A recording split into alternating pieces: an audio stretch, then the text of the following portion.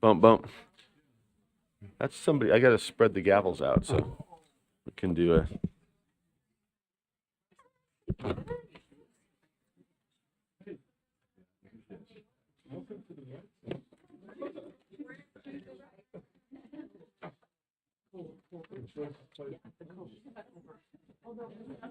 All right, welcome. Welcome, board members and staff, public, friends, stakeholders, everybody to the USBE meeting for December. Happy Holidays edition. Much to be thankful for and much to celebrate. Matt will lead us with his holiday sweater. Member Straight, though, will lead us in the Pledge of Allegiance. Let's do a roll call first to make sure we got the, let's see, Member Bogus. Yes. Wait, not Member Straight. You got the, yes? You're doing the pledge? Okay. So Member Bogus here, Member Booth, Member Klein, Member Davis. Don't see Cindy, yes. Oh, not at all? Okay. All right. Vice Chair Earl? Yes. Member Green? Vice Chair Hart? Here, present. Member Hymas? Yes. Member Carey? Not yet. Are we expecting anybody know? Okay. We'll watch for Member Carey. Member Lear? Here. Member Norton? I know she's here. I think she's still wrapping up a meeting. Member Reel? Member Straight? Yes. Member Wood? And I am present. All right. So we'll call the meeting to order. As always, we've got our Utah Highway Patrol with Chris Horrocks. Thank him for being with us. In case of emergency use, 2 west doors here lead to the exits on either side. So, all right. Formalities done. Member Straight will lead us in the pledge. Thank you, sir. All right. I pledge allegiance to the flag of the United States of America and to the republic for which it stands, one nation under God, indivisible, with liberty and justice for all. Okay, and you do also have the board member message, yes. Correct? Awesome. Take it away.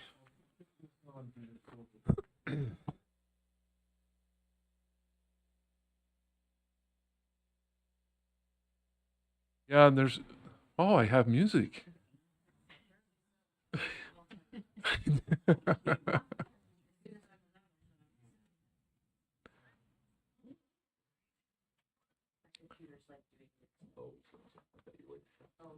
So I guess I'll begin. So Kermit Tyler. I imagine no one knows who Kermit Tyler is. But make certain you realize that the number is 82. The number is 82. Next slide. So this is Kermit. Oh, is that on automatic? Oh, okay. Oh, you're giving a sneak preview. So this is Kermit Tyler. Next slide. This has something to do with something that happened to Kermit Tyler. Kind of look at the background. Where do you think this might be? By the next clue, don't go there quite yet. Next clue will probably really cue you on what's going on here. So, next slide. Okay. Number's 82 still. Let's go back through those first 3 again. So here's Kermit. And this has something to do with this particular day and the next slide as well. Okay, let's stop there for a second. Okay, Board Member Klein. It is. And today is what? Yeah. And thus the number 82, which is what? A number of years ago. Well, pick up your prize later. So thank you. So Kermit Tyler was well we'll go to the next slide. So we're going to talk about pursuit groups, radar systems, pilot training, and interceptor command. And we know what the number 82 is all about. So World War II has already started. It started September 1st of 1939. Today's December 7th. That's when the United States gets involved. But the United States has been preparing because they've seen what's happening. And in fact, if you look at what's occurring in Asia, it actually starts years before that, where China is invaded. So the Pacific is a hotbed of activity, and they start preparing, and they set up these pursuit groups. Now, pursuit groups, when they get a blip on the radar screen, and by the way, radar was brand new to Hawaii. It had not been there. The technology was very new. Kermit Tyler was new to the system, but he was part of the pursuit groups, and the commander over this interceptor command wanted to have the pilots who were part of these interceptor groups, which would go and see what's coming in if they pick up a blip. Send out a pursuit group, see what's going on. So Kermit Tyler is not trained in radar. He is an officer. He is a part of these pursuit groups set up by these radar systems. And as part of that, he has his pilot training to understand this whole command system. So they have different radar stations set up in the Hawaiian Islands, which is a fairly broad area there. And they send information back to Interceptor Command. Interceptor Command then sends out these pursuit groups to make certain that things are secure. The United States was concerned. It was very early in the radar systems, and that's what happened. So let's go to the next slide. So service members had to be trained to operate the new technology and perform the necessary tasks associated with them. Kermit Tyler's turn to learn this new technology came during the first week of December 1941. At 4 a.m. on Wednesday, December 3rd, Tyler arrived for his first 4-hour shift in the information center. So he is there to learn the system. He is there to learn how it works, not necessarily to command or to be in charge. Now, December 3rd happens to be when the fleet starts sailing to Pearl Harbor. Next slide. Officially, his job there was to assist the controllers in vectoring. Now, that is a good math term. Okay. Vectoring pursuit aircraft to meet any identified incoming enemy threats. However, and notice the word I highlighted here, he was really there to learn about this new process and how it worked. He was there to learn. His second learning opportunity would come on December 7th, 1941. He was the only officer present. Let's go back to his picture.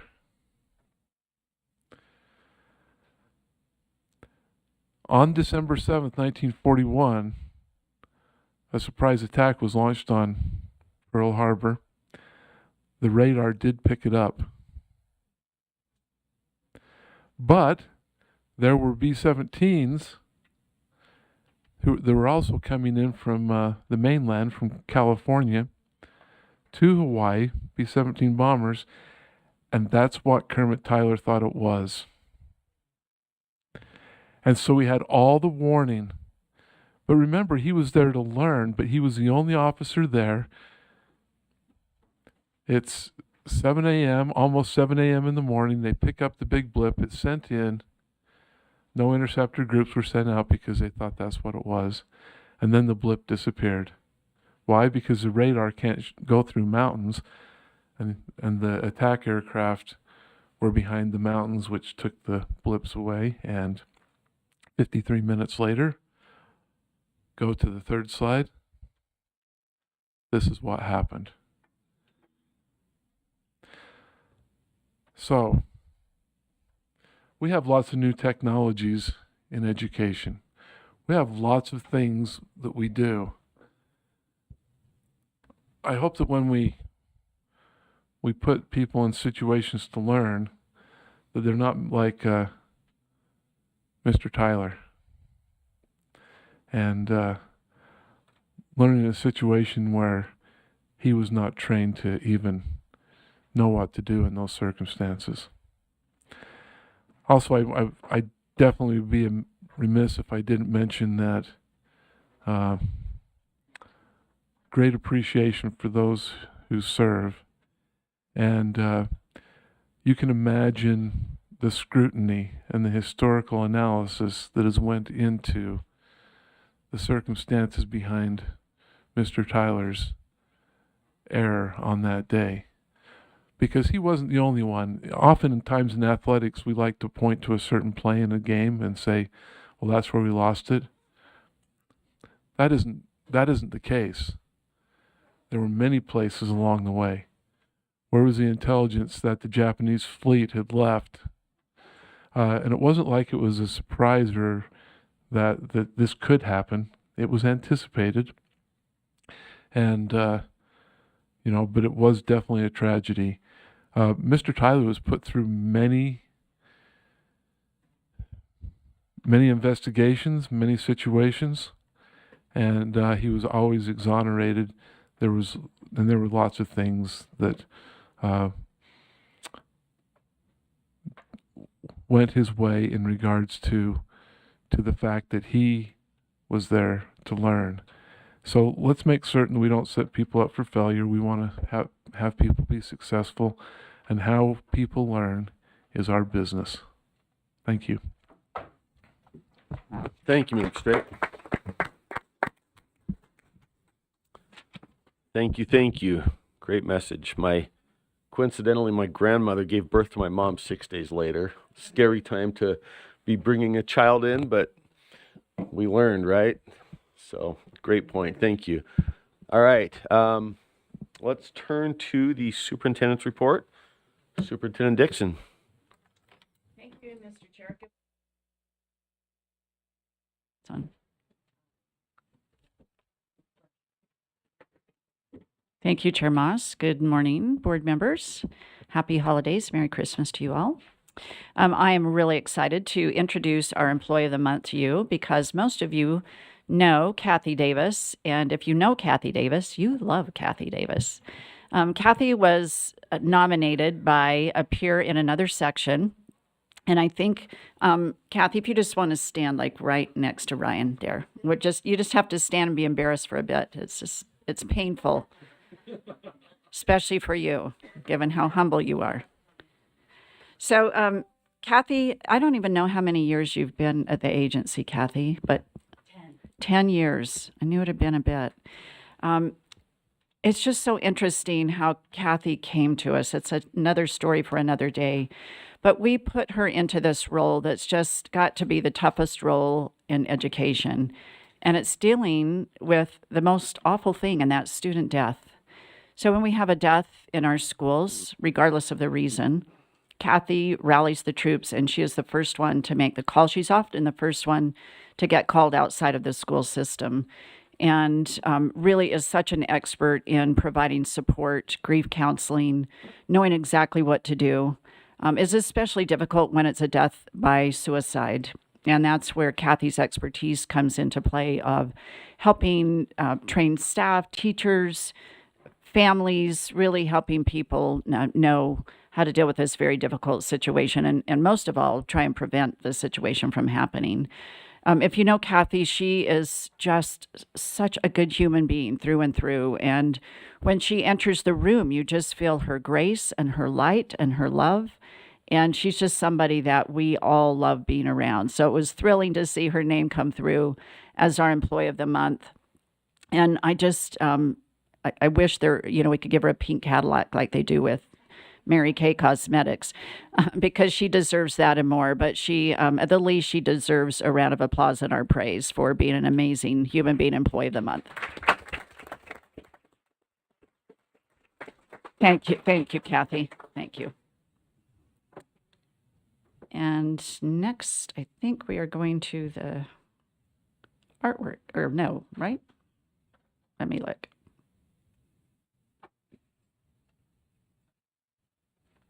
Okay, I think we're going right into my report. We just shifted this up a little bit. It's artwork, right? Okay. All right. So we'll have our team Laurie come up to share the artwork. While Laurie's coming up, I so love the connection. Yesterday was the 2-year anniversary of my father's passing. He lived a good long life. He was 99 when he passed away, and he was a World War II veteran. He was a Marine in the South Pacific. So I really appreciated the Pearl Harbor example of how we need to support people in learning. My father he learned to swim by being pushed off a ship and told to just paddle. And I remember that story so vividly as a child, thinking about these Marines and how many of them were just thrown into so many situations to learn so many lessons. And then he came to work at Zion's National Park. So I grew up as a child of the park. My father worked on the roads and trails at Zion. So imagine how I feel today, channeling my wonderful father, that connection with Pearl Harbor, World War II, and the artwork that surrounds us today, where he happily retired from that beautiful park. So thank you for that. It's a little gift from heaven, I'm sure. He's smiling down today. So thank you.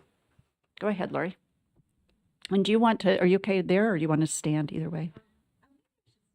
To the podium.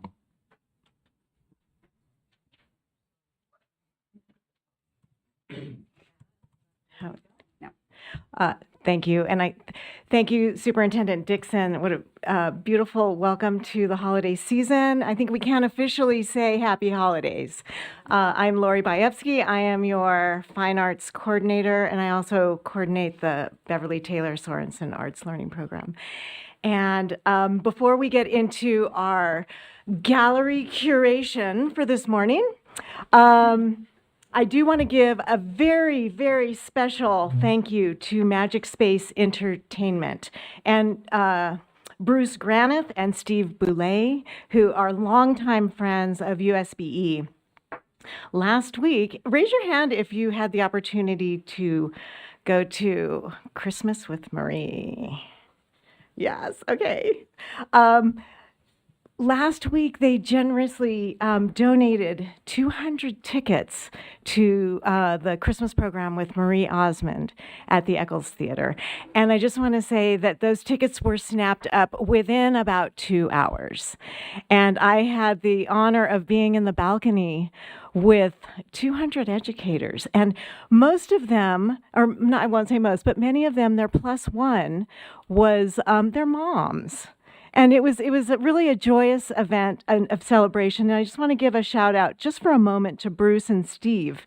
And I learned through coordinator Robert Austin that they helped immensely several years back during EduHam.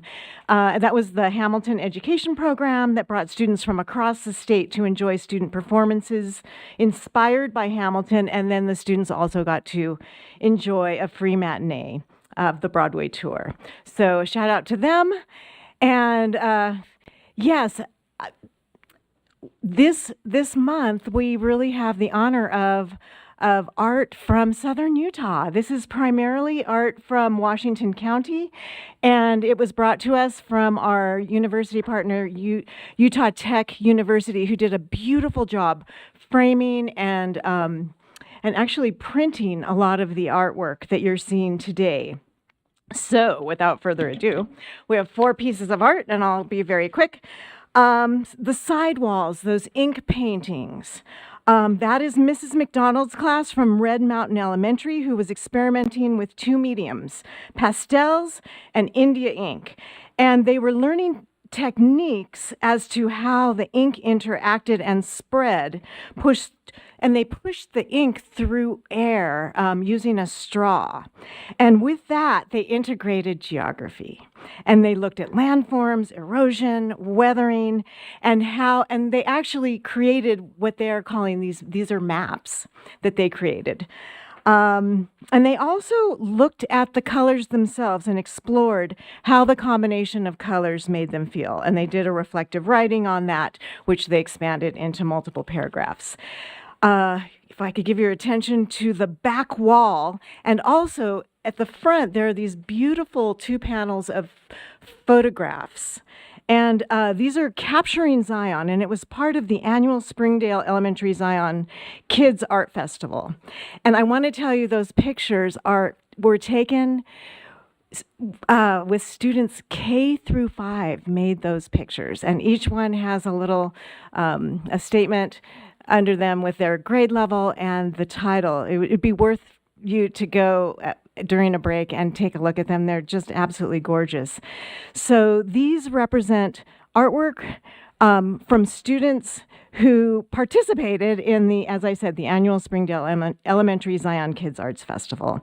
And there's a QR code at the back with a little video if you want to look at the art making process. They partnered with artists in their communities to allow students to experience different mediums and art making processes. The BTS art teacher is Angeli Frabasilio. And what they did is they were able to bring professional photographers into their community, professional artists into their community to work directly with the artists. And this included writing an artist statement, selling their art, building community, and it connected tightly to the social studies curriculum around understanding their role within the community. So the small abstract paintings at the back and side walls, that's a 2nd grade exploring color art project using crayon and watercolor resist, exploring shapes, colors, and abstract art. And finally, over here, these large posters, BTS arts educator Courtney Giles from Desert Canyon Elementary, she partnered with their newly developed STEM program at her school. And what she did was she used the engineering cycle to mirror the creation of dance. And she explicitly taught through dance the process of engineering.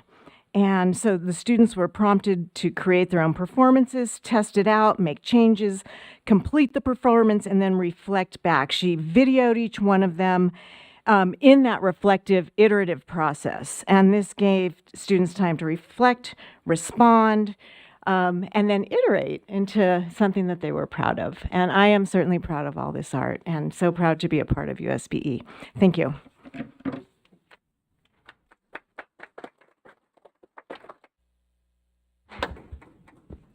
Thank you, Lori. What a great addition you've been to our staff, and so grateful for our BTS programs in our schools. It just makes a world of difference. Moving on to my report, I'll try and make this brief based on time today. Just want to celebrate our Employee Action Committee. You've heard me talk about them before, but they play such a significant role in the culture and climate of our office. And our winter breakfast is always just one of my favorite activities throughout the year. It's a time when we get to stand and serve and see our employees face to face, and we had a record turnout this year. I think we had well over 170 employees come first thing to hang out and have breakfast and enjoy one another's company. I want to give a shout out to Member Woods for coming and serving. It was a great opportunity to have her there. This year, we had some wonderful decor in the form of snowflakes from students from Bountiful, Copperview, Rosecrest, and Highland Park Elementaries. And they were made by students from, I want to get this right because I know these students were super excited, Miss Macleod's 4th grade class in Bountiful Elementary, Mrs. Adams and Miss Thompson's 1st grade class at Copperview, Miss Christensen's 1st grade class at Rosecrest, and Miss Hendrickson's 2nd grade class at Highland Park. And to be surrounded by artwork from kiddos was just extra fun as we reflected on being mission driven and why we show up every day to serve those who serve us so that they can serve our kiddos. It was a wonderful event. For our goal, we're going to be focusing on the personalized teaching and learning goal. And rather than going through each strategy and giving you updates as I normally would, I'm just going to kind of stay high hover and give you an overview. You might recall me talking about the highlights of progress. If you'd advance this, Ryan, just right there, thank you. I talked a little bit earlier in a report about the inclusion conferences where we had over 2,400 participants. And this was all to introduce this portrait of a meaningful inclusion. What does it look like in a school? How do we change our behaviors? What policies and practices do we put in place so that especially our students with disabilities feel like they not only have access to the curriculum, which is sometimes where we stop, but how do they become fully integrated into our schools? So our special education team did a phenomenal job this summer of focusing their efforts on how to help our educators, both in the gen ed and special education space, think about how to create these more inclusive environments and align their initiatives with how we think about the supports and systems that we put in place for our peers to have access.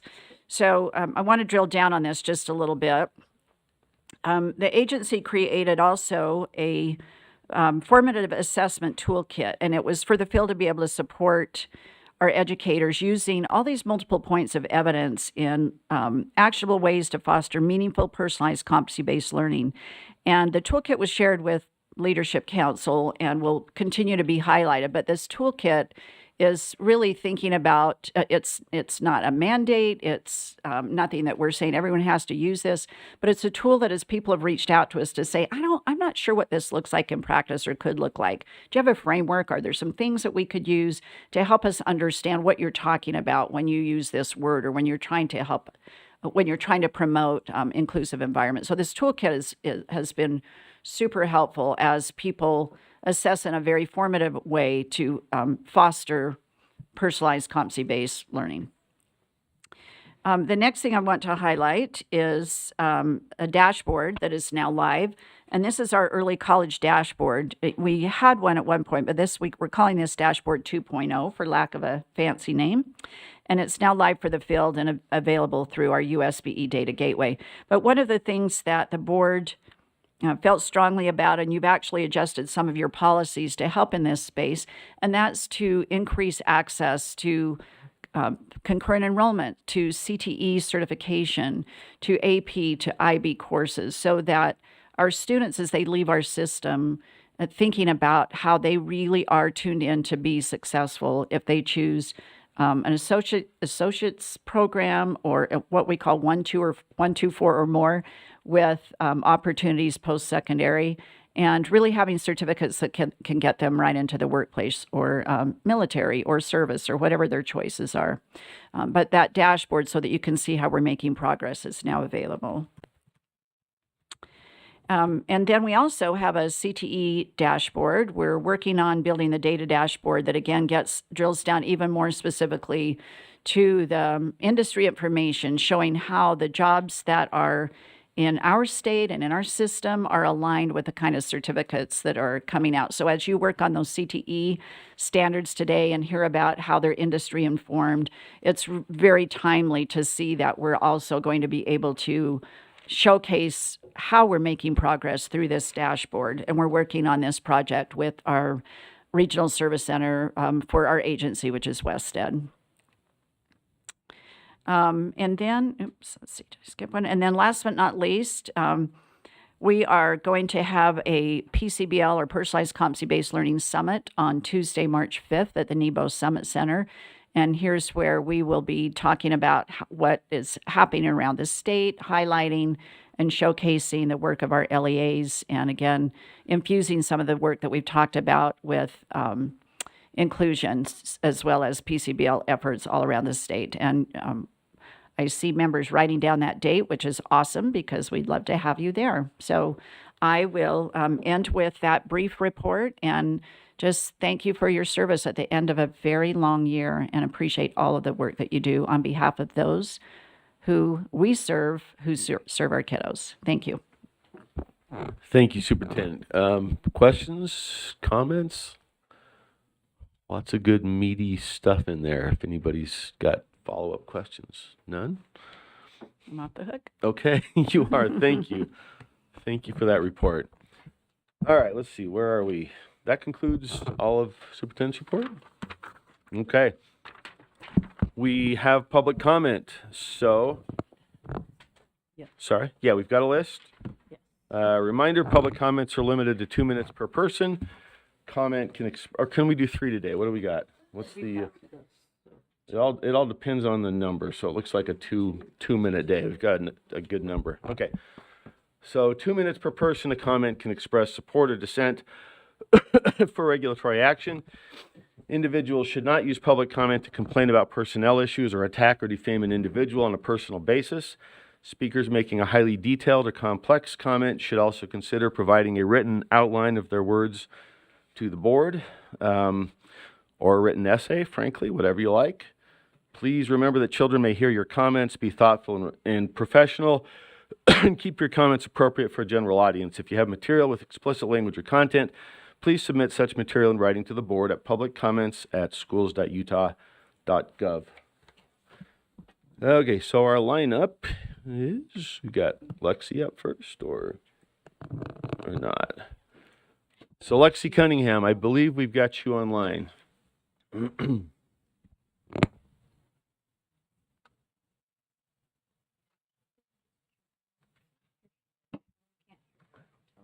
her we can't hear her. Lexi, if you're talking, we can't hear you. Should we come back to Lexi? Do we look like we have her? Okay. Monica Wilbur.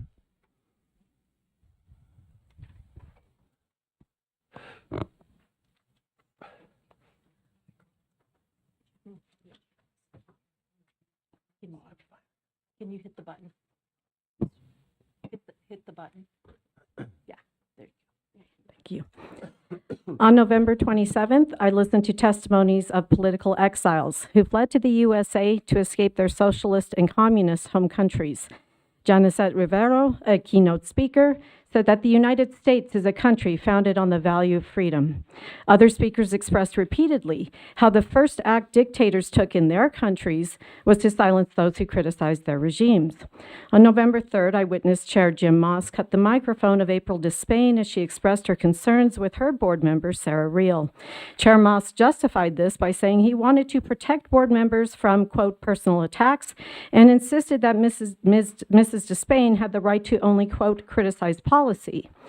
Our constitutional protection of free speech is being brutally violated if the state can shut down free speech that criticizes the state. By silencing Mrs. Despain's speech because she criticized Member Reel for her proven attempts to punish Member Klein for her free speech, it appears that Chair Moss engaged in unconstitutional viewpoint discrimination.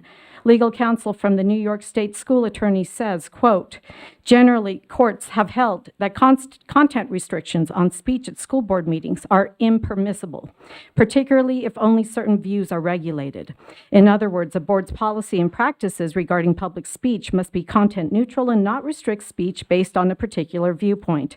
For instance, if the board president permits speakers to praise a given teacher, but suppresses a speaker who criticizes the same teacher, a court could view that as being not content neutral.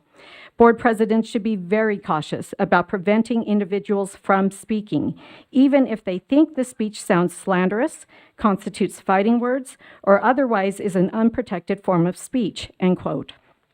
As one who gives regular comment at board meetings, I want this information on the public record today. It sounds like this board owes more than a few people a couple of apologies. Thank you. Thank you, Monica. Next up is Renee Pinkney.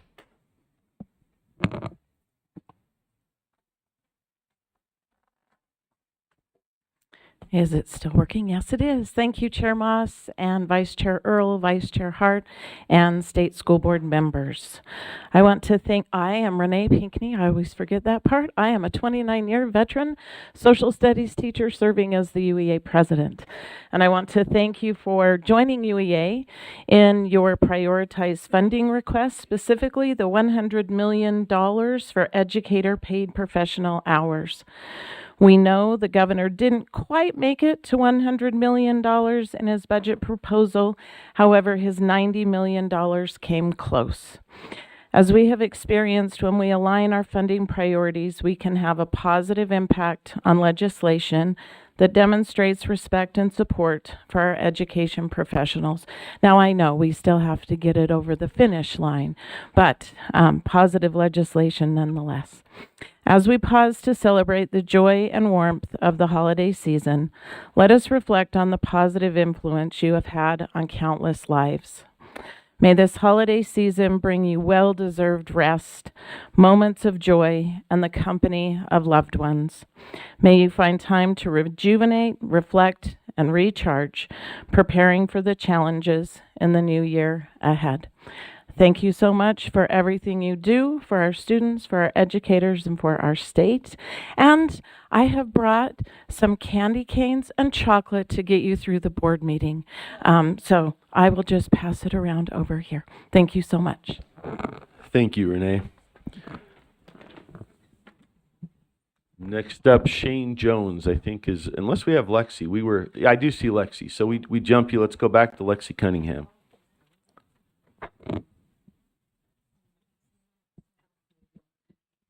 Let's see, we're still not hearing you.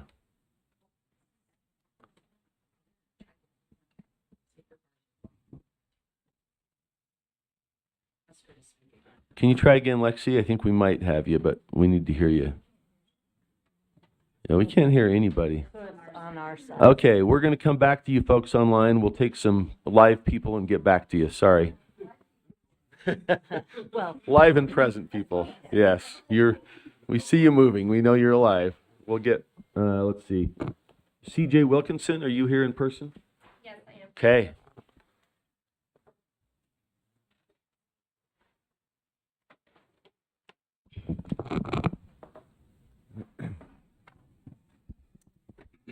Hello, everybody. Thank you for letting me speak today. I am here to ask that you not only leave Rule 277-328 for educational equity in place, but that you do everything you can to expand on educational equity and inclusion. The attacks on equity in education is very much so an attack on children who are disabled, differently abled, or who have chronic illnesses like my own, while simultaneously being an attempt to harm students of color and refugee students who need extra services. It's an attack on children who have medical or mental health related struggles and students who are learning English as a second language that require extra help in the classroom or at school in general. It's also an attack on students who have chronic illnesses like asthma or diabetes, who require medications at school and the ability to leave class when needed to take those medications. While it's understood that some believe that this rule is unnecessary and that schools and teachers, quote unquote, can be equitable anyway, I ask you, how is it possible for any teacher or school to legally be equitable if the board goes along with the rhetoric that educational equity is CRT and repeals the rule? This would also then mean that the Individuals with Disabilities Education Act could also then be up for debate as quote unquote CRT. And that is something that should never be allowed to occur, as again, it's an attack on differently abled children. Educational equity being a requirement of Utah public schools in this rule is an important defense for children who are being attacked by those who deem them to be less than. And I ask that you protect children and their best interests by keeping it in place. Thank you. Thank you, CJ. Next, Julie Clough.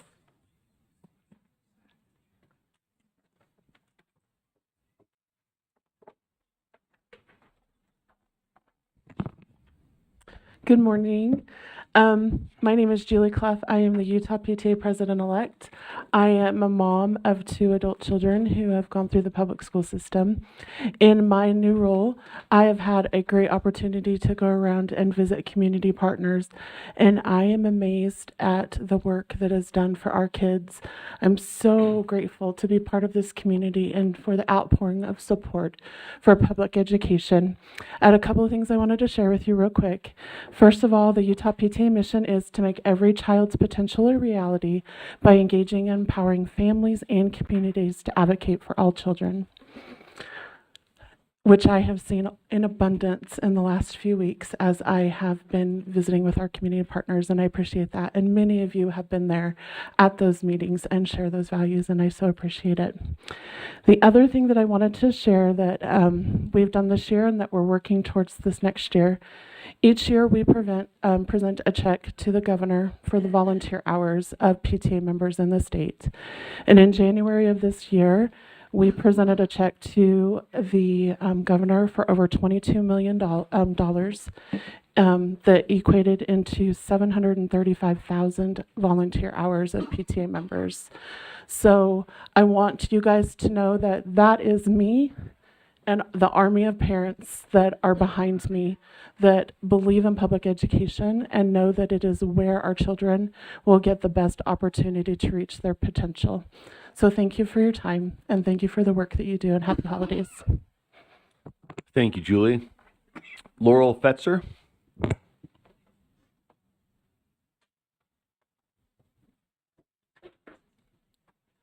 Good morning, board. My name is Laurel Fetzer from Murray again. I would like to use my time today to bring awareness to the issue of the use of data on our students with the USIMS system, the Utah Schools Information Management System. I don't think many parents are aware of this use of the data of their students. Again, I want to emphasize that our conservative state of Utah is leading the way in supporting the liberal education goals of the United Nations 17 Sustainable Development Goals. If parents would look at the presentations that were given by USIMS March 29th, 2022 and July 26, 2022, it shows some examples of teachers being given student data personas.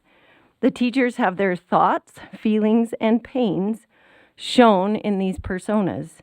So the title Student Data Persona suggests that this is not for teachers, but for all our students. I, for one, am not interested in my schools to track soft skills of my students. Let's look further at some of the things that were presented by USIMS and the data that's being tracked.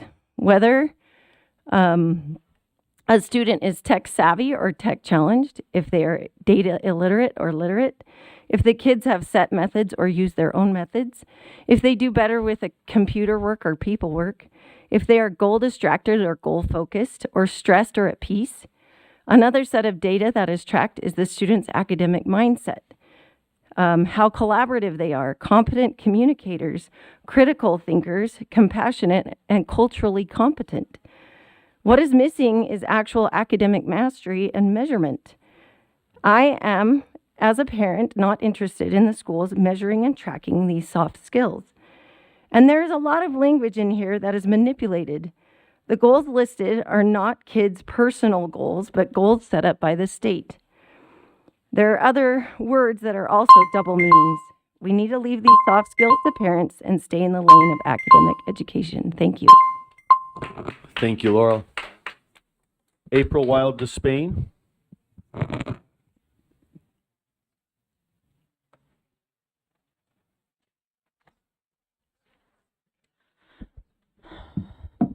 Is it on? Okay. Today I would like to speak out on the right to free speech granted to all law-abiding citizens of the United States of America. Let me start by summarizing the story of Simon Campbell, a parent and former Pennsbury School Board member in Pennsbury, Pennsylvania. In 2021, after being silenced by his local school board because the school board president decided his comments were, quote, abusive and irrelevant to the work taking place in the Pennsbury School District, end quote, Campbell decided to sue his school board on the grounds of the First Amendment. And he won. In July 2022, Judge Gene Prater of the U.S. District Court of Pennsylvania, who heard the case, said, quote, public speech at school board meetings is in fact protected by the First Amendment, end quote. This judge issued an injunction stopping the school district from enforcing regulations which the court found prohibited free speech. The case was settled for $300,000 and forced the school board to honor the free speech of its citizens. Following his win, Simon Campbell stated, this lawsuit serves as a valuable civics lesson for America's public school students. Pennsbury censorship-promoting school board is not above the law. When government officials strive to silence the First Amendment rights of American citizens, those officials can be held liable in federal court. To the Utah State Board of Education now, I would like to say, take note. Though you may feel smug in silencing the speech you dislike of the citizens of Utah, as you did to me last month, you are not above the law. You too can be held liable in federal court when you silence the First Amendment rights of American citizens, including mine. In last month's meeting, my comment criticizing the political actions of my own school board representative was shut down because, as Chair Moss stated, quote, we don't allow personal attacks in this forum, end quote. In Pennsbury, too, District officials cited the school board's policy code 922 as civility policy against personal attacks or abusive or inappropriate language. Following the settlement, code 922 was deleted altogether as it was found to be unconstitutional. How thankful I am for the rights and freedoms I enjoy as a citizen of the U.S. I often comment in political meetings because I so value my right to influence public policy in my own state and community. I will not sit back and allow you to silence my God-given and constitutionally protected rights. Take note, USDE. Thank you. Thank you, April. Let's go back. I think that's everybody that we had in person, unless I'm missing somebody. We got Shane and Brianna and Lexi. So I don't see Lexi. If it doesn't, How are we doing? Do we have sound from Shane or Brianna? Oh, we got you, Shane. Let's go with you, and hopefully we can hear Brianna as well. And Lexi if she joins us. So yeah, Shane, you're on. Thank you.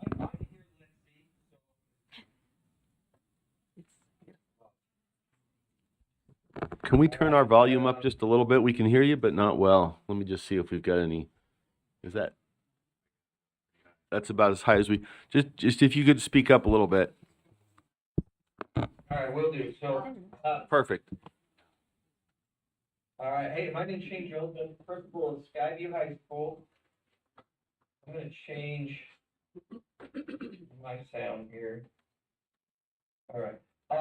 And I'm also the president of the UASSP, the Utah Association of Secondary School Principals. And I just wanted to address the board and say thank you for the support that we have. I know this is not an easy job, but one of the things that I get to do, being on serving on the UASSP board, is we get to talk with other educators, other school leaders from across the country. And when we do that, sometimes it's easy to focus on some of the struggles that we have. Older buildings, health issues, tenant concerns. But when we have a chance to visit with other leaders across the country, other school leaders, it really puts into perspective all the things that we have going for us here at Utah. And so, first of all, I'd just like to say thank you for the support we have had. I do believe that our public education is our best avenue to meet the challenges of a changing world and prepare our kids to be productive citizens. But the one thing that I just want to maybe bring to your awareness is that we're talking some changes, at least in the district, especially the smaller school leaders throughout the state of Utah. The concern for and the important need of some mental health resources for the schools.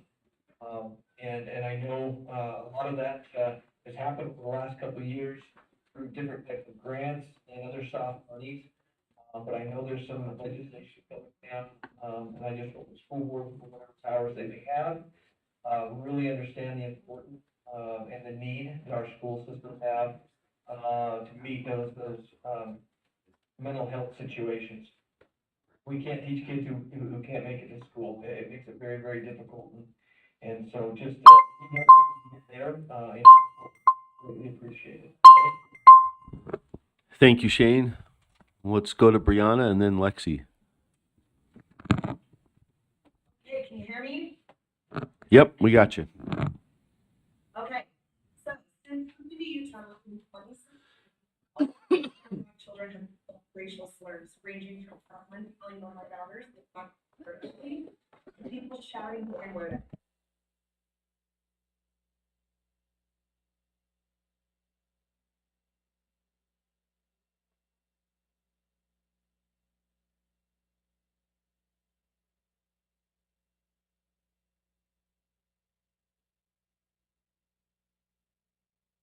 Was immediate.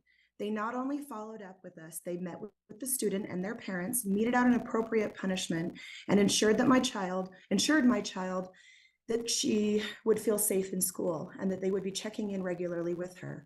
I asked why this time was different. Their response: we take these things seriously and have been trained on educational equity and ensuring that all students are safe and well cared for. They said the district has been forward-thinking in providing professional development and excellent practical training on these efforts as a direct result of guidance from USBE. This is what R277328 is for, to ensure all LEAs provide adequate training and resources for educational equity. It's not just about race, ethnicity, or gender. It's about ensuring course offerings across the district are equitable for all students, things like AP, concurrent enrollment, and full-day kindergarten. It ensures LEAs understand how inequitable access to technology is a determining factor in student success. I ask that you please do not repeal R277328. Work on it, improve it. We need more conversations about training on equity, not fewer. Thank you so much for all that you do, and I hope you have a restful gosh, I'm still in November. I hope you have a restful holiday season. Thank you so much for all you do. Thank you, Brianna. Let's see, do we have Lexi with us? We don't see video, but we might have audio.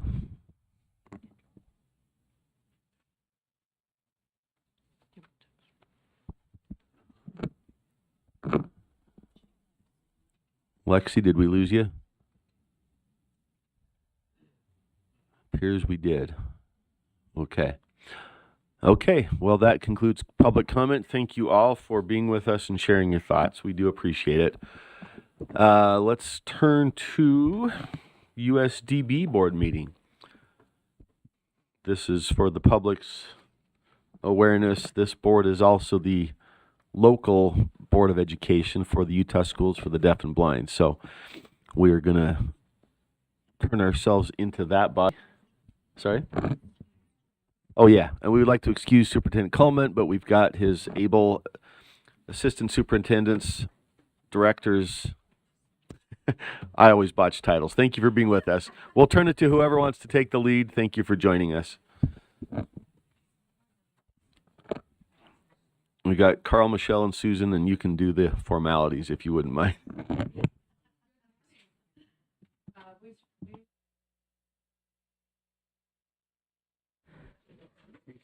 Okay. I said good morning. We missed Superintendent Coleman. Hopefully he will find time to join us on remotely. That would be nice. And we're just going to turn the time over to Carl, Director Empty. Let me just, I think Superintendent's at a conference. He was previously excused and let us know he wouldn't be here, so we understand he's unavailable, but thank you all for being with us. He may try to cut out if he can. Okay.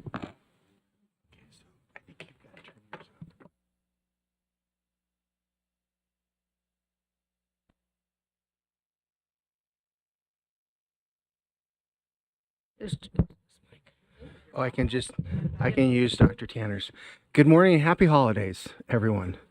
Wanted just to present the financial report for the first 4 months that ended October 31st. I know November just ended and we're in December, and Finet just closed out their books for the month, so we're working on those financials, and we'll present those next month to you. We remain to be financially solvent, so good news, we've got plenty of cash on hand to pay all of our operating expenses.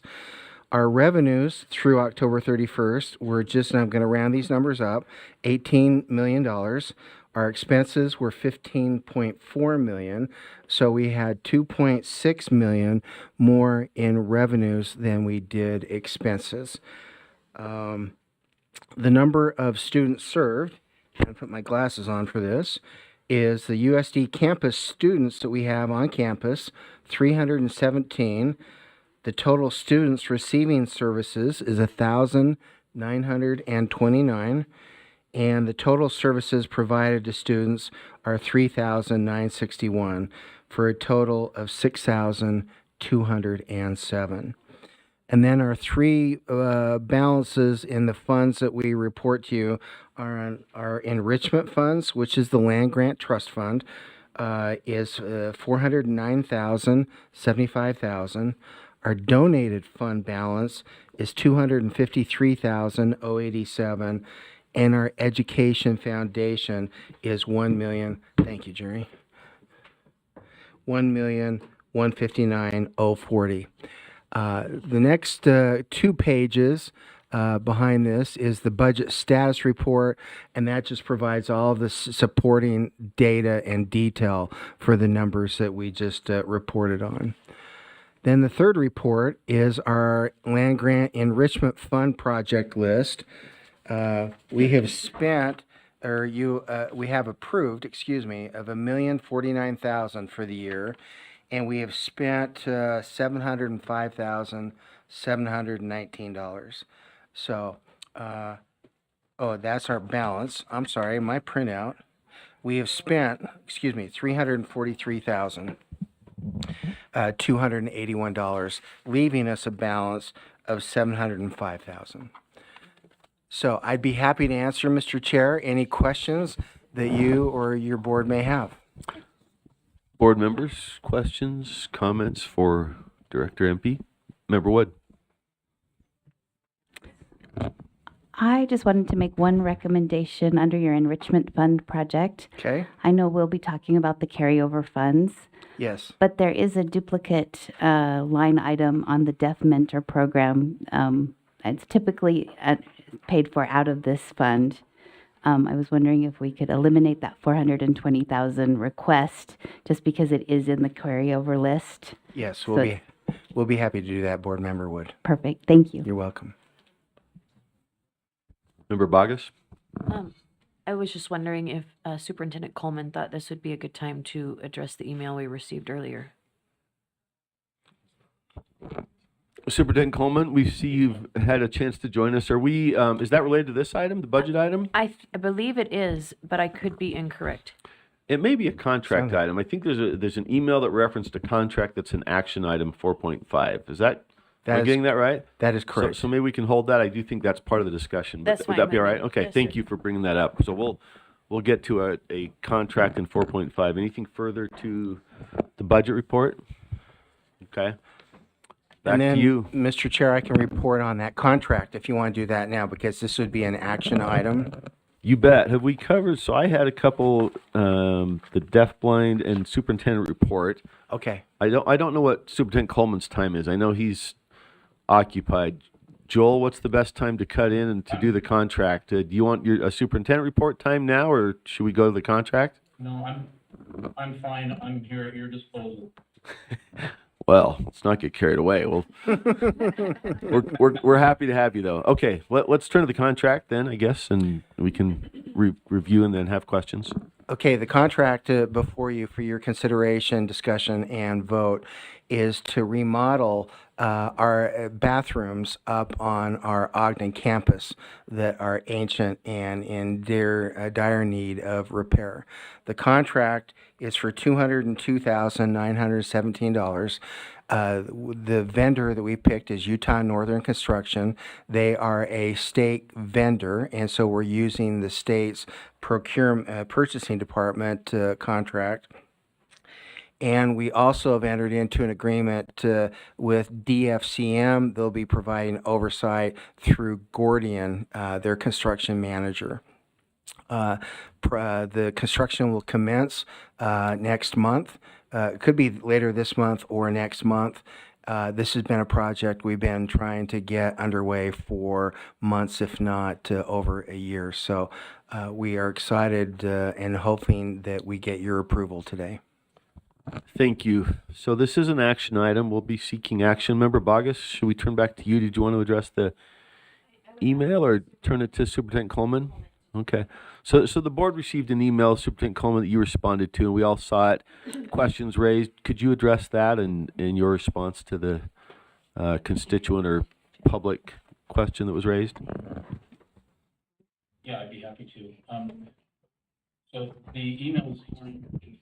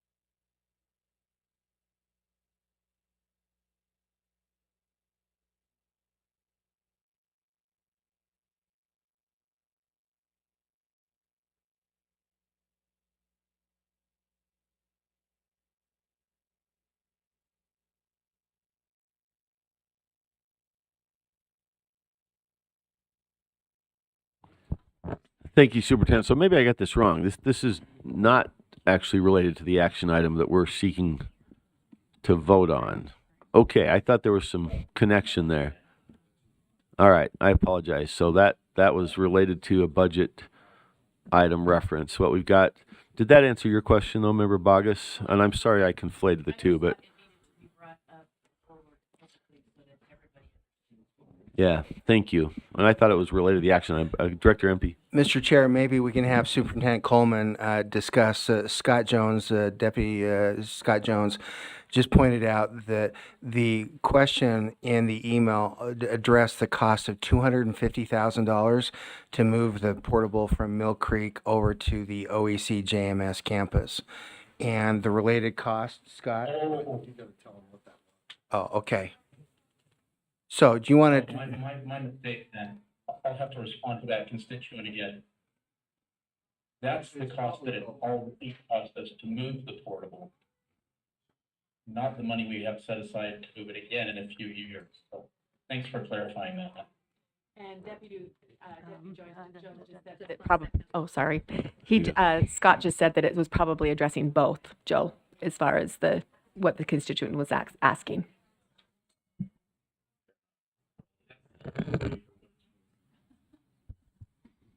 Okay, further comment, question to that item? Let's turn back to the immediate action item before us then, which is yeah, so the contract with Northern Construction, the grand total of $202,917.14. Let's see.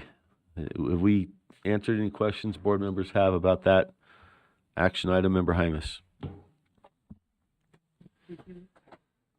Thank you, Chair. Just a quick question. I see in here that we're putting in new quartz countertops, and I don't know what's necessary. I don't know if I have quartz in my home, let alone my bathroom.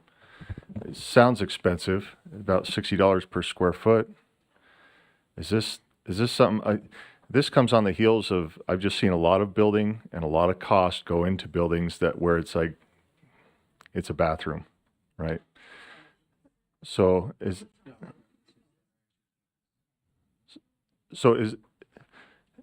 that something that we say, hey, we need this? I don't know if it's going to reduce the cost enough. This is just in the contract portion. Northern Construction will demo these, right? And it talks about what they're going to do. And then in there it says they will install a fabricated carrier cage with a veneer face. I don't know what that means. New quartz countertops, new sinks, okay. Reinstall salvaged faucets, great, love it, right? We're putting money into a school, and I understand it's a beautiful school, and we want to keep it beautiful. I'm just wondering if we are looking at spending on things that are just kind of unnecessary, where we could put money in better places. I think I can answer that. Superintendent Coleman, please.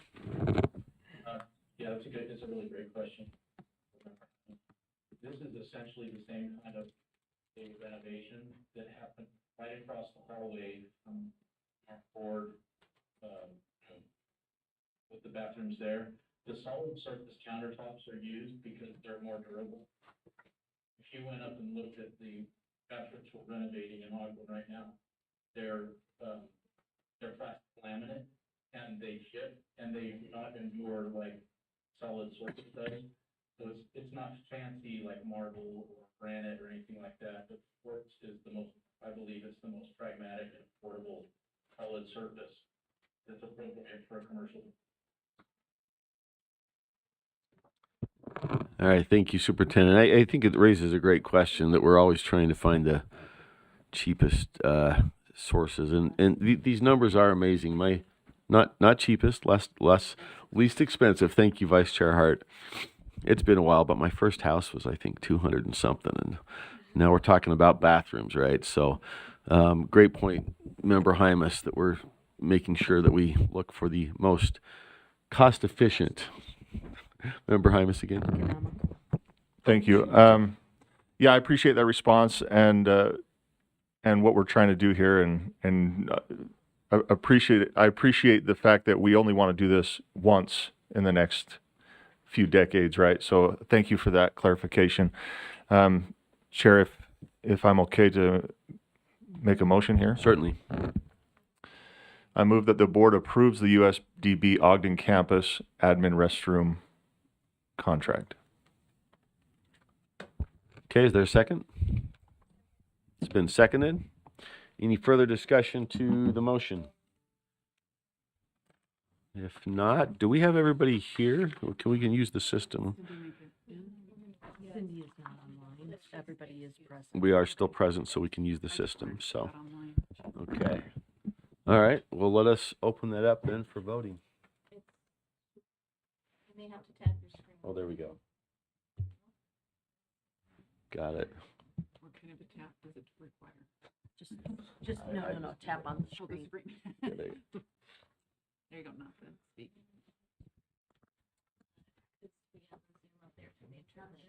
Okay. So we're just missing one, right? We're looking for 14. And we've got 12 so far, 13. We're Missing just one. Okay, we got it. Okay, all having voted, that's unanimous in the affirmative. 14, where Member Davis is not with us. So that passes. Thank you very much. Back to you, USDB team.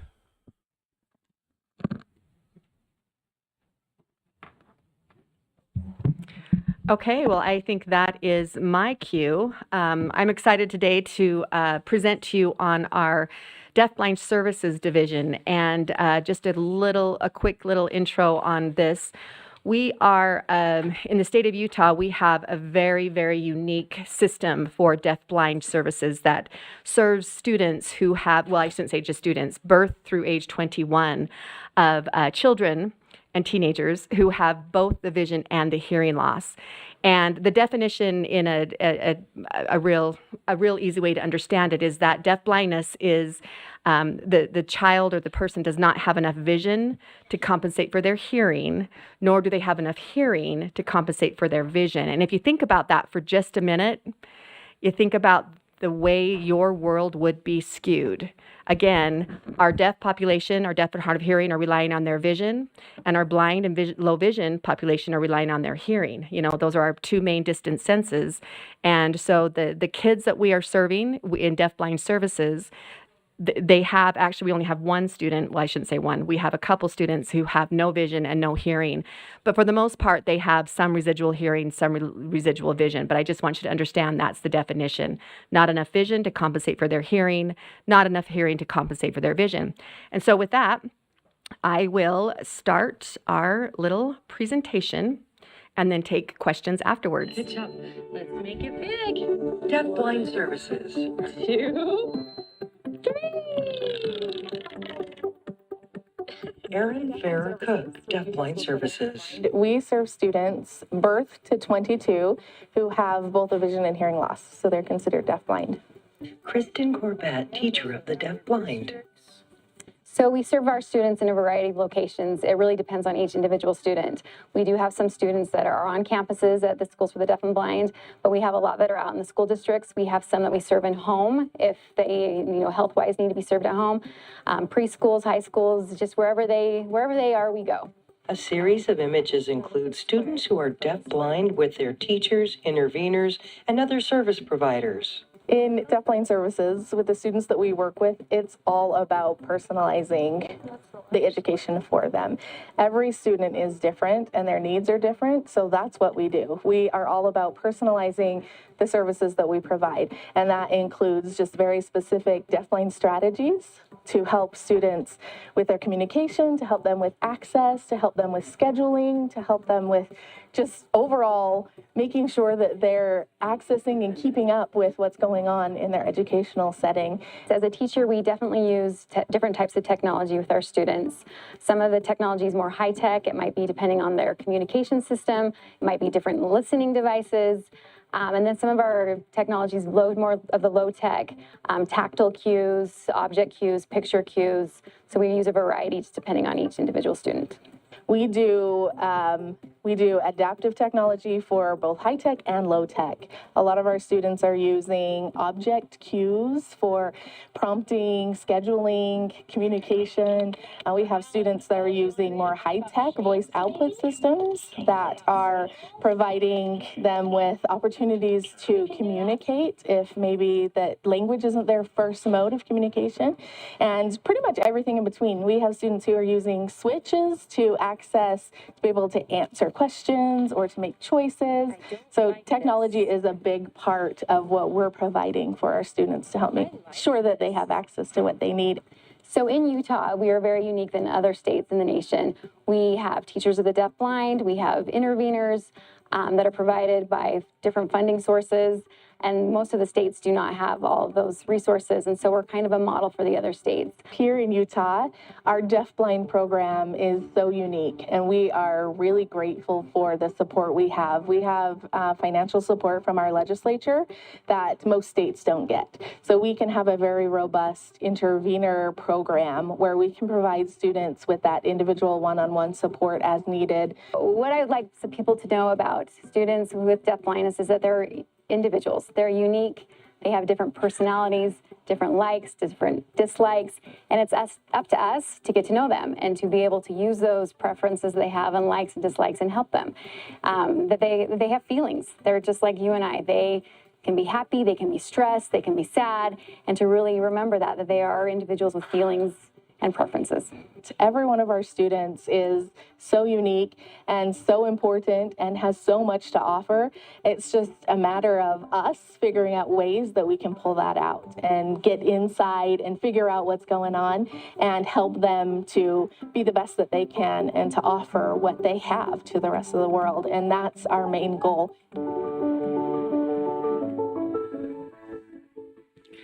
So Aaron and Kirsten said it very well. Our state here, our state, we have in 1996 we were able to receive funding for what's called interveners, and interveners work one-on-one with a student that you're totally fine. They work one-on-one with the student to help them access their world. So that could be accessing peers, accessing their teachers, accessing different communication systems. And when a child is deemed necessary, interveners necessary by the IEP team, not all of our students who are deafblind in the state of Utah receive intervener services. That intervener is placed with them one-on-one, and that's their sole responsibility, is to facilitate communication and help them access their world. I have a real passion for deafblind because that's where I started. I started as an intervener in 1997, and I could see the impact. The student that I served, who has since passed years ago, she was very complex, and her disabilities were extremely complex. And I was able to see how me being there, and it wasn't just me, it was the role of me and the support that I was receiving to help her, really did improve the quality of life that she had. And it caught me, and you know what? I wasn't even going to go into education, and then all of a sudden here I am, so 25 years later. So some statistics as far as demographic information, we have right now 136 students statewide who receive deafblind services. All students who are identified, not necessarily classified deafblind under IDEA, but identified as deafblind, receive the support of a deafblind teacher through USDB. That is different than other services that we have at USDB. It doesn't matter what district the student or charter school that the district or the student is in. They could be in one of the larger districts. They're still receiving support from a deafblind teacher because of the level of expertise. We're placed in 69 schools, 21 LEAs across the state, including our campus programs, although we have very few of our students that are in campus programs. Typically, they're in their local LEAs or in their charter schools. Homeschooled students, private schools, and early intervention. And like I said before, we do serve from 0 to age 3. Those students do not receive an intervener. Our priority there is to educate and to teach parents on those communication strategies so that it's a lifelong strategy that they can implement in the home. We currently have 15 teachers of the deafblind. All but 2 of those teachers have a deafblind endorsement. endorsement. And I will say also that the state of Utah was the first to receive an endorsement in deafblind. Now there's a few more states. Illinois has one and Texas has one. But we're the first. Kind of a little, we're proud of that, as you can see. And then right now we have 48 interveners. And it's important to note too that the students that we serve, as you can see in these pictures, there's one student who is playing a trumpet, and there's a couple different pictures of her, and then there's another student holding up a piece of artwork, another student who is with her intervener, actually giving her, embracing her, and then another on the side, she's smiling. And then another student who is in preschool, and she has no vision and has a severe loss in hearing. These students all range, they show a very, very large spectrum of disabilities. We have kids who might only have deaf blindness, all the way to kids who have extremely complex needs. And with that, I'm going to show this last video and then answer any questions that you might have.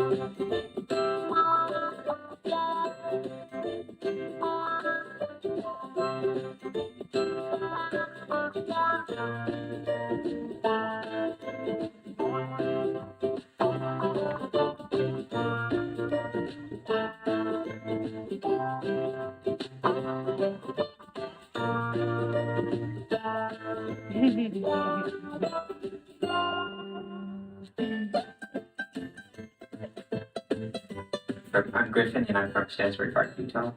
I want to go to school to get my major in economics and minor in political science.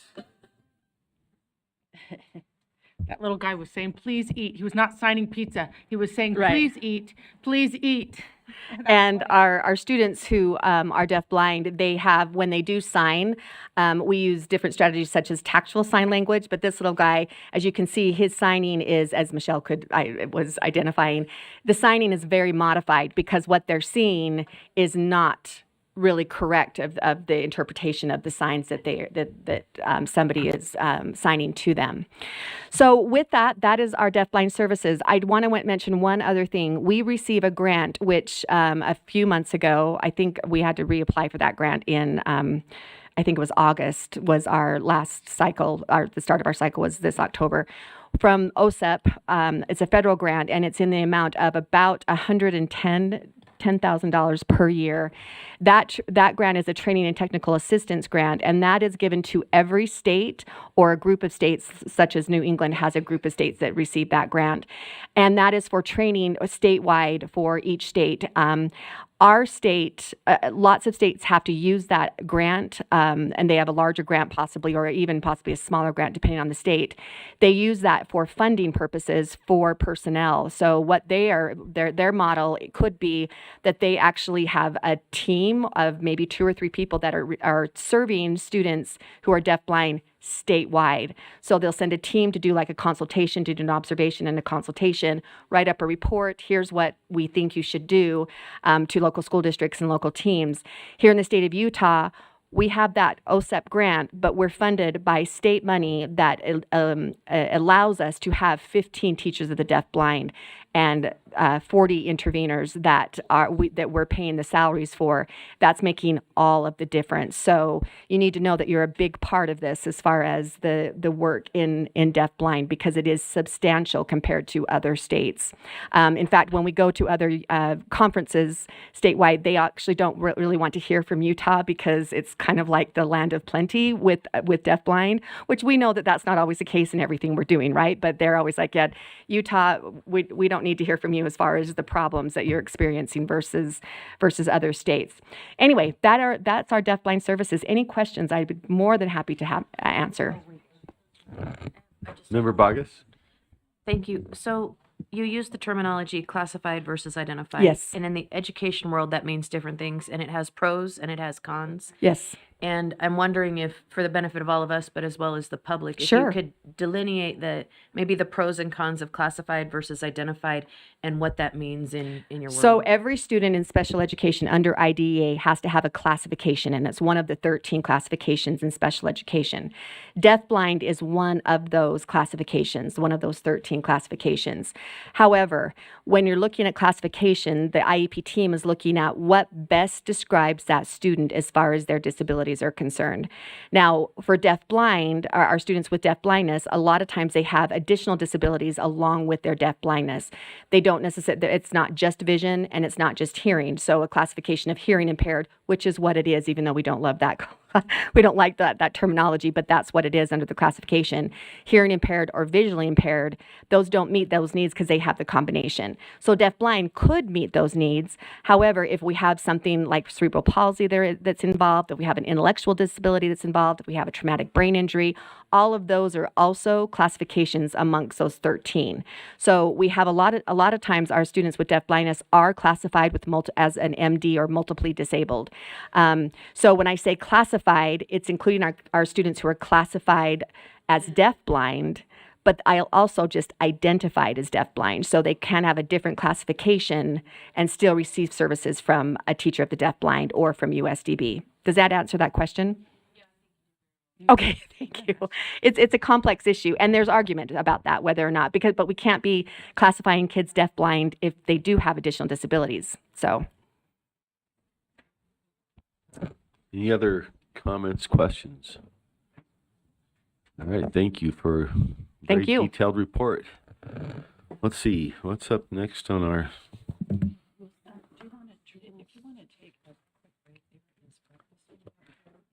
Sure. Always. Let's just, does that conclude our USDB presentations though, or do we have? Okay, yeah. So yeah, I think we've got a potential break after. Yes, he's right there. Vice Chair Earl?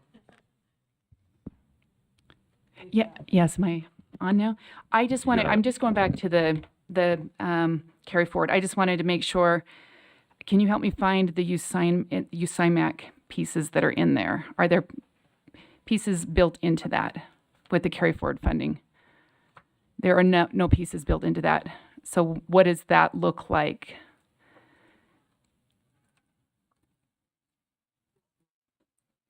Would you like me to answer? Well, either way, I'm just trying to figure out. I'm happy. 'Cause I we can had a answer little that, bit of or a Joel, discussion about that, so I wanted to make sure. Joel, do you want to Yeah. talk to that?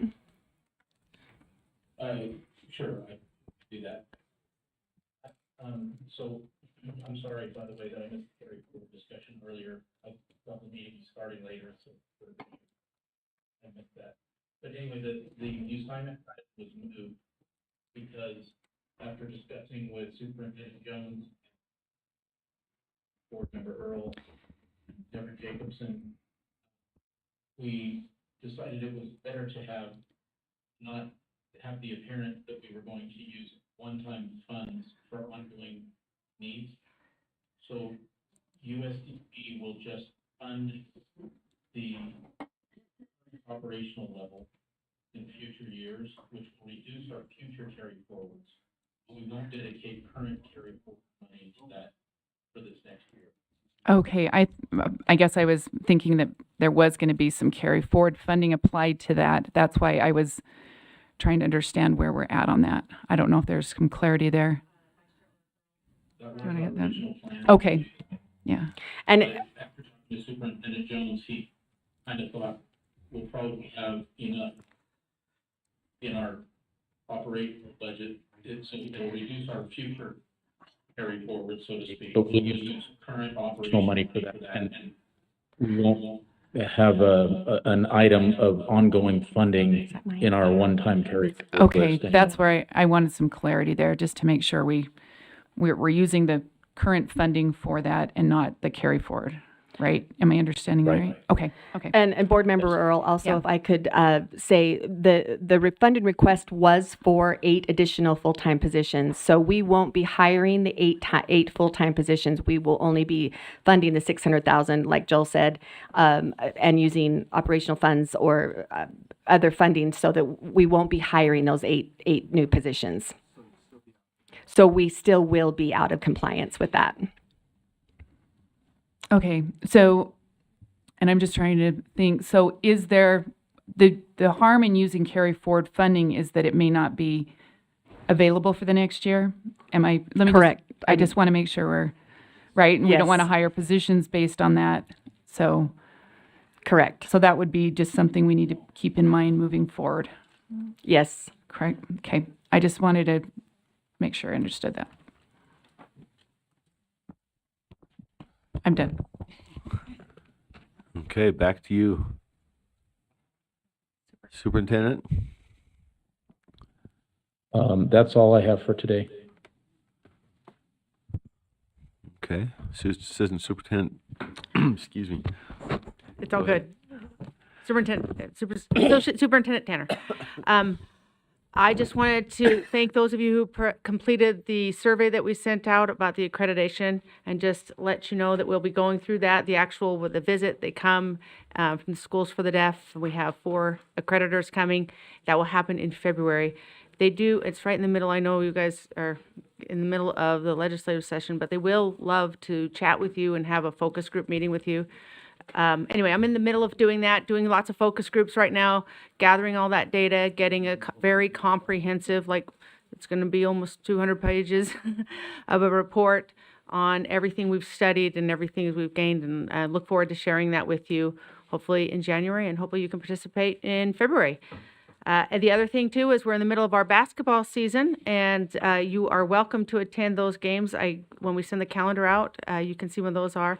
That you can also participate online this time. We have the ability to live stream, so we'll send those links out and get that out to you. Those are fun games.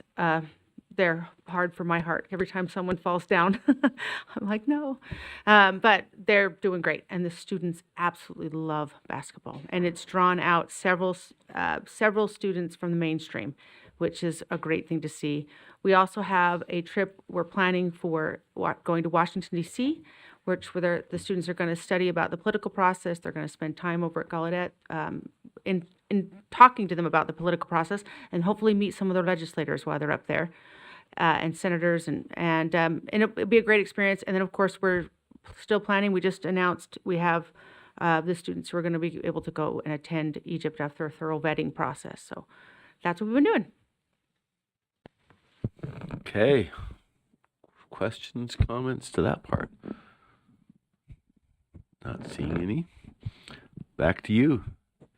So for Thank the you, School for the Michelle. Blind, we did our Luminary event on November 15th, and we are doing another Luminary event a week from yesterday on the December 13th, because of the amount of people that wanted to come, the students and the families. And so we originally had 400 tickets that were gifted to us from Thanksgiving Point, which was very, very generous. And then on the waiting list, we had over 800 people on a waiting list. So we added another night, and it's been a great partnership with Thanksgiving Point. They've been extremely generous to us, so we will be doing that again on Wednesday of this next week, which we're excited about. We also are getting ready for our stateside adventure, which will be this spring. Right now, we have 18 kids that have expressed interest, and we're right now in the process of them going through all of that application for the stateside adventure. So we're excited about that. And then also you did receive an email from, I think, both Michelle and I as far as future events. I know that there's a lot of information on there, but please read through it, look at it, and we're more than happy to have you attend, or even if you have questions about it, we're really happy to answer any questions. There's just too much to talk about in just this short amount of time. So anyway, we're more than happy to answer questions and have you guys attend. Thank you, Susan. We'll watch for that. Member Wood. I do have one more question, and I did email you about this, Yes. but I was wondering if you had done any research on the blind mentors, the stipends for 5,000 apiece. Yes, so I did email you back, but maybe I didn't send that because that has happened before, you know, where it will be stuck in my drafts. So the blind mentors are college age students. Typically, they're going to school at Weber State Weber State University, and their room and board is taken care of, and so the $5,000 is a stipend, and they are able to stay there at in the residences with our students, and they're there to teach what they have learned as far as expanded core curriculum skills are concerned. So the $5,000 is just a stipend on top, but their room and board is already covered.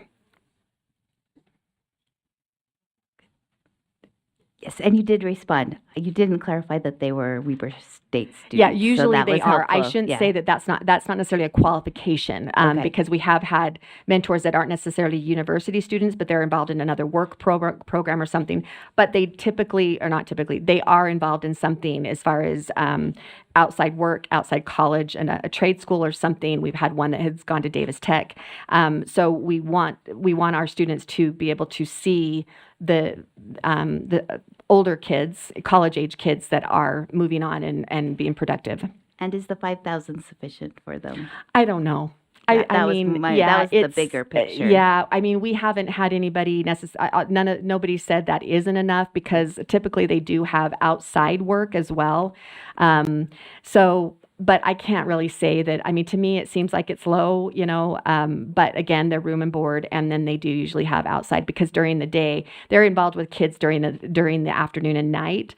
However, they're not involved with every single activity either. So that's how that works. But that's something that we need to investigate again because I think that was the amount that was given years ago as far as when that program was just barely started. So it probably is time to look at increasing that number. Great. That's super helpful. Thank you. Mm-hmm. Mr. Chair, Yes, Superintendent. I had misspoken earlier when I said that's all I had. There are two other items. One really quickly. One is I just went and reviewed the email from the constituent today. It was our future earmarking for one day when we moved the portable to Ogden. So I was right in the first place about that. And then the second item is I thought I'd let the board know that we just received word about 2 days ago from DFCM that they finally assembled a team to get started on the USDB facilities strategic statewide plan. And so they just sent out a doodle poll this morning to schedule the first meeting with the team that they put together. So we're finally going to get the ball rolling on that. Wonderful, thank you. Okay, back to the team. We're sort of just bouncing around, but thank you for all of those. I want to make sure we cut every item in here. So any questions generally or to a specific item for our superintendent or the team for Carl, Michelle, or Susan? Okay, well, thank you as always for being with us and appreciate your time and effort. All right. Let us take a break. Superintendent Dixon has told me we've got a good food opportunity. And it's donated from the Utah Public Employees. I was trying to think of the P part, Public Employees Association. Utah Public Employees Association. Thank you. We are about to take a break, and let's do 10 minutes. Well, we can probably do 5 and get back on, right? Let's say 5.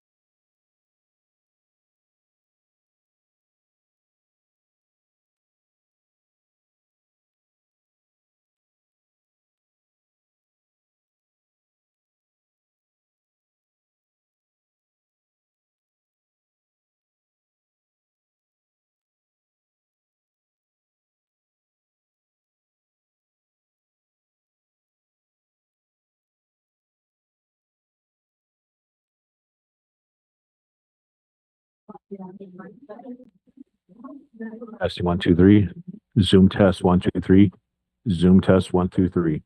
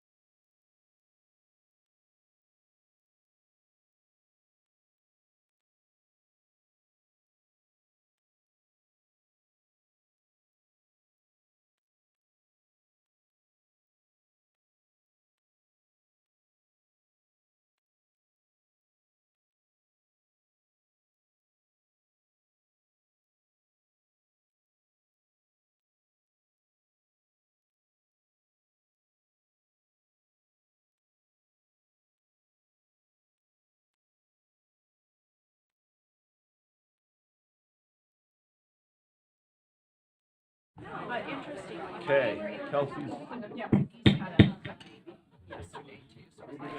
got us. We have a quorum, let's go. Sorry, this is much of a. All right, board members. What? The size of my snack plate or what? It's okay. She made her happy. It made her happy. I've only got one soda can so far. Wait till it's combat pay. You get the double. All right. Let us get back on the record. I think we've got everybody. We're missing member Carey. And okay, he's right in front of me. Sorry, I just want to make sure you knew we were going. Want to make sure everybody's got notice. All right, back to our agenda, and we are on to finance. Chair Norton, take it away.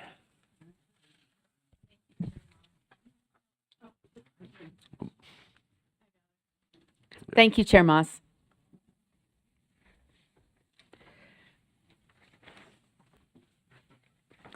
The Finance Committee in November 3rd, had several different types of action and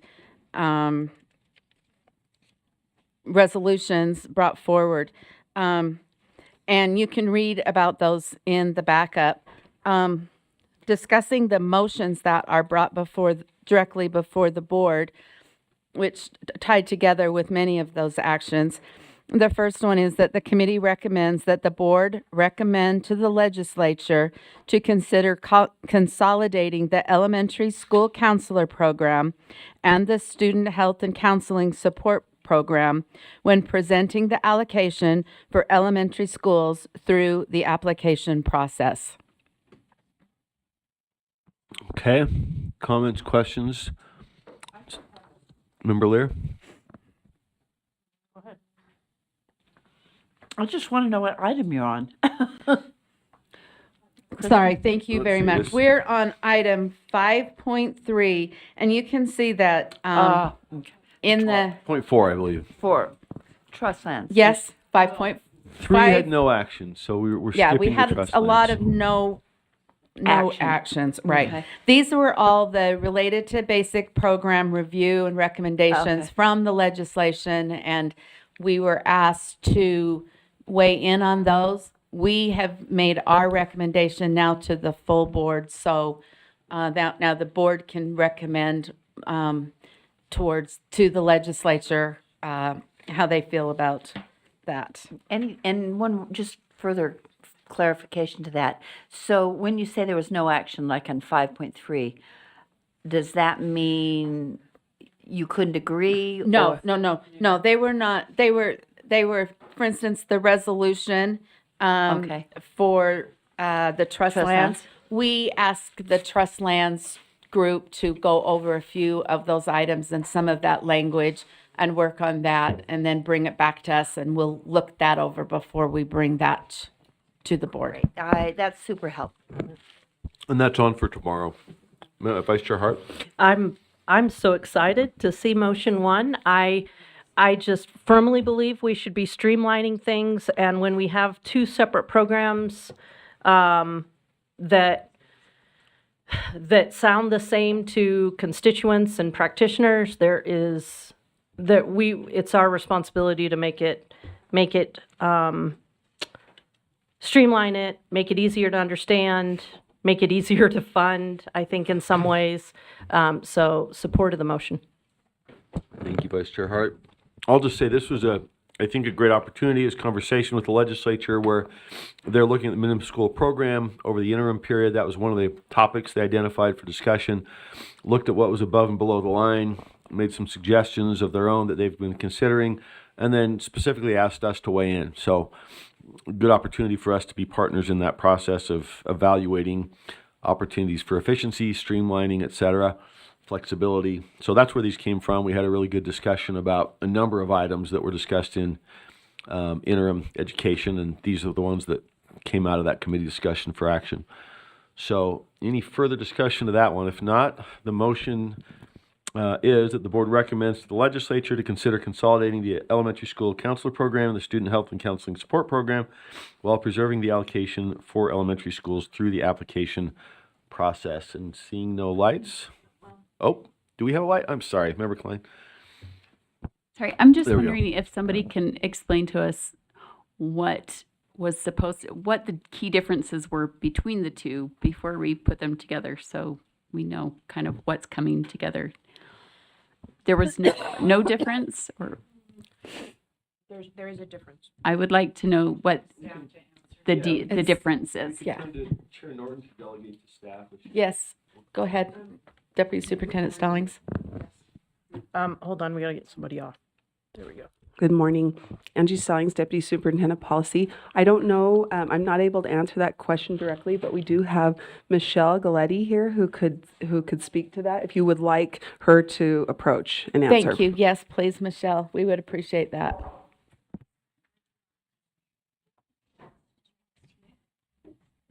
And then push the, looks like a little person down the bottom and wait till it goes red. Good morning, Michelle Golightly. I'm a school counseling specialist here, and I oversee the elementary school counselor grant program. We also have Ashley Lauer, who is overseeing the second program in this. So there are a few key differences. The elementary school counselor program grant is only for elementary school, so that's K-6. The other program is K-12. There are also some differences in what the funds can be used for. The elementary school counselor grant is just for school counselors or school social workers. The other grant has a longer list and includes contracted services. The amounts that have been allocated are also very different. The elementary school counselor grant is $2.1 million, and the other school health and counseling is $26 million. And there's also a 50% match requirement from the LEA in the elementary school counselor grant. Quick follow-up. Well, you got your own follow-up. I'll come back to mine. Go ahead. It's, take. So it sounds to me like they're actually fairly different, but the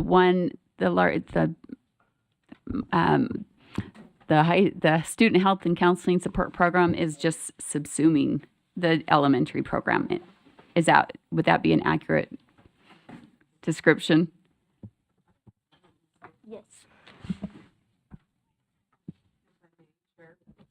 I think that's probably a question that she's not necessarily, it's more of a policy call, but I think there's a risk personally once you take a large program, combine it with a smaller program, that the larger program could kind of take over. Also, I think this is just elementary school counselors in general are not as common as counselors in the secondary arena. So I would just say that I would be against this. I'll just add one point of clarification, then Member Boggs is up. The motion refers to this, that the allocation for elementary schools be preserved through the allocation process. So we did talk about efficiencies and streamlining of management operation, but there was a desire to protect that amount that goes to elementary school students. And so that was decided through the application process that would be protected, but there would be the efficiencies of combining it for other purposes, as I understood it, correct? So that part that's currently going to elementary would not be necessarily diluted. If I'm getting that right. I don't see any shaking of head. So thank you. Member Bogus. So just a couple things. I forget the year exactly, but I believe it was about 5 years ago. There was a bill passed through the legislature that offered counselors in every elementary school. In fact, many of our schools in the district I'm employed in have 2 counselors in the elementary school for every so many kids. I think it's 250. And so we have multiple counselors in our schools. I did vote against this in committee. I am still opposed to it. I think combining these two blur the lines of family and state. I think it blurs the lines of family and home, and it's just not in the realm and place of what I would consider the proper role of school. If parents and families need these services, I think that there's a way to support them, and I just don't believe that this is the way to do it. Thank you. I have a couple. Thank you. Vice Chair Earl. I apologize if this was answered already. The program doesn't go away either way, right? It just combines them so there's less red tape, less, right? The reporting is a little different. Am I missing something? Leaving it the same does not take the program away. Is that inaccurate? Right, they're putting the programs together. So it's financially, and then the reporting mechanism wouldn't be two separate reporting mechanisms, right? It would be one, if I'm understanding this correctly, I just want to make sure it doesn't take the one away from the other, right? Can I, while we're figuring that out, can I add to that question? Go ahead. So voting against this just simply means that both these programs stay separate, and our schools and LEAs are expected to still maintain two-program paperwork, staffing, all the things associated with it. If they That's go what I'm together, I would assume that they would have to do some policy rewrites in order to make them work together. So by voting against this, you're preserving the status quo. By voting for this, you open up the option that adults in the school system are spending possibly less time managing these programs in a more efficient and effective way. So just to point out that we are not voting on the programs themselves. We are voting on whether or not they are consolidated as part of a line item. Is that correct? I see. And we're just recommending to the legislature. We're not looking at our rules. We're not looking at policy, a statute. We're just recommending that they look at this program, these programs together. Yeah. Vice Chair Earl, Hart, I apologize. We are trying to text a friend, Scott Jones, but I have his phone apparently, so that's not working. So I don't know if you want to move away from this item while we find Deputy Jones do you feel? Okay. Okay.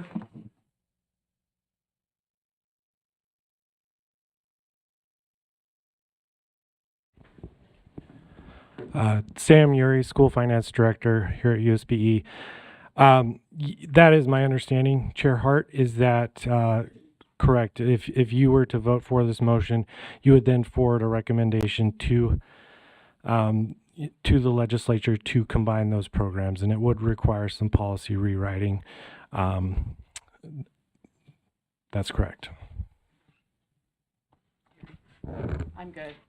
By Cheryl. Okay. I just wanted to make sure. Member Carey and then Member Straight. You got the list, right? Am I getting it right? Okay. Member Carey. Thank you. Chair, may I pose a question to staff? You bet. Okay, thank you. So as I meet teachers and educators, I've yet to have a elementary school counselor or student health and counseling counselor or employee ask for a consolidation of these programs. Never bumped into either of those two groups, and someone has said it would make a lot of sense to put these together. So in my experience, it's not coming from those parties. Is this viewed as a cost-saving measure? Where is the impetus coming from to combine these programs? Sam or Deputy Jones?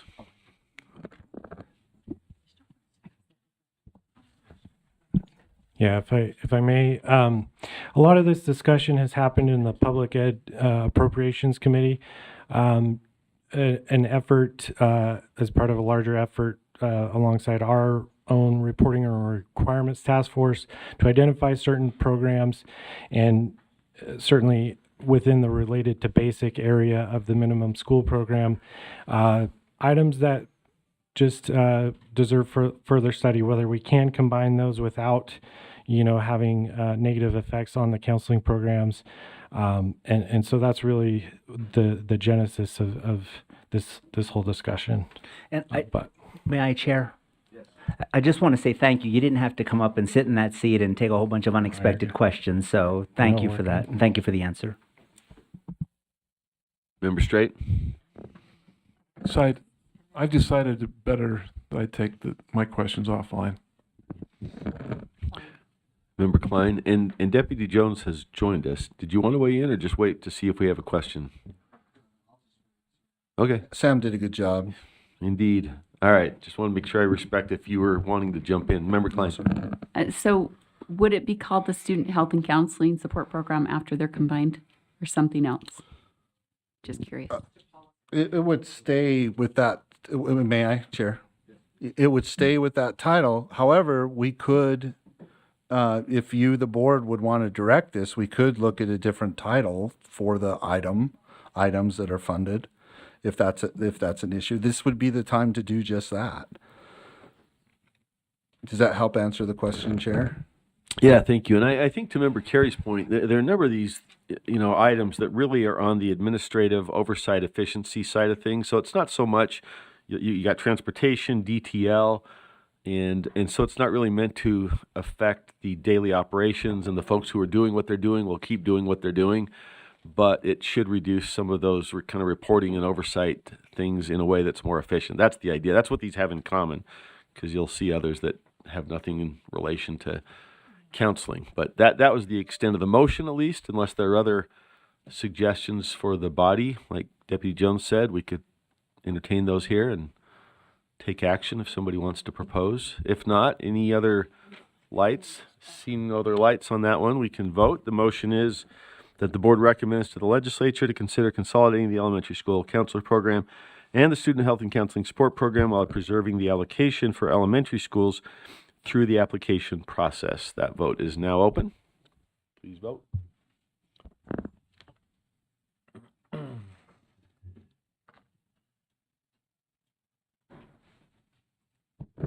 That motion passes 10-4 with Member Davis absent. Thank you. Oh, I'm sorry. I got to read the no's are Member Bogus, Member Klein, Member Green, and Member Carey. Okay, back to you, Chair Norton. There are actually 5 of these items, and if it helps you in any way, I look at it as a filing cabinet, and some of these manila files we're putting in hanging files, and some of the hanging files we're putting in bigger, and it's just more a record-keeping type of movement. So the second of the 5, the committee recommends that the board recommend that the legislature continue the digital teaching and learning program as a separate funding item. Discussion to that motion? We're still on the same 5 item. I'm on page 3 in the agenda, if that helps any, but this is 5.4. There's a bunch of committee actions, and then it gets down to motions for the board. That's okay. So I can just add the discussion there, as with the others, was, do we roll this into WPU? Do we change the reporting, other requirements? After discussion, the sense of the Finance Committee was leave it as it is. So they recommend continue the digital learning as a separate funding item. Why point it out then? If the motion is just to preserve the status quo, it's because PEA invited our input. And so we wanted to let them know that we considered it, and this is our recommendation as to the course going forward. But we can discuss that here. Member Bogus? You bet. Jones, you and I shared some dialogue about this line item. Yes. Shortly after the last board meeting. And and then those conversations offline with my constituents continued. And I just want to clarify that this is not funding for computers. It's funding for programs. And I want to just make certain that I'm clear on that and that my constituents are clear that we're not talking about tech. We're not talking about smart boards. We're not talking about all of that stuff. We're talking about programming. Would that be a truthful statement? Could you clarify or maybe even restate so that I... Chair, if I may. Deputy Jones, yeah. So so let me just add some additional context real quick, if I may, Chair. these 9 related to basic programs were not put into the base budget by EAC on Tuesday because they want the PEA to Public Education Appropriations Committee to further study where the, if we need to change the distribution, the amounts of the funding. And this is why you are doing exactly what is needed is, being part of the process of advising the legislature from your perspective, what you want to do or not do with this funding. So in this particular instance, we're saying pretty much, if I understand the motion correctly, leave it as it is, right? Leave it as a line item. Don't roll it up into the WPU. And to specifically answer Board Member Bogus's question, it would be used the same way it's used now. That funding would be used for the digital teaching and learning program as it is used now, which my understanding is not for the things like you're saying. It's not to change it for its use. It's not to do that. It's to keep it as a line item and recommend to the legislature or the legislative body that it not get rolled up into the WPU or it not be used for other things. I mean, you could certainly do that. But that is my understanding, Chair, in my response to Board Member Bogg. Thank you, Deputy Jones. Thank you. Vice Chair Hart and Earl, who's up first? I make no secret of the fact I think things should be streamlined, and I don't agree that the digital teaching and learning should be a separate item. It should have been a separate item when it started because we needed to do quite a bit of legwork and encouragement and very specific planning for digital teaching and learning. Now digital teaching and learning is rightfully, instead of a major focus, it is a tool, one tool in the toolbox.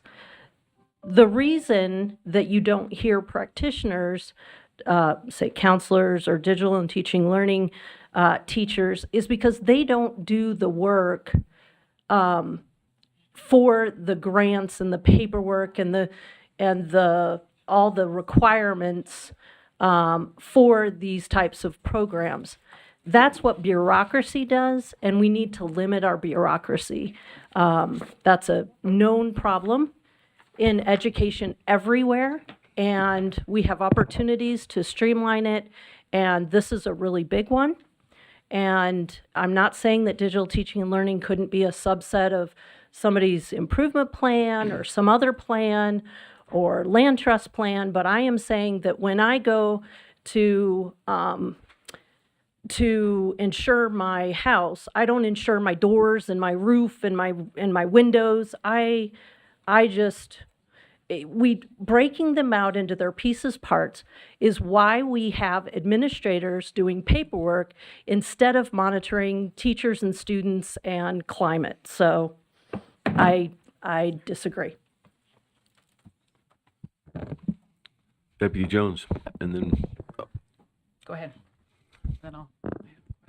Chair, I'd like to, your direction, go back to Board Member Bogus's question. From the code, as funding allows, the state board shall develop a master plan for a statewide digital teaching and learning program, including the following: a statement of purpose that describes the objectives or goals the state board will accomplish by implementing the program, a forecast for fundamental components needed to implement a digital teaching and learning program, including a forecast for student and teacher devices, Wi-Fi and wireless compatible technology, curriculum software, assessment solutions, technical support, change management of LEAs, high quality professional learning, internet delivery and capacity, and security and privacy of users, and a determination of requirements for statewide technology infrastructure and local LEA technology infrastructure. And without reading every word, we also consult with UETN on this.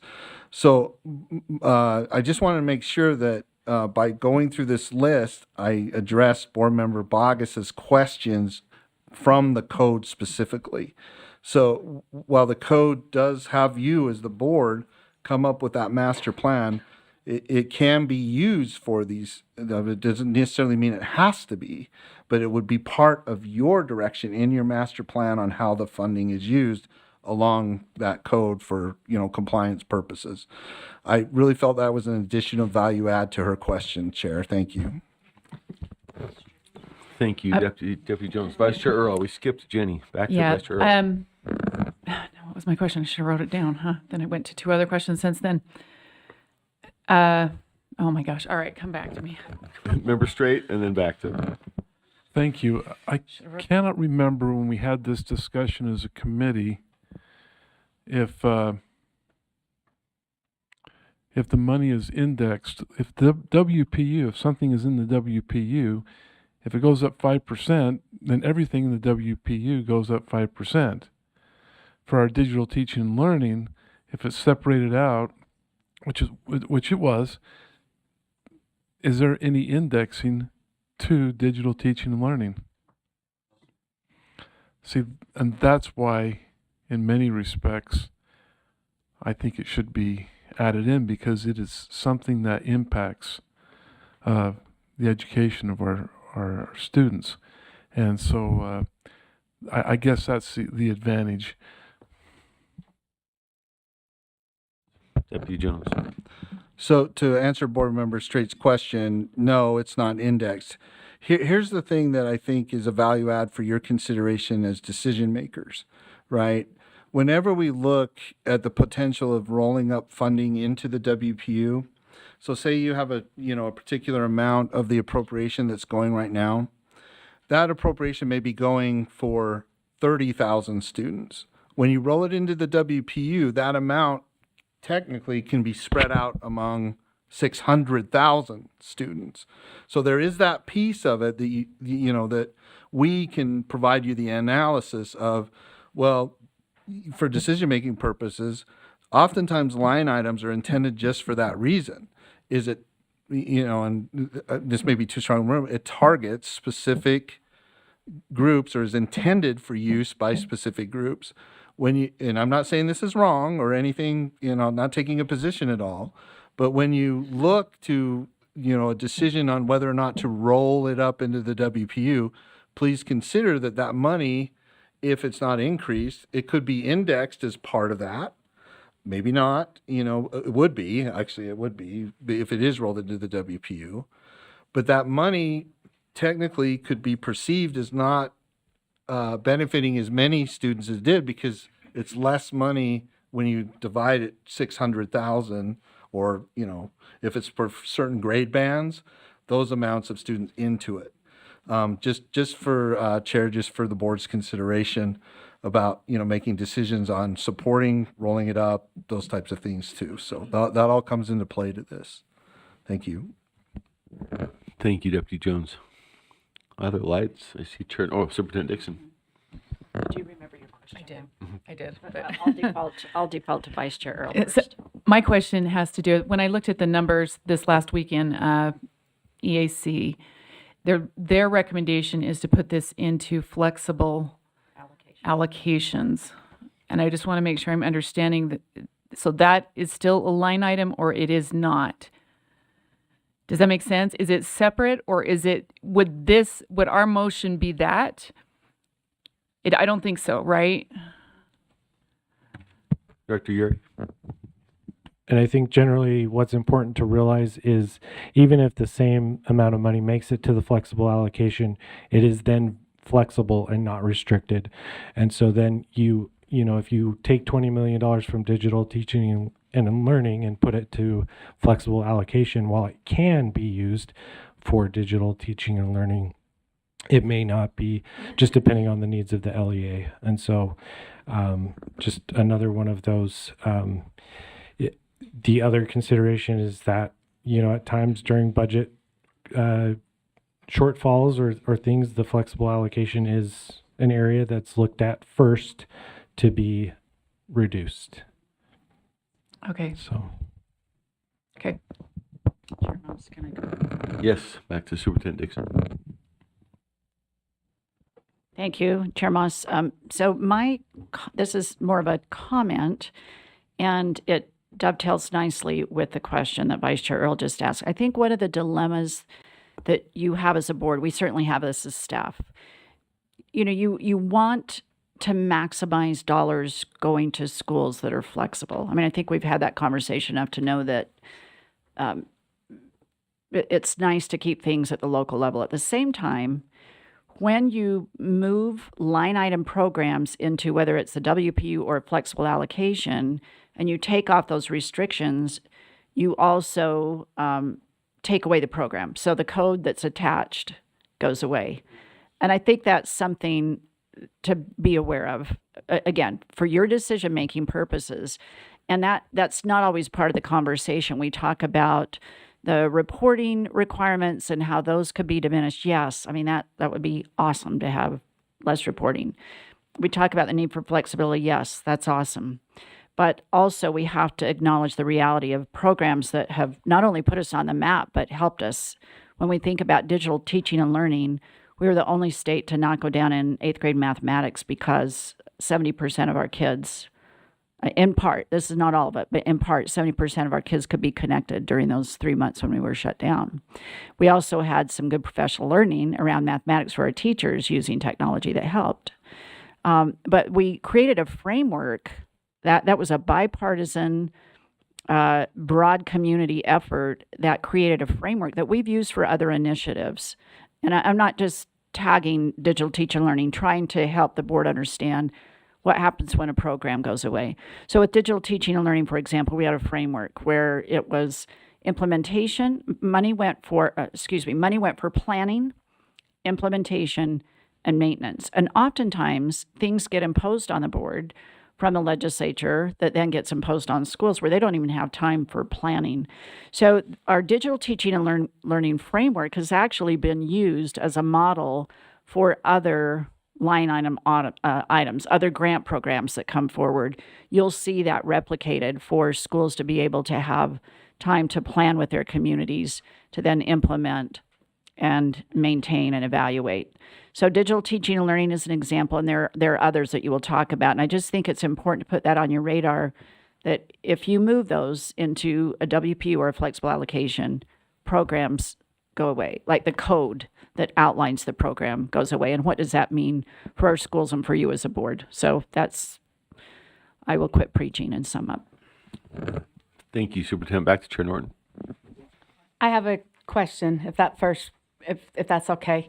And I just need some clarity here, but from the way I understand it, and I think, as has been mentioned several times, digital teaching and learning is a very good example to be talking about right now, because in the early 2000s, when digital teaching and learning came on, it allowed the legislature and the board to focus money on a specific need. And that's one of the things that these types of programs do is, you know, when our world is changing into this rapidly growing digital world, we needed to amp up the teachers' knowledge, the students, the equipment, all of those types of things.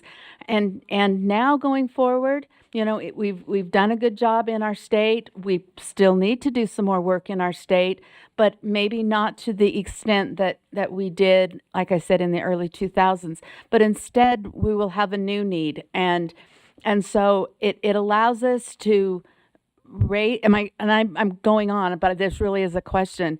It allows us to provide our funding precision into an area and then increase or decrease as needed, and then allocate into another area as we see those needs in education changing, as opposed to putting it in a WPU, indexing it every year, using it for the entire state all at one time. And most of our basic programs are like that, but there are some that are targeted and different, and I think that's what this was intended for. Is that basically correct? Deputy Jones. Yes, Chair, to answer a board member's question or her thoughts on this, the answer is yes. That's, I would safe to say that's what it was designed to do. Just if I may, real quick too, on clarity, with the DTL money, most of it goes to positions, right, within the LEA. So, in consideration as well, sometimes, we use terms like second and third level effects of decisions. To the superintendent's point, it also may result in, by moving it up and then less money than what an LEA was seeing from that particular line item or approach, may actually make the LEA make a decision not to continue to fund positions or, those types of things too. So there's a lot of things, second and third level effects with any decision that's made. So, thank you. Vice Chair Earl? Yeah, as I'm taking this in, there's two things that stand out to me. Yes, I think you're right. There was a need to get behind it, get going, right? The concern I have is that now our districts, I think, understand the priority that needs to be here. And now I'm concerned that we may be continually directing them instead of them owning it, right? It's us continually out there directing it versus them saying, you know what, this is the priority we have for technology. This is the priority for this school. And I would rather they took the ownership in it. And I understand there's going to be different impacts. And if we spread it out, there's going to be different impacts. But as long as we're owning it, we're the ones directing it, right? We pick and choose what goes forward. And I'm not suggesting we're doing anything that we shouldn't be doing. I'm not saying that. I'm just saying they need to be owning it and making those decisions that impacts their technology. So I would be for moving it up. But anyways, that's my last comment. Member Bogus. Oh, wait, did I leap in the line? Sorry. What's our order here? Member Straight, then Bogus. I was a yes in committee. I'm still a yes. I appreciate my questions being answered. Thank you. Thank you. Back to Member Bogus. So may I query Superintendent Jones again, sir? You bet. Superintendent Jones, you mentioned the second and third level effects, and though districts can choose to eliminate positions, this would not require them. Okay, I just wanted to clarify. Chair, Thank if you. I may, to answer Board Member Bogus's question, transparently and publicly, no, it doesn't necessarily mean they would have to. However, a decision to roll this up into the WPU or put it in the flexible allocation, from my just top level analysis would be that it would likely affect your smaller districts more, right? Who, may get less money and we're, stretching, so to speak, in the first place to keep those, or hire those positions. I also think we would be remiss if we didn't also, and I believe this is related to Vice Chair Earl's points that she just made.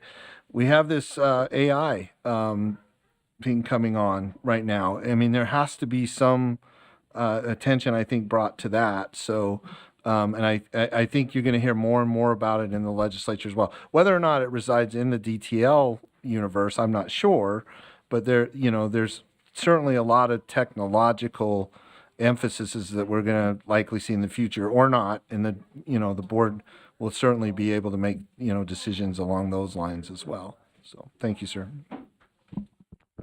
Thank you, Deputy Jones.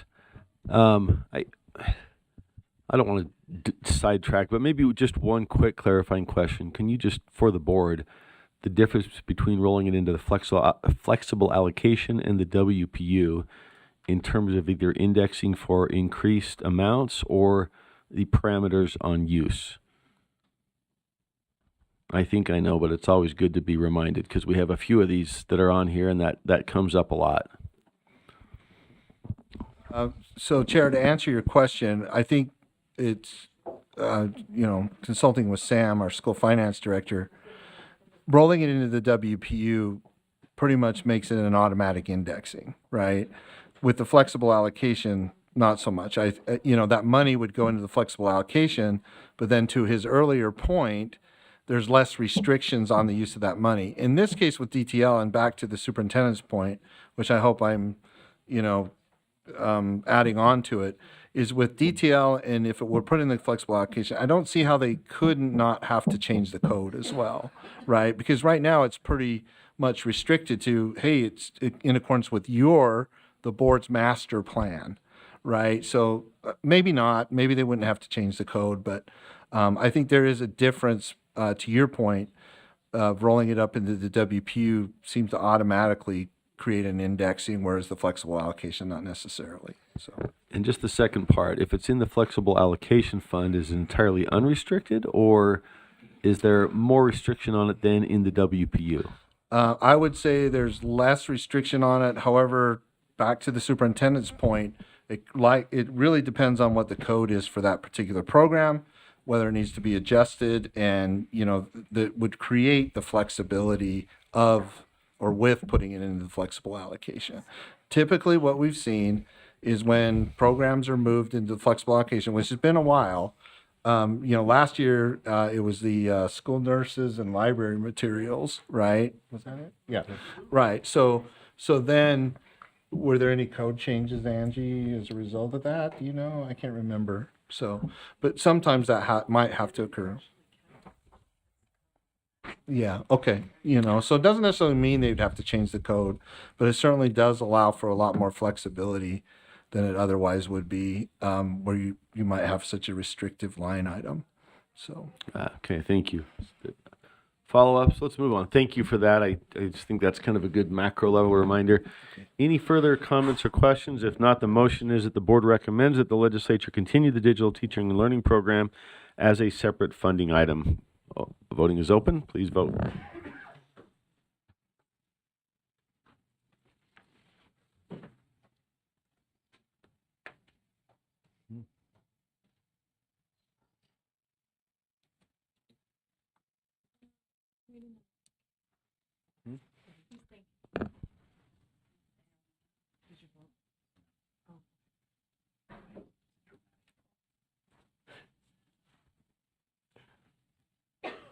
Who's leaving then?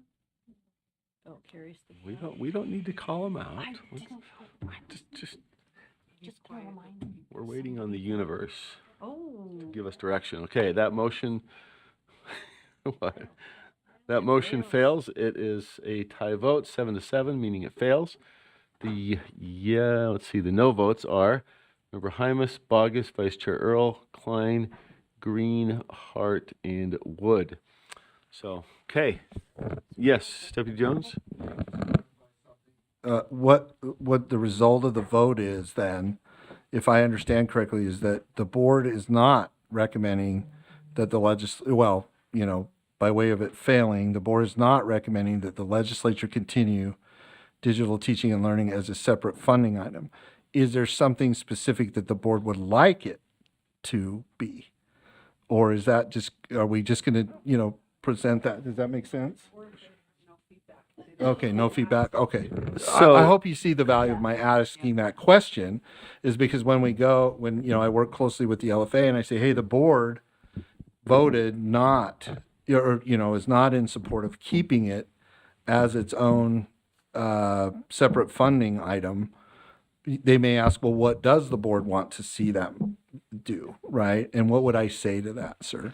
Well, we've taken no action other than this decision not to take action. So the floor is open if folks have other member Straight. Well, I'm just pulling this out of the air, so it may not even be a good idea. But my thought might be that we keep it separate, but with a growth factor, because it would have some challenges for smaller districts and LEAs, like was said before, to roll it up in. Anyway, I'm just throwing that out there. So is that a motion or a comment to get? Can. Okay. So we can make a comment. Okay. Okay.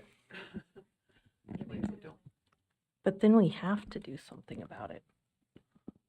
I mean, we'll have to go through the whole rigmarole. Okay, go ahead. What's the rigmarole? A vote. You can make a motion or not. Okay, I'll make the we did motion. have a motion from the committee, which was voted upon. So we Unless could the amend. parliamentarian corrects me, I think that leaves the floor open for discussion. I don't know that we have to have another motion in order to discuss. Does the fact that the committee brought a particular motion make it okay? Do we need a motion to make it legit? Okay. How about an amendment? Would that be appropriate? Yeah, I think any motion. An Yeah, amendment that's to true. We don't pre- have a okay, pending I guess motion. we- so- yeah. All right, so we do need something. We're hearing. Okay, so I'll make that, and then we Okay. can go from there. I'm not beholden to it, so I move that that the board recommend that the legislature continue the digital teaching and learning program as a separate funding item, Oh, but with an index for growth. wait, we just, We didn't move that forward. I know, but it's Different. new. It's I different. think it's sufficiently different, or is it not? I think you're asking for different item. You're asking to add a growth index to Yes. the digital teaching and learning Yes. fund. So that is a different action, which I think is. I think that's. We can get a ruling. Let's see. Yeah, but you're asking for it to be a separate funding item that did not pass. So that- Right. Well, it's But already it's a a new separate motion. funding item. So the status already quo is. is DTL is a separate funding item, and we have not recommended any change to that. We voted not to recommend Right. yay or nay. So And so that we the status quo as it sits here is that, and I think if we want to make changes for putting it So here, just there, say or that- somewhere else, okay. I think that would be in order. Okay. Tell me if not, but I think if that's the change, then that would be right to add a growth index to Yes. what's currently the status And I don't know quo. what that, I don't know what exactly, if that would be the same as a WPU or if it's a inflationary growth index. I'm open, but that we add an index to the digital teaching and learning. Okay, that's the motion. Is there a second? It's been seconded. Keep in mind, I mean, for board members, this is a recommendation, so, you know, if there's something to be clarified, that could be done. We could do it here, or whatever we do or do not propose will be up to legislative consideration. We're not passing a rule, in other words. Who do we have in order? Do you want the language of Member Straight's motion up? Yeah, that would help.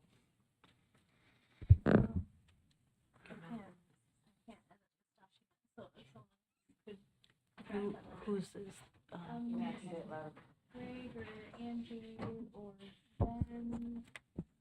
Can Greg or Angie put the motion up? There's been a point of order, Chair. Point of order? Member Klein. Member Klein? It's, So the way I read motion 2 that we just voted on, because it didn't pass, it would be the opposite of that, meaning we would recommend that the legislature not continue DTL as a separate funding item. And so it's not that we didn't make any recommendation, it's the opposite. Because we voted down that recommendation, our recommendation is the opposite of that. So I don't believe that this motion is in order. Well, a couple things. I mean, the first thing is it was tie vote, so meaning no action happened. It failed by virtue of a tie. There was not, right, but moving to do one thing and having it fail doesn't mean necessarily you do the opposite. I think it just means nothing changed from the status quo unless there's something opposite from that. I take your point, but there was no motion to change the status quo. There were 7 votes not to do something different from the status quo. That would take a separate motion, I think, if somebody wanted to. A fail is a fail. It's a fail, which means that the proposed action doesn't happen. It doesn't mean that the opposite action was taken in this case, unless somebody tells me, sorry? Right, yeah, it doesn't preclude anybody bringing anything else, right? But it doesn't mean that we are proposing that they do something else with it. That would have to be brought as a separate I would disagree. action item. Who do we, is it member Hymas or, okay, member Hymas? I have a substitute motion if I could. Okay. I move that the board recommends that the legislature roll the DTL funding into the WPU. I second.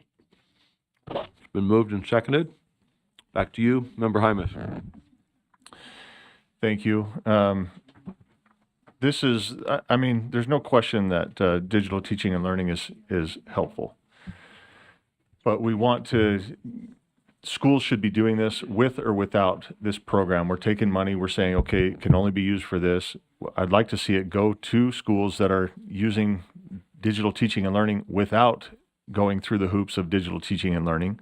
I think this money can be used successfully in many different areas. Anyway, I'm going to stop there. Thank you.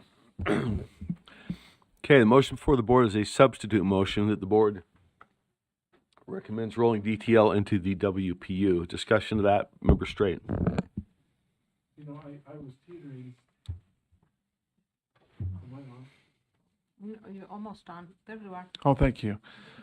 So I've had this debate going on in my mind about moving it up, the advantage of that. If it wasn't for the fact that it creates some winners and losers, especially among small LEAs, I would absolutely be in favor of moving it into the WPU, but that's a concern that I have. Member Bogus?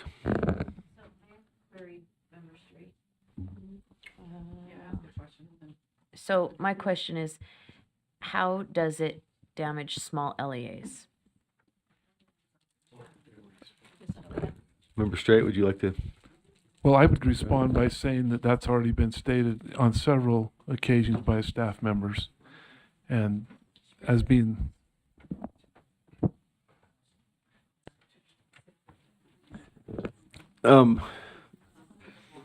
any staff want to address that in terms of the effect on LEAs, including small LEAs?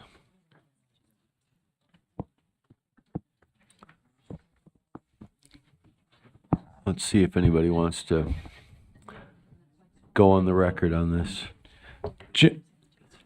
Director Uri? It is, but yes, the shorter answer is yes. There is kind of an enrollment-based distribution formula for the LEAs that apply and qualify for the digital teaching and learning program, but not every LEA is participating in the program, and so it will have some dilution if it goes to the WPU.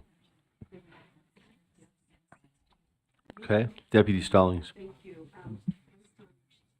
Based on some quick information that we just received, 41 school districts and 60 charter schools are participating in the program. So what that means is if this program were rolled in the WPU, the 60-ish additional charter schools that are not currently participating would likely now get funding, which means those that are participating will receive less than they would when it gets rolled up into the WPU.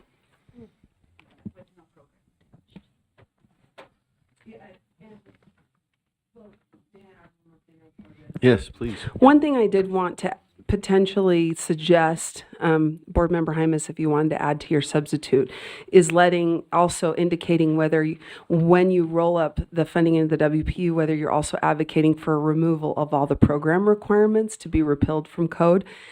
It is possible to keep language in the code and move the funding into the WPU. It's not normal for a program of this size. So for example, last year, the nursing funding that was moved from a line item to WPU, they did not actually amend the code. They kept the requirements there without the funding. I would imagine that many LEAs would especially in this case where it's a grant program, it seems like it would be a good candidate to repeal those statutory provisions if you roll it up into the WPU. But there will be quote unquote winners and losers. There will be some LEAs who are going to get more funds than they did before and some who will get less. Vice Chair Earl? Correct me if I'm wrong, there's already winners and losers, right? Not everybody gets the money already. You have to go through the process of the grant, you have to get approved, you have to get the training, you have to, right? So already it's creating, and I know we created a greater flexibility so that some of the smaller LEAs, it was hard for them to get the application filled out, get the training, right there. And so previously over the last couple of years, we've made it easier for them to do that. And I can't remember how we did that, but I know we did it, some magical wand or something. It was, didn't we made it so that they could reach out easier, right? Someone maybe could speak to that, but you don't have to. My point is we already, through the grant process, are limiting who receives the funding when it comes to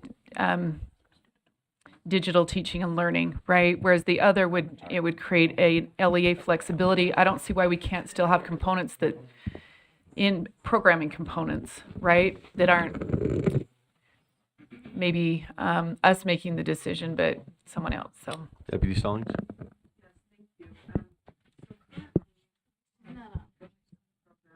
Yep.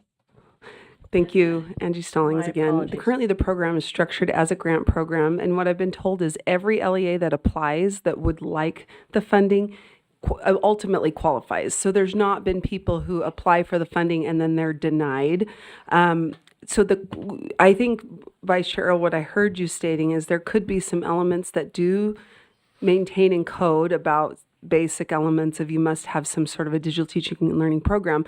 Those would be new requirements that currently don't apply to the 60-ish, and I'm just saying 60 charters are, 60-ish aren't. The 60 who are not currently participating in the grant program, those would be now new requirements that they're not required under the current code, because right now LEAs are only required to participate or adhere to the digital teaching and learning program provisions if they are participating in the grant program. Can I have a piggyback clarification on that? If it rolls into the WPU and the code section remains in place, which is currently only applicable to those who choose, how doesn't it become a choice of the district whether to use the program and take the regulations? Do they then necessarily fall under all the requirements that currently govern the program when you apply voluntarily? Well, and I'd really like to take a look at the sections of code and maybe answer this question offline. Because it is a grant program, it's a little different than, say, the nursing, right? The code that just says, here's all these expectations for LEAs. Because it's a grant program, you would think if they're eliminating the grant funding, that they would just repeal the grant program. But the question is whether they might want to change code to still require some elements of that for all LEAs. It would really depend. There's probably a couple of different ways of structuring it. But then also practically speaking, if it's a grant program and the only way that you're tied to the requirements is if you receive the restricted funds, maybe even without repealing the code, it kind of does away with the program. But again, I'd have to look at the exact language to make sure. Vice Chair Hart? So I'm not worried about code going away because I know that there's more code coming at any given time. I feel like we have to not be so afraid to remove scaffolds for LEAs to do innovative things like what digital teaching and learning was when it started. I think it's outlived its usefulness. I think that many small LEAs don't apply for the funds because of the paperwork, which I believe we asked them about, and that was their response when we were looking at this in reports and requirements. We can't, on one hand, say that we're worried about additional reports and requirements and then say that we're going to keep everything the way it is. The other point that I'd like to make is that I'm a little uncomfortable with this process right here because I think it should go back to committee so that staff can gather information, and then if committee wants to bring forward a motion, then they're bringing forward a motion based on accurate information and staff guidance and other intelligent input. Not saying that this isn't intelligent, that's not what I meant at all, but we might ask people in the field, we might ask different stakeholders. I just feel like that's a better use of our time, and I think there are a lot of things to consider. And I do understand what we're trying to do. We're trying to protect moving forward, but we're also at the same time trying to make things continually better for our LEAs in the time that we're at now, not 15 years ago. So I don't know how to turn that into a motion or if it needs to be a motion, but So there's some options. What can we do here? You can move to send back to committee, you can move to postpone but it's already a consideration. substitute motion. Well, can a substitute not, I think you I can don't still know. have a motion while a substitute's pending. I think you can still move to table or refer, unless I'm wrong. I guess one option is to send it back to committee, the other is to postpone to a full board consideration in January, given that the legislature is meeting shortly. That's one way to go. Yes, Superintendent Dixon. Mm. Go ahead. Sid's trying to talk. Can you get her on? Oh, yeah. I was also trying to read lips. Yeah, She's on. I would refer sir to AG Buse. I think she's trying to give you some direction, but I also think you could, if I'm incorrect, correct me, ma'am. But I do believe you can bring it back to finance for January and then have it heard in full board that same day, right?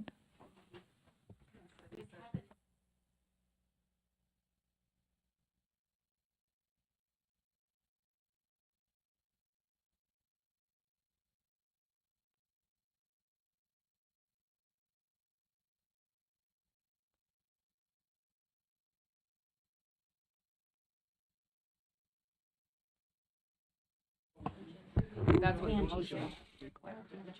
So given that we've gotten in the habit of a carryover agenda on Friday, I think she's suggesting that we could have it in committee that morning and then have it in the carryover portion of full board meeting on Friday afternoon. The motion would have to reflect that. Right. But what's that? Yes, Michelle, AG Buse, were you? Go ahead, Michelle. I think my question already passed.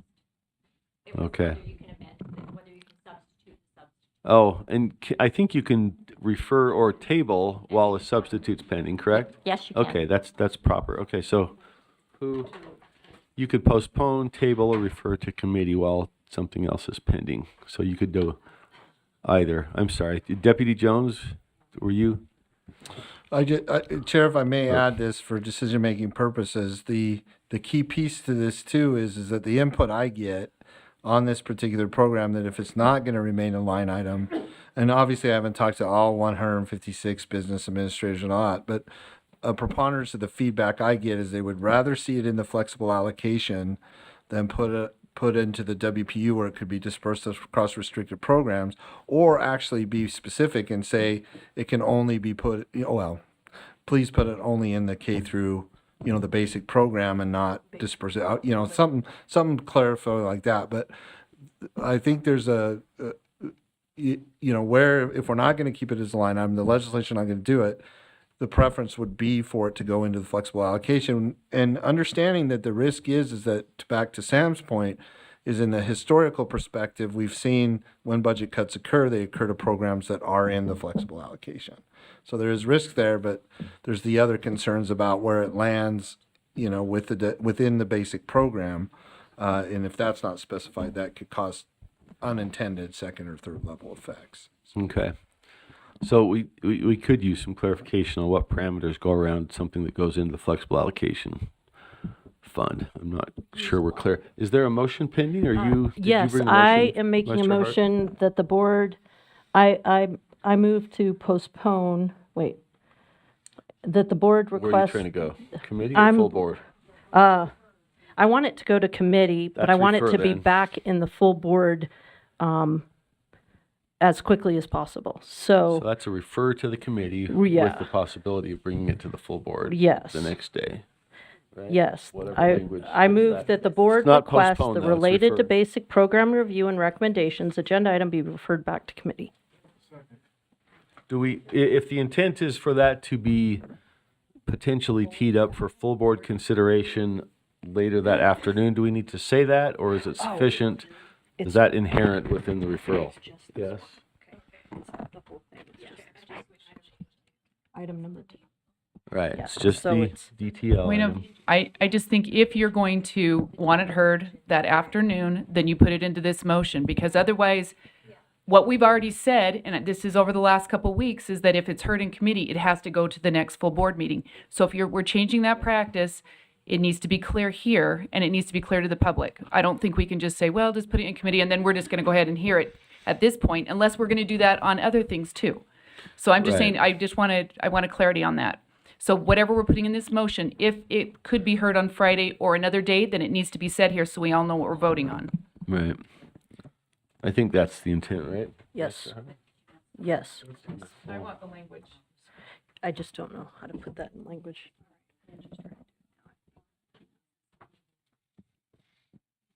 Does that capture the motion? Does that capture your intent Yes. of the motion? That does. I think I have was there a second? Yes. Angie has an issue with it? Okay. We don't have a second yet, but we've got it framed up. You seconded. We do have a second. Okay. So this is before the body, so it's open for I didn't. discussion. Yes, back to you, Chair Norton. Or is that, am I following the right order here? No, you've got. I'm sorry, let me get the right order. Straight, Norton. Okay. Hymas. Hymas. Lear, Norton.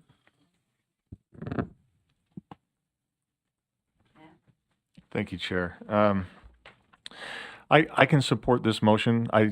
I'd prefer to take care of it right now, mainly, but I understand there's deeper understanding to be involved.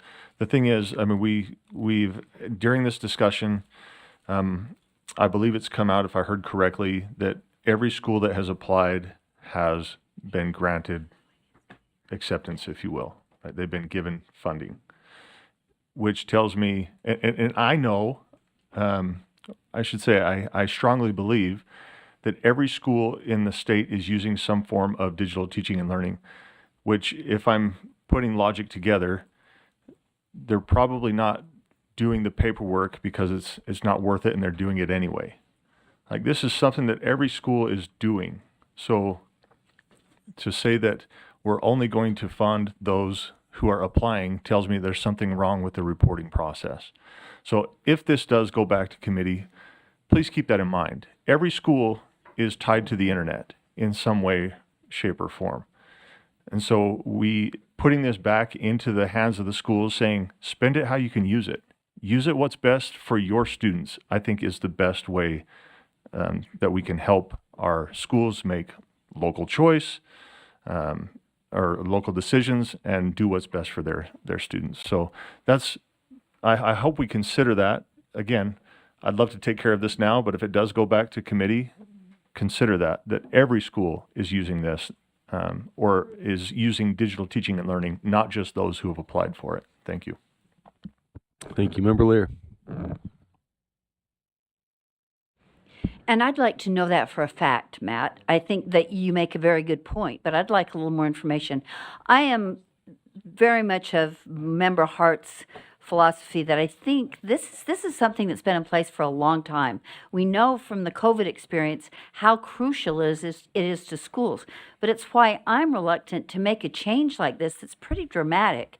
When a committee's already discussed this, maybe not as thoroughly as it could have or should have, but I don't want to make it in the heat of the moment here. I think that committee needs to hear from staff what's the difference between the flexible allocation and the WPU. What are the consequences?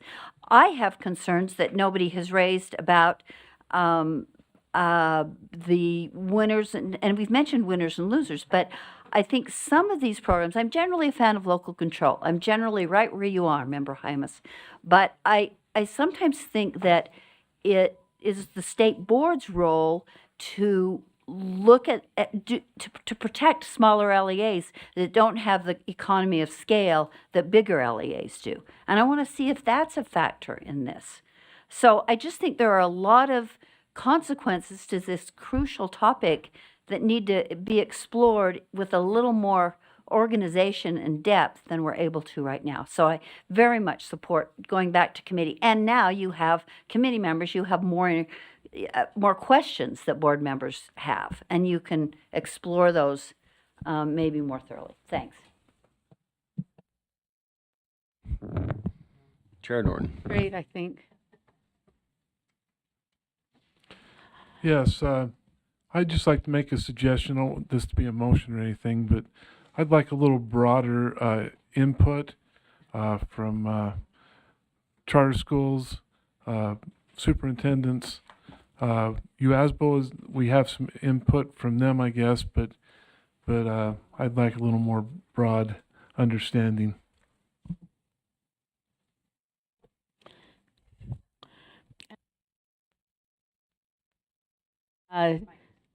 It's on. I'd like to add my voice to what Member Hymas has said earlier, in that I think we are creating a culture of kicking the can down the road over and over and over again.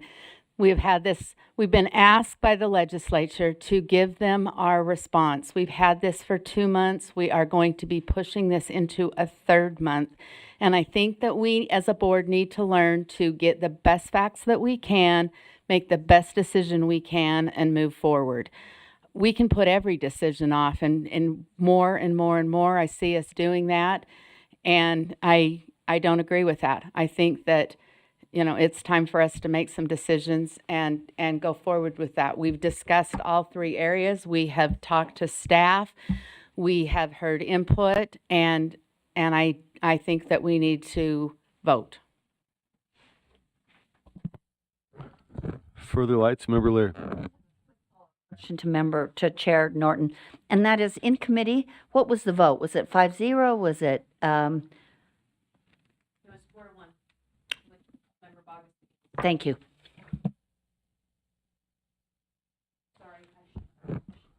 It's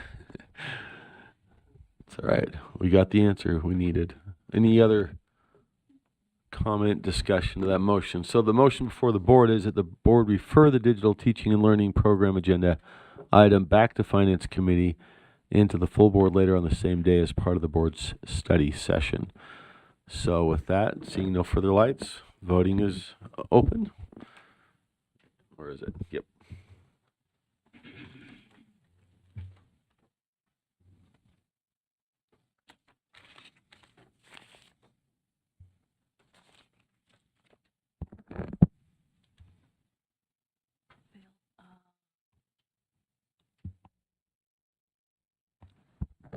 That motion passes 8-6.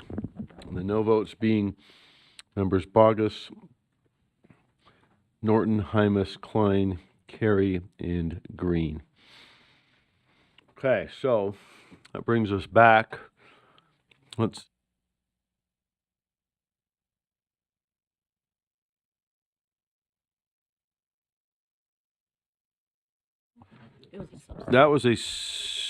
That was a motion to refer. We're back to the substitute motion of member. No, that's it. No, you don't have that motion. Is the one that was referred. So now we're moving to motion 3. There wouldn't be anything. Hold on. Let me just make sure. Tell me if I'm wrong. A motion to refer or hold on. We're done? We're good? There's nothing further to talk about? Not on motion 2. Okay. But you can't decide. All right. You don't have anything to talk about when you I'm just making sure. I screw these up sometimes, so I'm slowing down. Make sure I don't go flying off an off ramp. Okay, nothing further on that one. We'll go forward. Back to Chair Norton then. Okay, we're on the 4th of the 5. The committee recommends that the board recommend that the legislature holds on a decision to move the Title I paraeducators out of the base budget until the growth is determined from new federal policies. Discussion to that. Point of clarification, Chair, Yes. and Chair Norton, I believe we are on motion 3. Nope. Will you just double check that? Correct. You were correct. I'm sorry. Let me slide back. I put a check on the same one twice. Okay, let's go backwards then. The committee recommends that the board recommend that the legislature create a timeline to fund transportation at 100% of eligible costs in light of new efficiency models.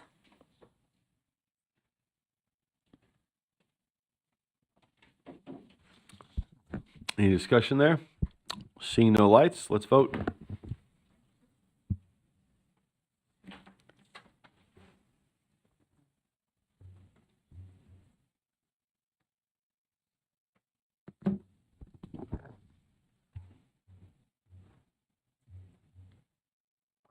See, that does it. Motion passes 12 in favor, 1 abstaining, Member Bogus, and 1 no, Member Klein. Okay, back to you, Chair Norton. Okay, back to the one I read earlier, number 4. The committee recommends that the board recommends that the legislature holds on a decision to move the Title I paraeducators out of the base budget until the growth is determined from new federal policies. Okay, discussion of that motion. Seeing none. Oh, I'm sorry, Member Lear. Clarification. Until the growth of what? Chair Norton, do we have somebody? I've forgotten I'm the not precise. clear what Maybe we're looking. Deputy Jones. I'm not clear what we're trying to figure out the growth of. Could we ask Deputy Superintendent Jones?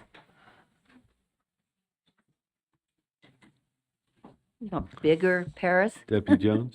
So Chair Moss, I just want to make sure, and I think I do understand the question.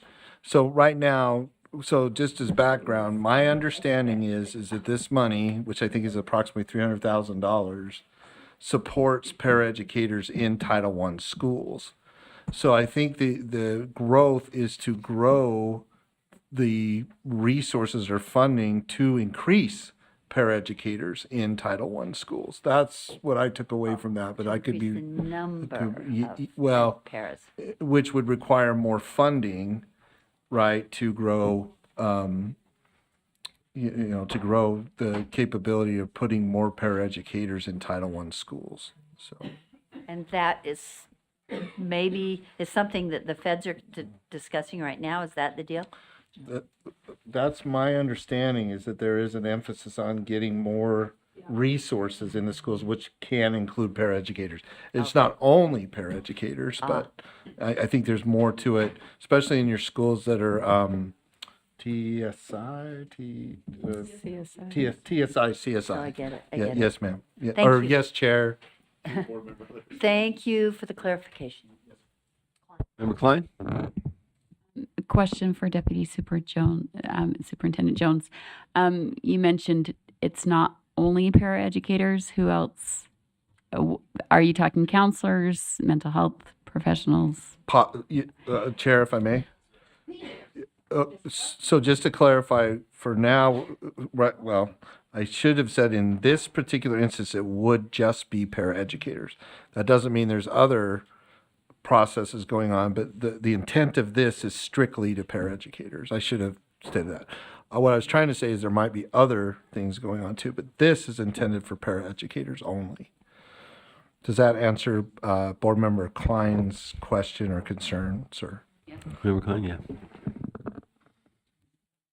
Any further discussion of the motion? Okay. The motion then is that the board recommends that the legislature holds on a decision to move the Title I paraeducators out of the base budget until the growth is determined from new federal policies. Please vote.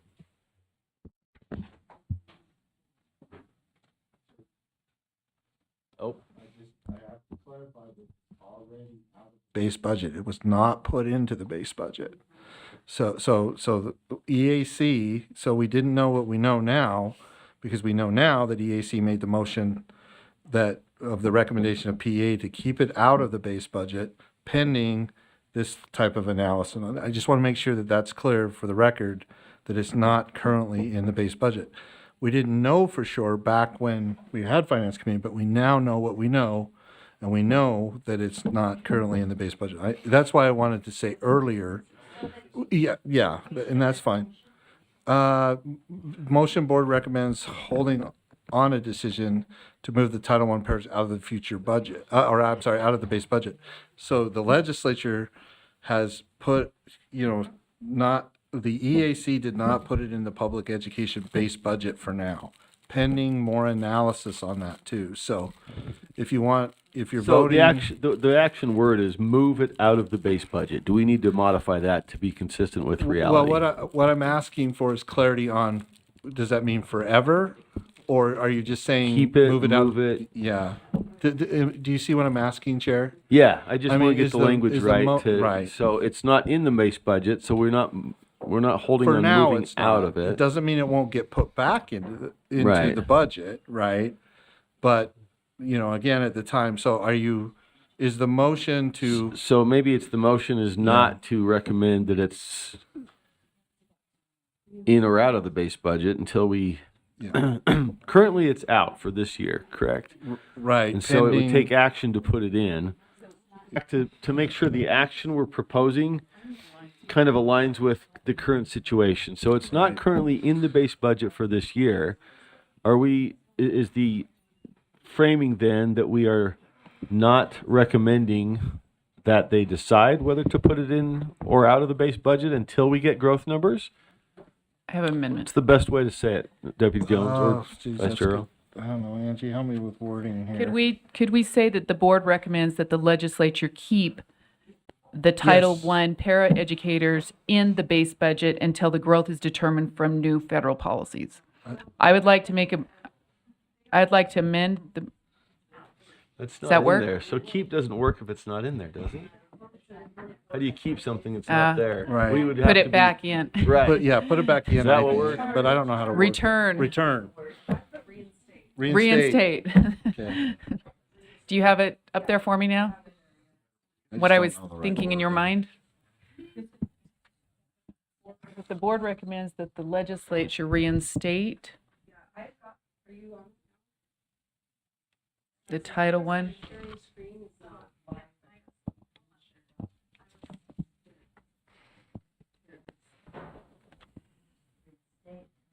Reinstate.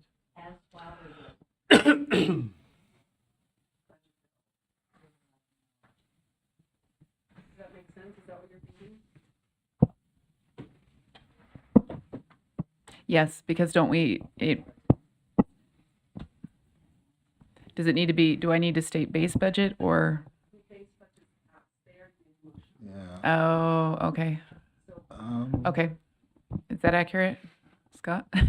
So I think what we're trying to do here is we're trying to make sure that it ends up being a part of the public education budget at the end of the day. So something along the lines of the board recommends that the legislature ensure that the Title I paraeducation funding remains in the final public education budget, or Is included in. or reinstates. That's fine. Is included in would be fine, right? Yeah. Reinstated, whatever. I have a hard time with words that are more than 2 syllables. So, it's just, I can do numbers really well, but I just, jeez. Yeah, I don't know how to say it. I think Angie's getting the words She for us. is, yeah. That's why we're a good team. Include, that's fine, right? In the final education. Okay. Okay, I would make this substitute motion then. I'll Seconded. read it out loud. That the board recommends the legislature include the Title I paraeducators funding in the final education budget bill. Second. Any comment? Ever real? Okay. All right, we've got it clarified. Seeing no lights, the motion then is, as amended, that the board recommends that the legislature include the Title I paraeducators funding in the final education budget bill. Please vote.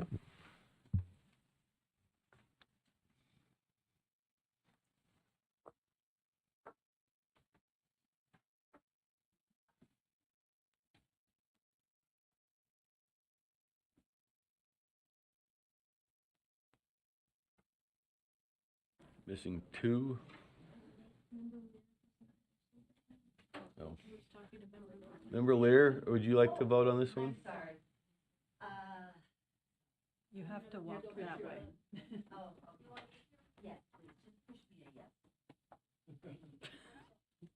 We're missing, oh, that's it. Voting is over. It's unanimous in favor. That motion passes. Back to, let's see now, did we do that right? Did we get the amendment? And then that was framed as a substitute, I think. So we got it. Okay, back to you, Chair Norton.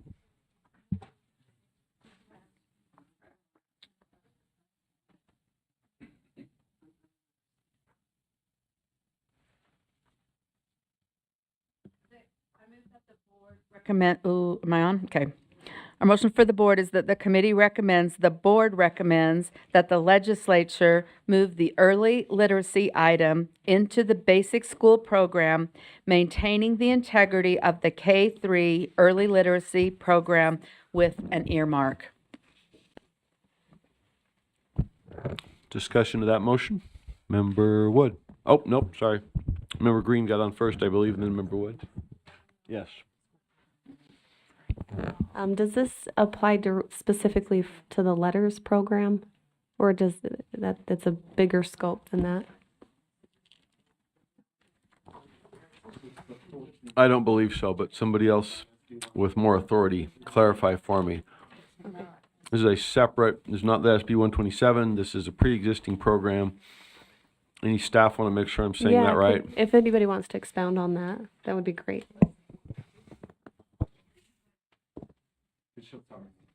Doing it right. Chair, sir, it is the 14 million. It is not the SB 127. So, right? Yeah. Okay. But Sarah's here to correct me if I'm wrong. So. Brief description of what this program is as distinct from the 127 program.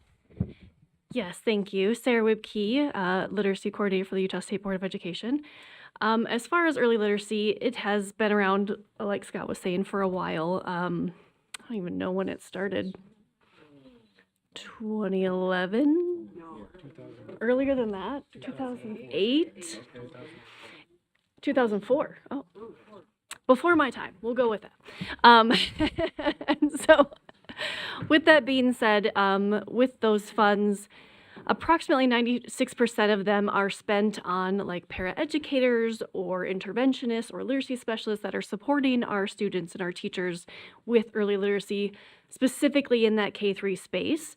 In addition to that, districts are also matching those funds. So even though it is the just shy of 15 million, with that being said, it's kind of double that because districts are matching within that space.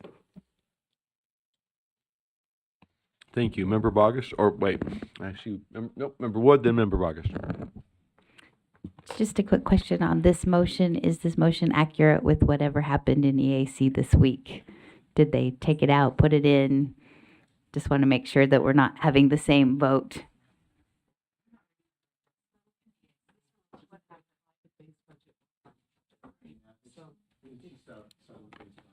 Okay, so it's still accurate. Okay, just wanted to confirm. Thank you. Member Bogus. Thank you, sir. So my question is it required that districts match funds to receive funds, or is it a required match?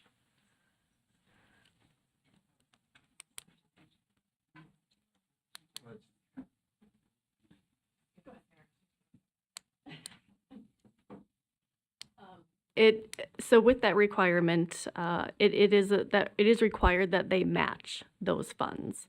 What that match means is there are two different programs. There's a guarantee program and a low income program, and so they're match basing on those two programs. Maybe you can explain the levies better than I can, for sure. Can I follow up, sir? So if I understand you correctly, we're micromanaging earmarking local funds. If I may ask a question back. Yes, sir. So with that, if you are meaning the matching funds, if the 14 million, whatever, were rolled up into the basic school programs, which I think is basic school program, the matching would be, it would depend on if you're changing the language and code as well, or if it's just the funding being rolled up with the earmark. So with an earmark, typically the coding would stay the same, so the matching would be continued. The funds that are state funds are just state funds. So may I, sir? So my question is about our current practice, not what would be coming in the future. And my question is, are they required to match funds to receive funds, or are we requiring matching funds? Do you want to read the code? I think you already have it up.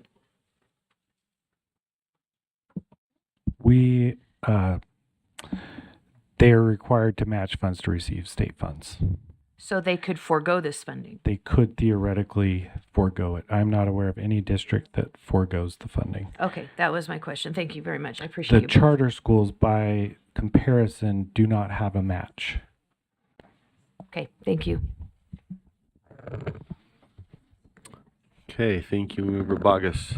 Not seeing any additional lights. So the motion is that the board recommends that the legislature move the early literacy item. Oh, Member Bogus. I apologize. Does that mean charter schools don't get this money? But they don't have to match? Correct. Oh, They don't can't have the levy, so they don't have to match. But they do receive funds. Thank you. I appreciate that. Okay, thank you. All right, back to the motion. The motion is the board recommends the legislature move the early literacy item into the basic school program, maintaining the integrity of the K-3 early literacy program with an earmark. Voting is open. Please vote.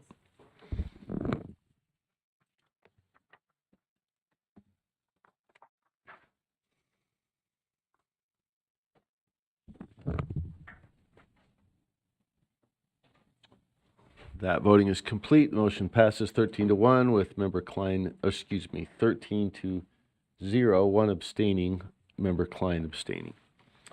Okay, back to Chair Norton. Okay, we are now on to our final item. This is agenda item 5.5, the recommend reallocation of unobligated carry forward funds to the legislature. The USBE completed its year-end closeout process. We had about $7.7 million that is currently unobligated. And so the motion before the board is that the committee recommends the board request that the legislature reallocate a portion of the $7.7 million of unobligated agency carry forwards for priorities. Number 8, special education funding for LEAs for $1.7 million. And number 11, the San Juan School District Tribal Student Network Project maintenance at $2.5 million. Okay, discussion to that motion. Member Bogus? So I voted against this in committee, and I will be voting against it again. I think that getting in the business of the private sector as the State Board of Education is just not the proper role. I think supporting special education funding is a noble cause, but unless these are bifurcated, I need to stand against this motion. Thank you. Okay, any further discussion? Seeing no lights, board members, please vote.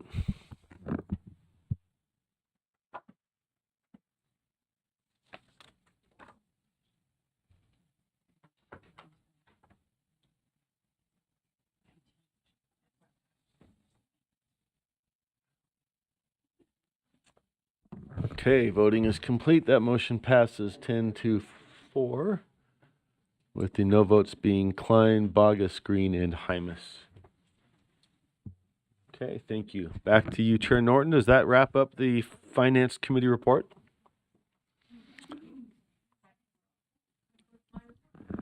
Okay, thank you. Let's see. Got this scheduled for a half hour for on licensing. We got lunch scheduled for now. Do we have lunch here? Do we need to break now and then come back? That'll keep us on track. Okay. Just a reminder, we have a hard stop. We internally created a policy by just a vote of leadership that we're going to have a hard stop in every meeting. Just kidding. Just wanted to get you either excited or upset that we were taking unilateral action. But we do have a hard stop, so we're going to come back and crank through our committee action and a couple other important items. So let's break for half an hour. We'll be back at, 10 after 1? Sound good? Okay.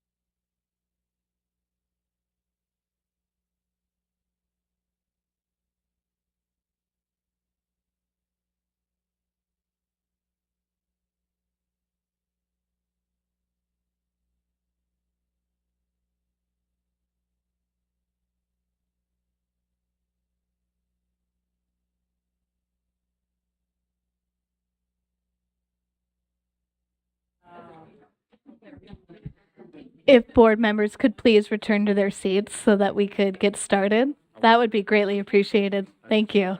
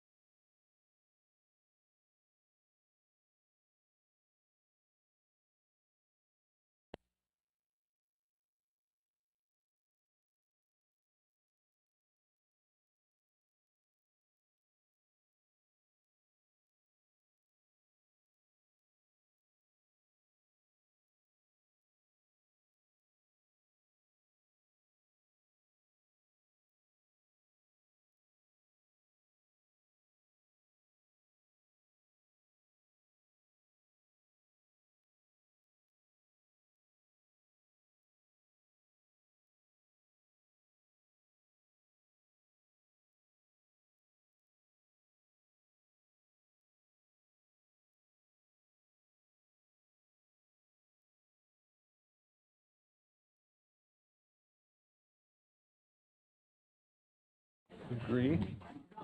Angie's going to work with that language, and then send it on to board member Carrie to see if there's any more solutions. Good.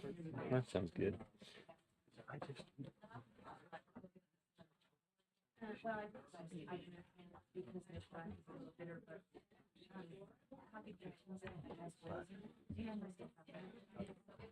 Get it going. Unless we want other stuff. It's, you know, different. Okay, smack that thing. All right, board members, we are back. And we are at T minus 3.5 hours, right? Something like that. 4.5. Okay.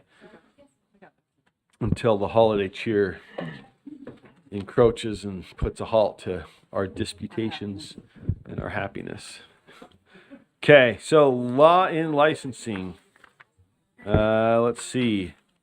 Do we have everybody? We got Chair Hymas. We got our main. So let's go. You bet. Vice Chair Hart's around somewhere. We do have a quorum. I just don't want to leave anybody out, but all right. Let's take it away. Chair David, Hymas, floor is yours. Thank you, Chair Moss. We are on agenda item, action item 6.2. This is R277-925, Effective Teachers in High Poverty Schools Incentive Program. The committee recommends that the board approve R277-925, Effective Teachers in High Poverty Schools Incentive Program, Draft 2 on second and final reading.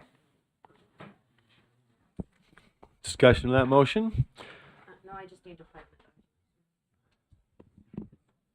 All right, we are on item number 6.2. Thank you. Okay. Seeing no lights, the motion is that the board approve R277-925, Effective Teachers in High Poverty Schools Incentive Program, Draft 2, on second and final reading. Please vote.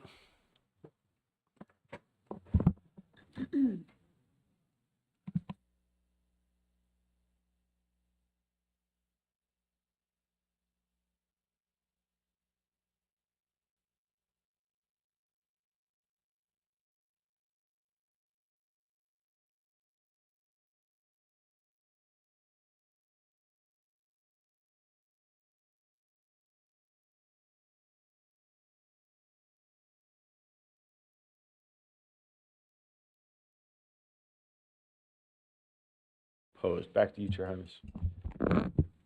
Thank you. Next agenda item 6.3, R277-126, Utah Fits All Scholarship Appeals. This is new. The committee recommends that the board approve R277-126, Utah Fits All Scholarship Appeals, Draft 2 on second and final reading. Okay, discussion of that motion. Seeing, Chair, Member Norton. Sorry. No? Okay. All right. No lights. Let's vote.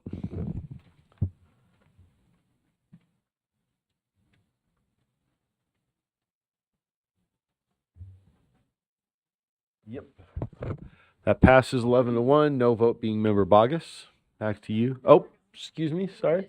Oh, okay. Member Klein hadn't recorded. So. Okay, hang on, Coach. No worries. Jog my memory again. Clarity, let me just clarify. Just jog my memory.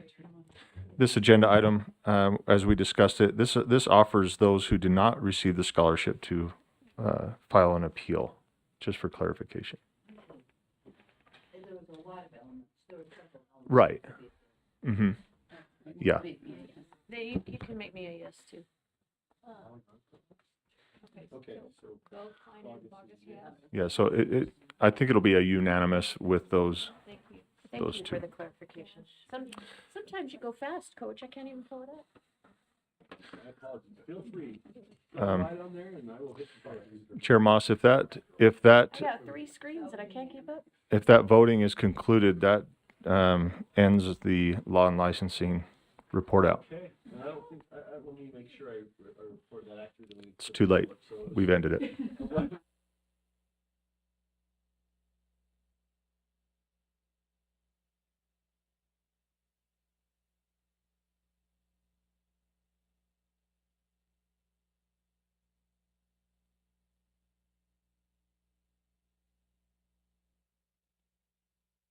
to you. So actually that wraps up then. Let me go. Chair Hymas. Someone might have to let Andrew know. Okay. Let's see. Yeah, I think we just need to check with Andrea and/or Patty. But we will tee up Chair Booth for standards and assessment. Had an opportunity. Can you push me on? Oh, there you go. There you go. Thank you. So we've had several opportunities to meet since our last gathering here together, and accomplished a lot of good work.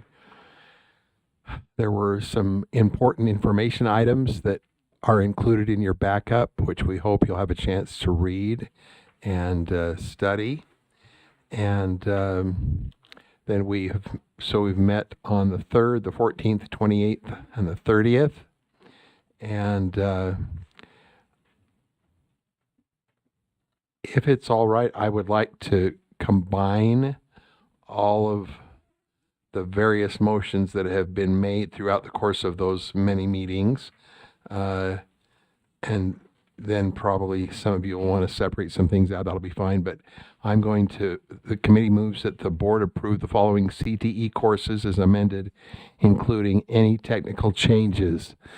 If up on the board, we could actually list them: Agricultural Science 1 and 2, Animal Science 1, 2, Equine Science 1, 2, Guide Dog Training, Small and Companion Animal Science, Veterinary Assistant 1 and 2, Food Products and Processing, Sports and Outdoor Recreation Marketing, Network Fundamentals, Mechanical Engineering Design 3, Emergency Medical Technician, Emergency Medical Response, Nurse Assistant, Pharmacy Technician, Surgical Technician, Cosmetology, Nail Technician, Basic Esthetician, whatever that word is, and Skin Care, Hair Design, Machining 1, 2, and 3, Professional Driver, CTE Internship, Food and Nutrition, Architectural Design 1, 2, and 3, Digital Audio 1 and 2, Radio Production 1 and 2, Commercial Photography 1, Computer Systems 1 and 2, Network Fundamentals, Introduction to 3D Printing, Teaching as a Profession 1, Mechanical Engineering Design 1 and 2, and 3, Fire Science Introduction, Fire Science Safety and Survival, Fire Science, Fire Behavior and Combustion, Business Office Specialist, Business Math and Personal Finance, Digital Business Applications, Economics, Influencer and Content Marketing, Real Estate, Professional Driver, Aviation Maintenance 1 and 2, Aviation History, Air Transportation, Aircraft Systems, Private Pilot, Flight and Flight Simulator. That's the motion. Second, and Chair Booth, just the list of things is kind of a testament to a heck of a lot of work. That covered a wide number of topics. So thank you for all the work that your committee put in on this.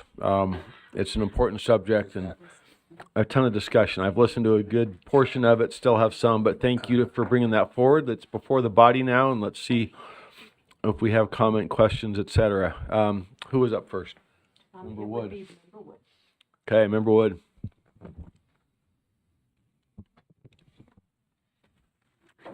I would like to divide out Commercial Photography 1, Economics, Teaching as a Profession 1, Fire Science Introduction, and Fire Science Safety and Survival.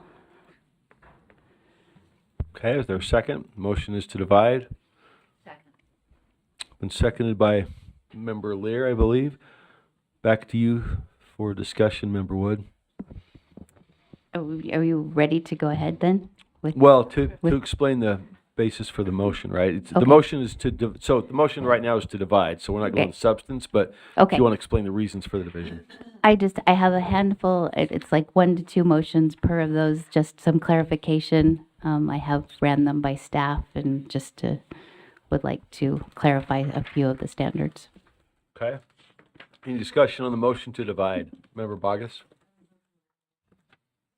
Okay, that would be in order. What's the amendment? The amendment would be to divide them all.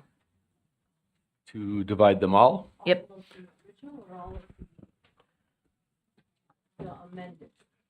Well, The one's up for amendment. Is the no, I would move to divide them all. Okay. And I realize where that's gonna go, but if I can't vote on them one at a time, I have to vote no. What I'm saying is the ones. You're amending the. So the amendment would be to remove the courses listed and just motion to divide. What I'm just trying to clarify and then make sure that you understand, if you're amending the motion, you would be amending this motion, which would only pertain to those. Just so you know what you're motioning. Or that could be a substitute motion, couldn't it? If she wants to If she divide wanted, everything. she just didn't say A something. motion to So amend is basically. Then I would sub it with a motion to divide.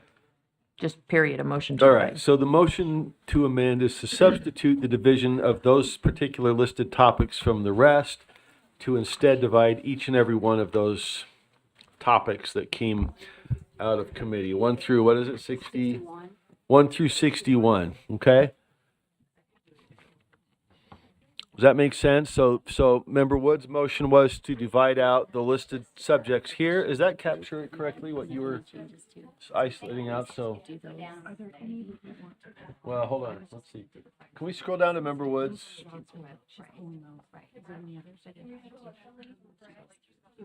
Okay. So Member Wood's, Member Wood's motion is to separate or divide those listed topics: commercial photography 1, economics, teaching as profession 1, fire science introduction, fire science safety and survival, to separate those topics from the full list of 61 for separate consideration. Substitute motion for Member Bogus is to divide each and every one of the 61 listed topics that are before the board. So do we have a second to the motion, the substitute motion, or the motion to substitute? Member Green seconded. Okay. Member Bogus, do you want to speak to your motion, the substitute motion to separate all 61?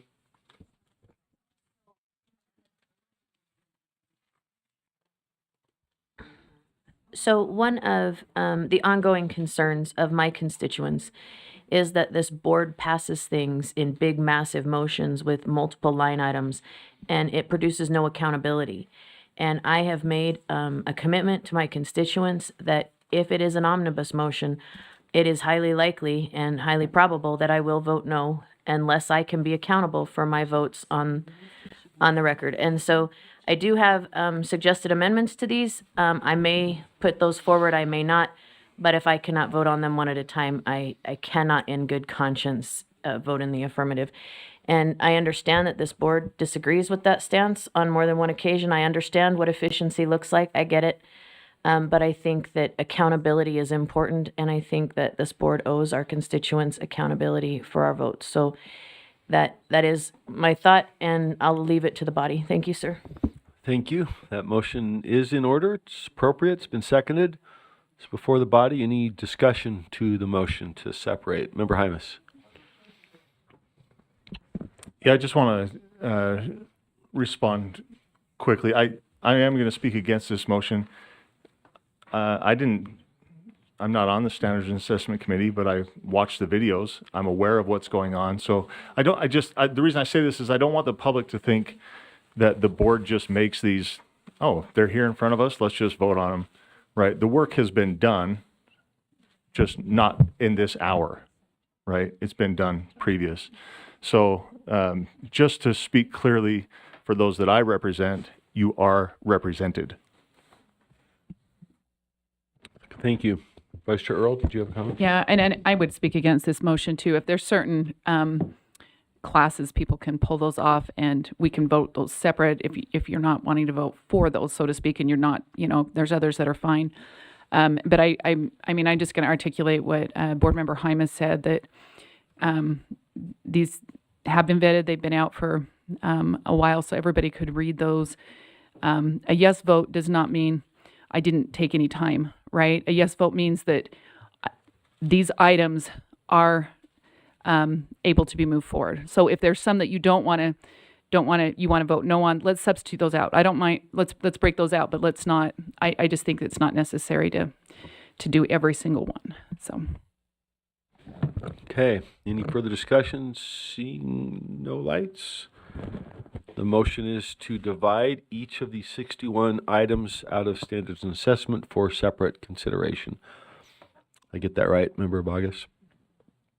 Okay, I don't think it's up there, but that's it. Motion to divide 1 to 61. With that, members, please vote.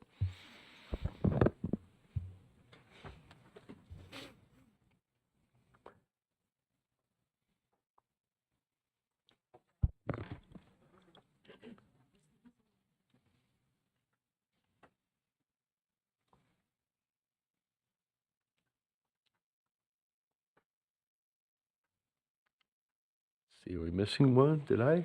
I'm on there. That's that, everybody? 11 to 2.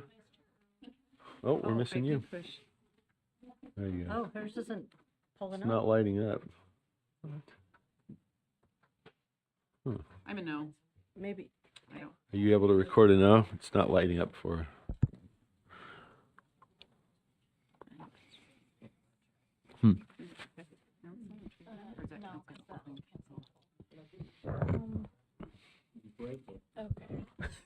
You break it, you got it. New tech budget.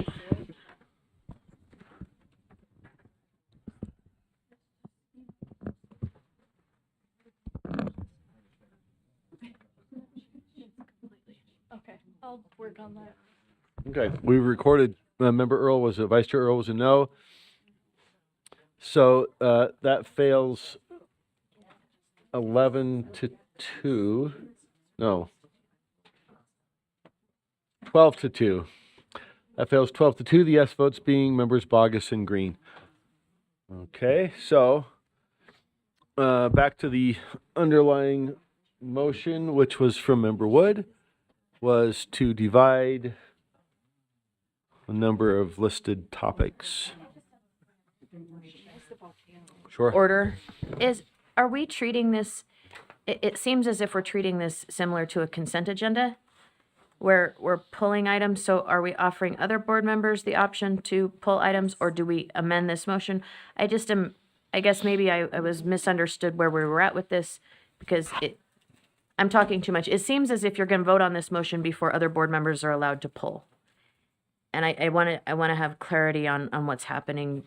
So I guess similar to consent in the sense that people can pull for separate consideration, but it doesn't require a motion to pull. So what we have brought up before us was 61 items. Member Wood has moved to separate a number of those. If that passes, those will be considered separately. That would not preclude another motion to separate additional items out of whatever's left, the 56 or so. Oh, that's fine. Right? Am I getting that right? Yeah, I don't think that would preclude another motion to separate. It just means that those items that Member Wood identified would be broken out first. So, yeah, gotcha. Okay.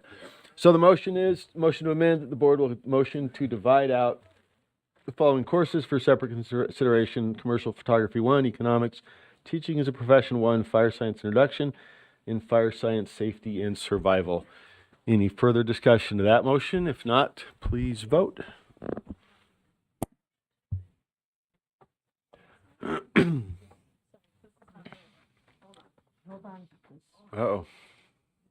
Oh. Okay, there we go. This is the right one.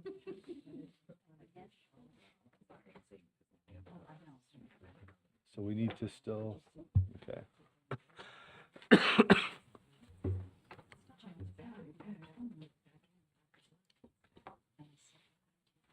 She's working? Still not working? Oh, it is now. Oh, there we go. All right, we got a couple more. There we go. 14 in favor. That passes unanimously.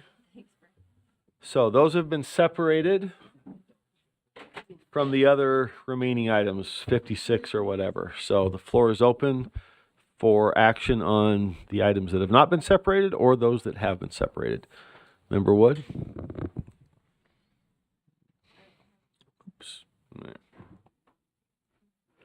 This is a motion for commercial photography 1. I just have one motion here. For Strand 6 portfolio, I move to adopt the languages submitted by the writing committee.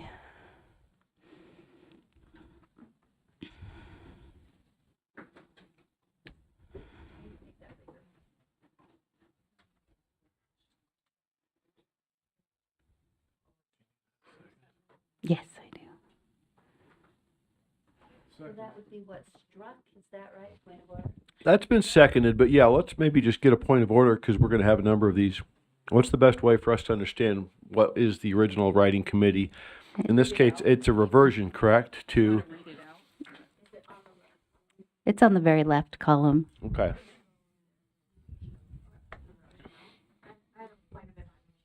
Yes. We could receive this document, we could look at it on our own devices so that they don't have to do that. Is this? Is it not in backup? Not in backup? It was sent out at noon yesterday. Okay. So the change is to simply strike and curate their own work using and keep through the compositional elements. If that's seconded, can I give my rationale? Yes. Okay. Back to you, Member Wood. So as changed, it appears that there are two separate requirements to this initial standard with the and inside. So you have a digital portfolio required and that students will curate their own work. And the original intent was that it's a single portfolio provided by the students. It also separates the aesthetic literacy as one element, using compositional elements as a second element, and you actually show that development of aesthetic literacy through compositional elements.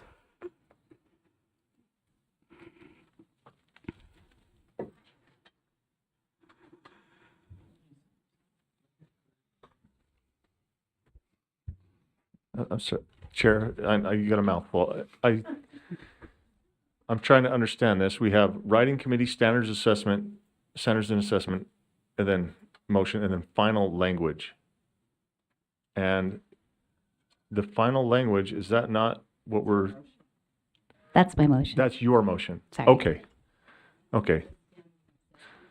So standards, I'm trying to understand the columns here. Standard assessment is what the committee is proposing.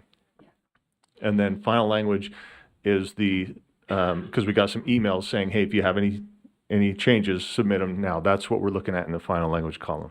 Thank you. Yeah, sorry, this is how I think. It may not be clear how other people think, so. That's why I want to make sure that I'm reading all this right. Because if the final language, I wasn't sure if it was the final language that came out of committee. No, Okay. that's the second one. Yeah, yep. All right. Further discussion, question, Member Bogus?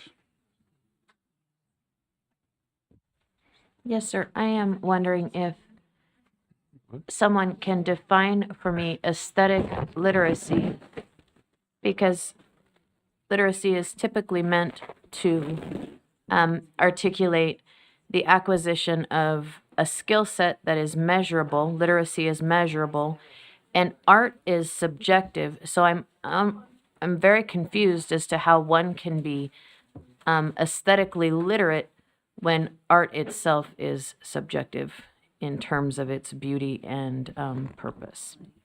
So does that go to the reversion to the original, or is that a separate element? Are those words at issue, the aesthetic literacy? For me, they are. Yes, Okay. sir. It might be a separate, you're not bringing a separate motion, though. Well, I'm asking for a definition because Okay. when the efficacy of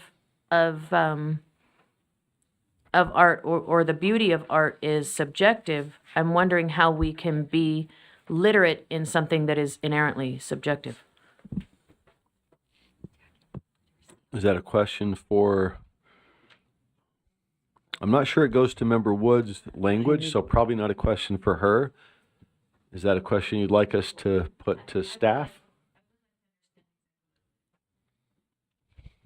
Anybody want to take a crack at aesthetic literacy. I don't think it's necessarily related to Member Wood's motion, so if we don't have anybody on hand, we can leave it floating there.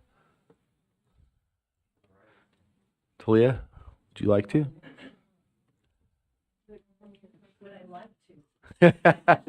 Are you willing? I guess that's the question. Thank you. Did I do it right? There we go. Talia Longhurst, State Director of Career and Technical Education. I must confess this is not my area of expertise, and our specialist who oversees this program is out on maternity leave. Those who are subbing in, trying to cover her courses, photography is not any of our area of expertise. However, are we on photography? We are. What we understand aesthetic literacy to be is combining arts within reading and writing literacy kinds of topics. That is what we believe aesthetic literacy means. Thank you. Does that answer the question, Member Bogus? To me, it does not answer the question, because aesthetic is how it looks, how it feels, it's beauty. And then to say someone is literate in beauty does not seem to match the definition given to me. And so I may have a motion. I guess that's all I have to say, sir. Okay, we'll reserve. Thank you, Talia. Thank you very much for joining us. And we recognize for all our staff, we got 61 subjects here, so we're not going to have somebody to go in depth on every one of these. We appreciate any willingness to clarify, but we may just have to take what we can get and move along. We got a whole lot of stuff here, so thank you for helping to enlighten us, and we'll continue the discussion. Any other lights? Sorry, yeah, your light's up. I didn't see it. Member Norton. Yes, I would like to ask Assistant Superintendent Nielsen to come up to answer a question that I have about teaching one in regards to assessment. Is this to, let's see. I don't think that's to this current motion, though. Okay, I'm sorry. So we'll hold on that. So what we've got Get is the seat warm. we've got Member Wood's motion to strike the words "and curate their own using." Correct? That's what's before us. So that would strike those words from the Standards and Assessment Committee recommendation and revert back to the Writing Committee's language, which is on the far left. Any further discussion of that motion? If not, let us vote. Can we tee that one up?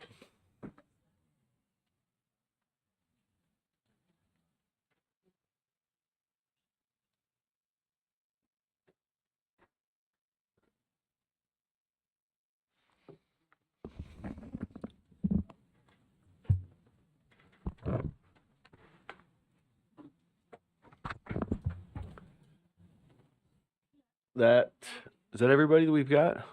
We got 13. Okay, that motion passes. Unless Vice Chair Hart would like to vote.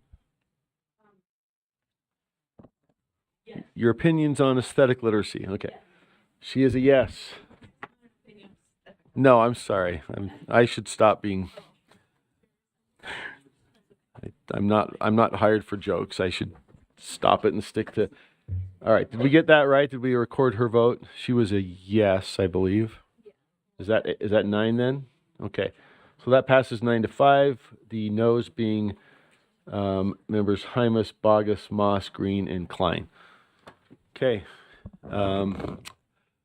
Back to Member Wood, unless others had a different motion. We can alternate. Okay. Go for it. So we have a number that were divided. So in Strand 6, I would move to strike the words aesthetic literacy, and it would read, students will construct a digital portfolio to demonstrate their development in compositional efficacy, and leave the rest the same.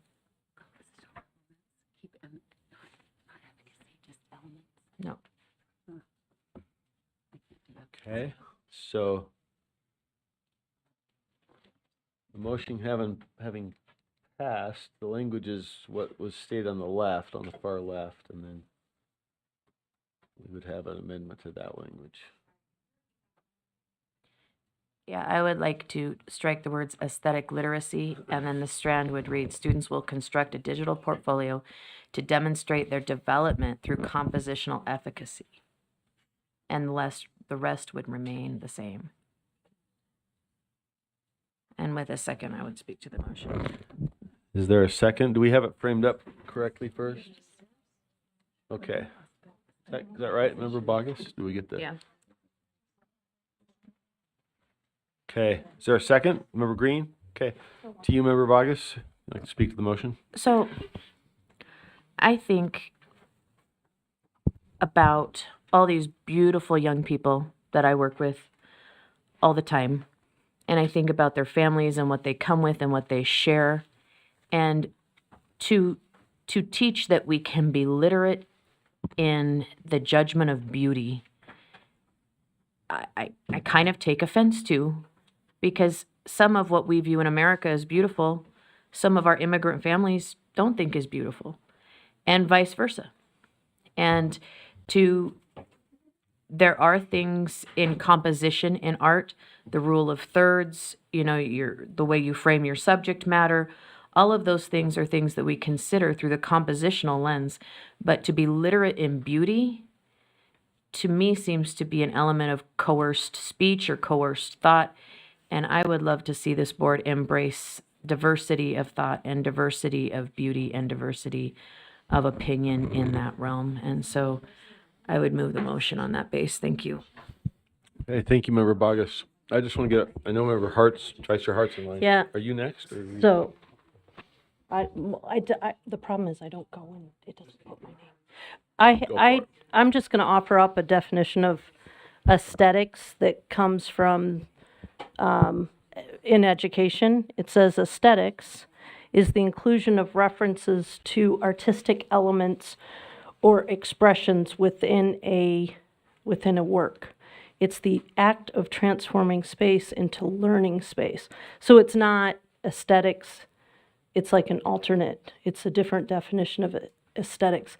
It's a mix of perception, intellect, and emotion, and understanding that, and this is very beautiful language, and understanding that all environments are pregnant with the possibility of learning if we adjust ourselves to receiving it. Just to offer the actual definition of aesthetic literacy. Okay. Who else do we have? Lights. Member Norton? Oh, were you? I thought you'd already gotten you. Member Wood. Okay. Back to Member Wood.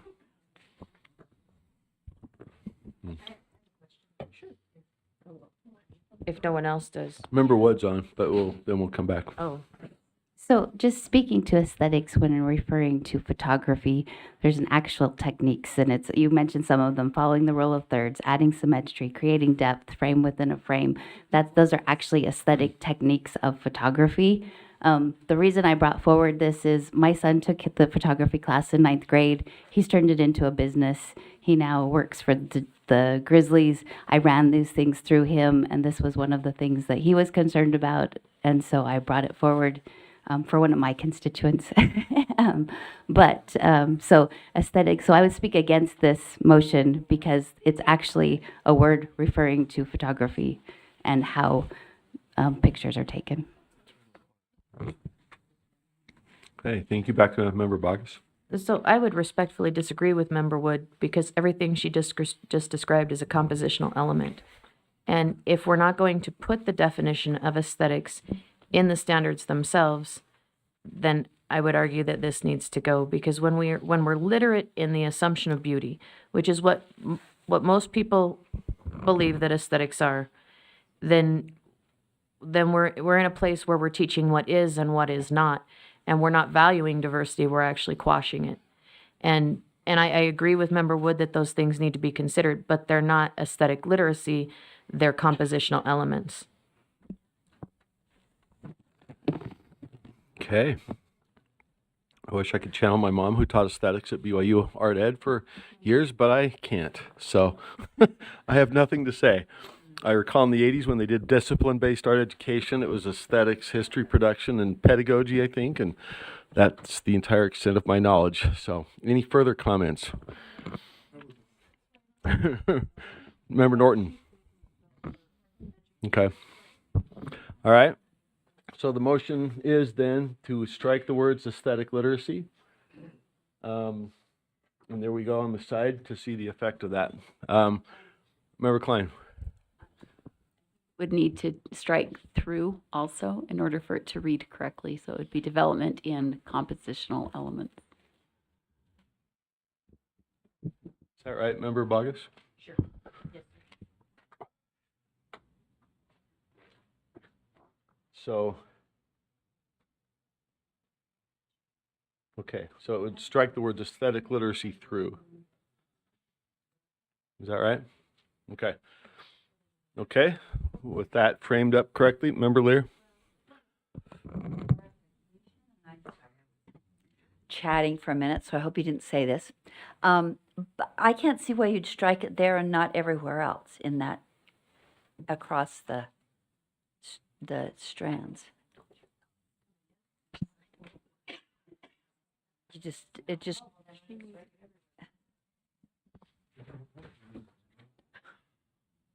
Okay, I'm just curious.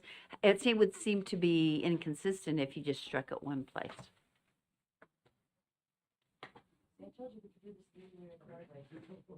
Are there other, just to keep this moving, are there other specific parts of this strand or I can't remember what each little subunit's called that you want to include then? Or should we take what we've got and take a vote? That was just a question, so I don't have an opinion on that.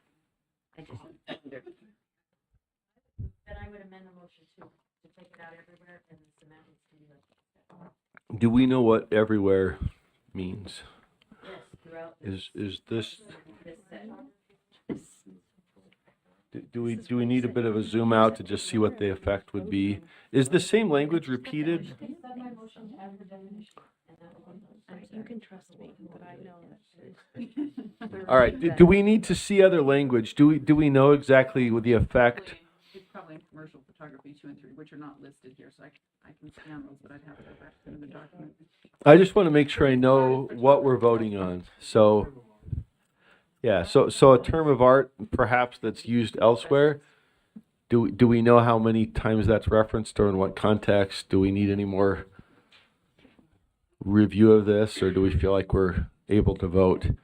Any members have questions or concerns making a so the macro would be within the commercial photography strand, correct? All 3 commercial photography strands? Okay. All right, so the motion is that within all 3 commercial photography strands, where the term aesthetic literacy is used, it would delete the words aesthetic literacy through. Correct? That's the... Okay. All right, I think we've got it. So any final discussion to that motion? If not...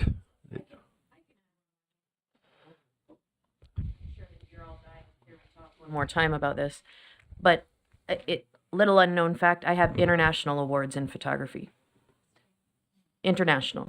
I have never once been to a training for photography or any art class in any place where they talked about aesthetic literacy. We talked about composition. We talked about moving the eye through the frame. We talked about all of those things. Never once did they talk about being literate in the subjective. They always talked about embracing the subjective and being skillful in compositional elements. And to me, that turns it on its head, where we refute and rebut diversity of the view of beauty as opposed to embracing the differences across the globe. Thank you. Okay. Any further final comments? If not, let's vote.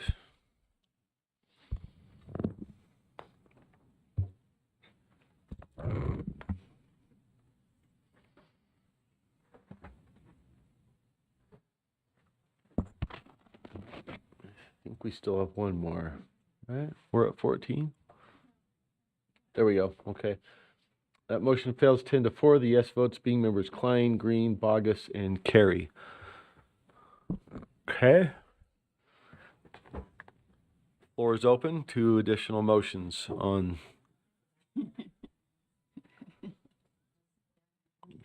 We had a motion to separate that was passed. Back to Member Wood. So I don't think we have a pending motion. We got the separation that was done and any motions. Yeah, okay, you're on, Member Wood. I move to adopt the standards for commercial photography 1. Moved and seconded. Any discussion of that motion?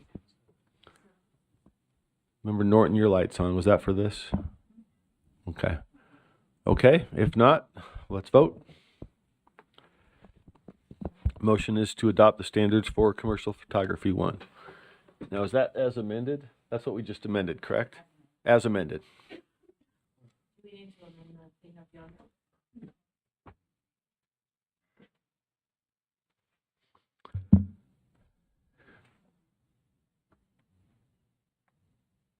That motion passes 13-1, the no vote being Member Bogus.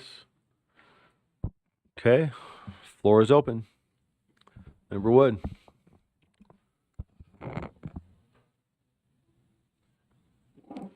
Okay, I move to amend Stand 3, Standard 1 in economics. And I move to adopt the graphic as designed by the writing committee.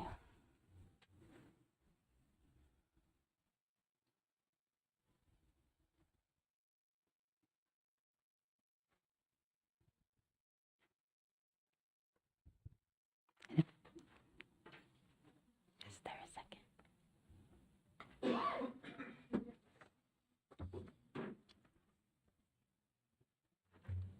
If there's a second, I can speak to that while it's being brought up.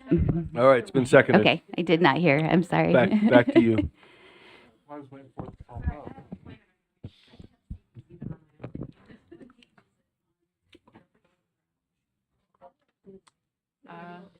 Mhm. Okay. The motions are the standard. No, she's looking for It just is nothing there. It's just like this big hodgepodge of installation. So I don't actually know what she's changing it back to. I'll see if I can find it real quick. Sorry. Yeah, I don't have the page number, sorry. I'm not trying to be. What class is this again? Economics. Is it page 95? So in the graphic, if you notice in the original one that came out, there are 2 arrows running from households to government. Do And we there know are, a page on this? Sorry, just a quick.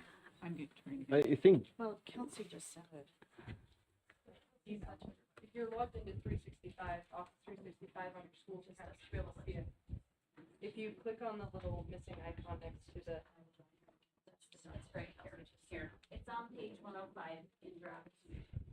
Full CTE standard. There we go. okay, so this is what came out of the writing committee. You'll notice that there are 2 arrows underneath from households to government, taxes and labor and other resources. The Standards and Assessment Committee voted to remove labor and other resources. I bring this motion in behalf of my dad, who's a constituent of Board Member Green's. He was an economics professor for 40 years, and he happened to be staying with me while the Standards and Assessment Committee was going on. As he was listening to the debate, he said, labor is absolutely runs from households to government. We wouldn't have a government function without labor. And he said, and you can tell them I said that. But he didn't say it in such nice words. So the other section was government goods and services between government and business, is that government goods was removed. It says government services. Now in the committee discussion, Member Rill brought this out very clearly, and I think the discussion just kind of got muddled, is that in the terms they use, it's public goods. And so removing the goods does not prepare our students adequately for the language that's used when studying economics. So I would move to put labor and other resources back and to put goods back into the graphic. Okay. I think that's been seconded, right? We got it. This one was removed and this one goods was taken out. So this is what she's recommending would stay. Okay. And if you look on page 105 in your, here you go. That's what the motion was made under committee. You can see the 2 differences. It's actually on the first. Do we know what the vote was on that to remove those two items in committee? 3-2. 3-2? Okay. So the vote was 3-2 in favor of removing those two. Discussion of that, member Straight, I think. Do we have, am I doing right? I have a question. I'm not sure who to ask this to. Maybe it goes back to Member Wood. But what is the source of the original graph or chart? You could ask, who is it? What was the source from the writing? They said in committee that it was a compilation of multiple sources.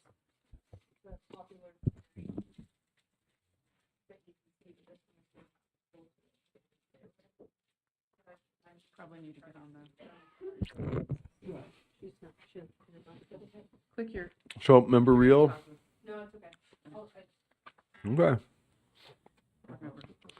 Member, let's see, we got member Klein and member Hymas? Klein and Hymas? Okay, so speaking about households, between the lower arrow that was removed from households to government said labor and resources. Nothing in our nothing in that chart. If the rationale that was given was implemented on this chart, you'd have an arrow going from household to every other part of this chart as well when it comes to labor and resources, because everybody comes from a house. But households don't provide labor and service to the government. We don't. There may be individuals that work for the government, but households themselves don't provide labor to the government. Households themselves don't provide services to the government. Businesses provide services and sometimes labor for government, but otherwise we would have to have an arrow from household to markets, household to business. I mean, and we do have it from households to market and household to resources, but everything is made up of individuals running the system. So to be accurate, it's just not accurate to say households provide labor and services to the government. Individuals do, but not households. And then the goods, government doesn't create things, they provide services, but the government, at least it hasn't, the only thing government creates is what they partner with businesses and markets to create. They of themselves don't create anything. Okay. Member Hymas? Thank you. I'm quite frankly conflicted on this one. Logically, it makes sense, but for me, economics has never been logical. So I don't know who's on the writing committee. I mean, I hear the experience of Leanne's father, and I wish we could just call him and get him on here, and right? Because I've had similar experiences where I'm watching a meeting and my business administrator comes in and is like, "What are they discussing?" And I say, "Well, you just step out for a second. Let me finish up here." And so, I understand that this has been brought forth by the writing committee. I understand that as Member Klein has put forth the amendment in standards and assessment, and that the discussion happened, and 3 of the 2 said, "Yeah, we agree with this," or 3 of the 5, I'm sorry, said, "Yeah, we agree with this." What are the economists saying? What are the professionals saying in this area? I guess that's my question, and I don't know if that goes to another board member or if that goes to staff. It looks like Member Klein has a response. I'm just curious what we're seeing. I did run my amendments past our state treasurer, and he agreed that my amendments made it stronger. So, if that helps. He's an accountant. Member Rio? Oh, I was going to mention that part of what I learned through this process, which, I typically end up defaulting to those that are teaching the course, but that it's called the circular flow model in economics. That's where this chart comes from. You can find a lot of different circular flow models in economics based on the content of what they're talking about, but that's where the core of this graphic comes from, and it includes the majority of pieces in there. It just looks, it's the same pieces in all of the model that you can find, but this was just made to be more applicable to the standards that they're teaching and for the age group. Right, and they do include labor, and I think I mentioned this during our standards and assessment meeting, but 50% of my family works for the state of Utah, and we are labor for the government. Thanks. Okay. Any further discussion? Okay. If not, the motion is, let's see, to adopt the graphic as designed by the writing committee, meaning that those two items that have been discussed. I don't think so. Was there? Did I lose track? Okay, that's the motion. Let's vote.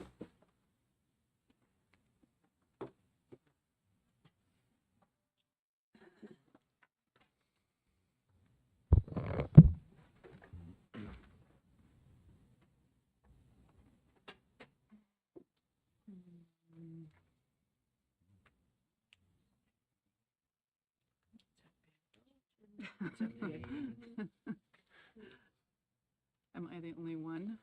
We got one left. Oh my heck. Should have went in earlier. Actually, no, I'm serious on that one. Okay, that motion passes 7-6. I'm sorry. We need 8. I apologize. Fails 7-6 with one abstention. The no votes are Klein, Bogus, Green, Carey, Moss, and Hymas, with member Earl abstaining. Okay. The floor is again open. Member Straight? I'd like to make a motion to remove the graphics completely from the standards. From the particular ones we're economics? discussing, yes. So we're on economic, what is this called? Economics 1, just economics?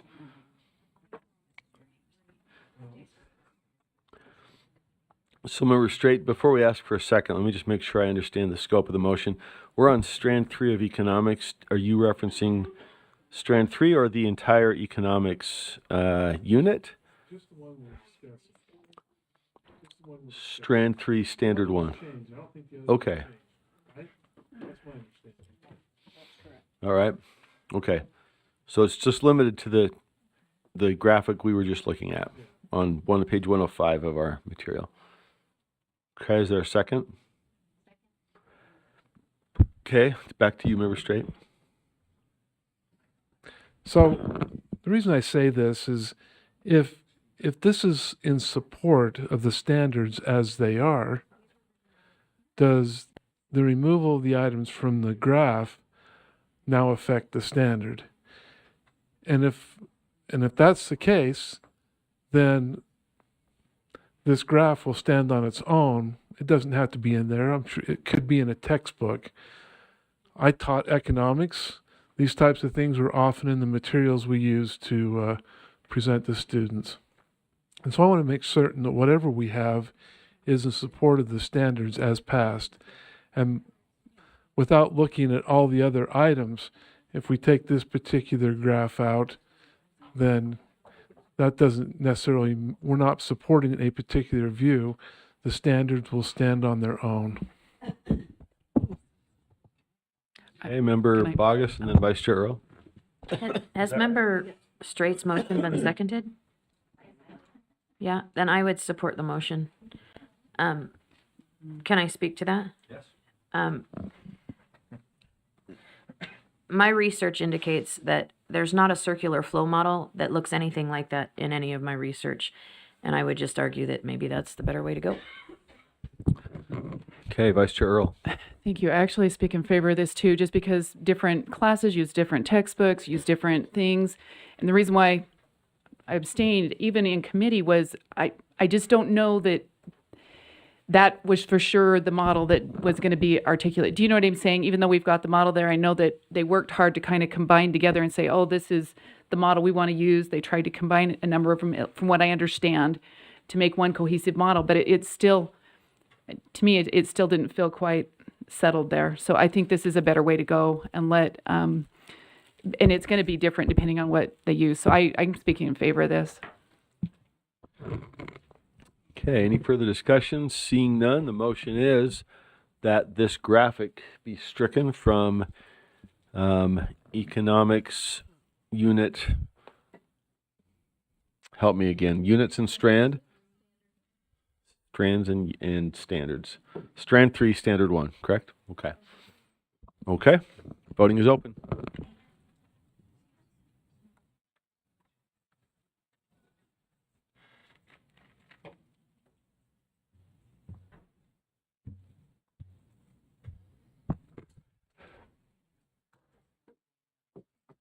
And I think that's, let's see, are we at 13 or 14? We are at 14. Oh, there we go. We have one no. Member Rio voting no. That passes 13-1. Okay. Floor is again open. Back to Member Wood, I think. Yes. Okay.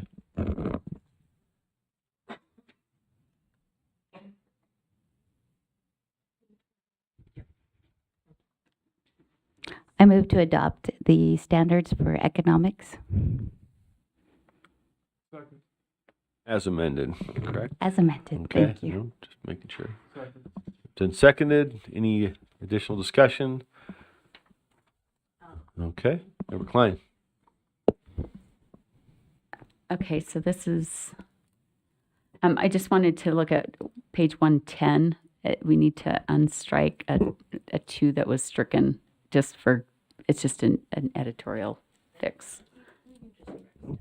Yeah, so if they can just take note on page 110. Yeah, and that's all.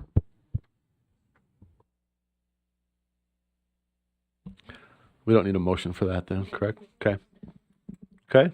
Floor is still open? No, we've got a motion pending. Sorry. That was the motion before that. Okay, so the motion is to adopt the economics strand. Am I saying the right? As amended.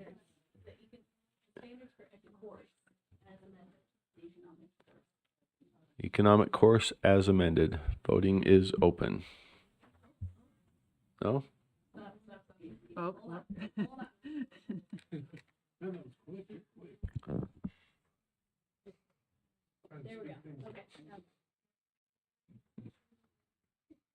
All right, now it's really open.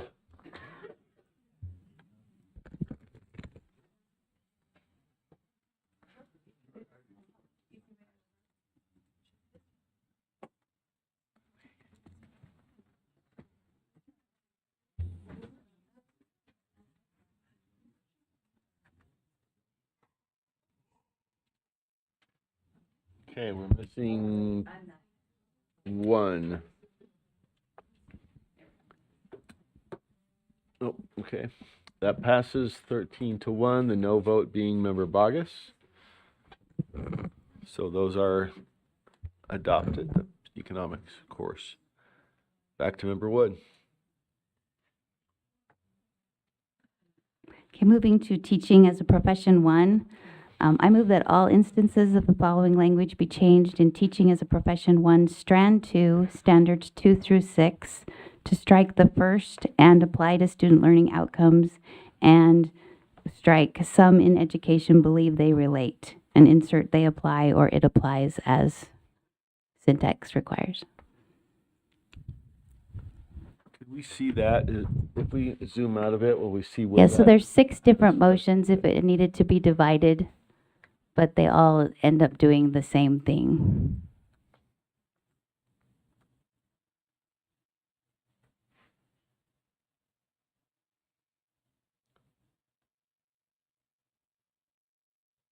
Okay, was that seconded?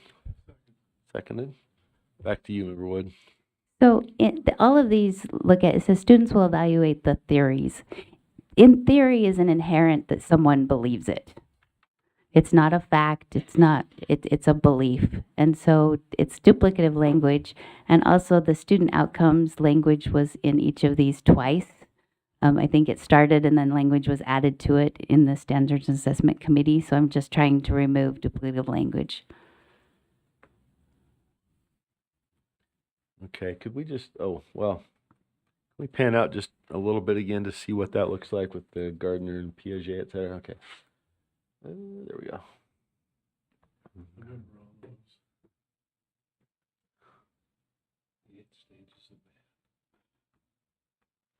Okay, further discussion to that motion. Member Bogus?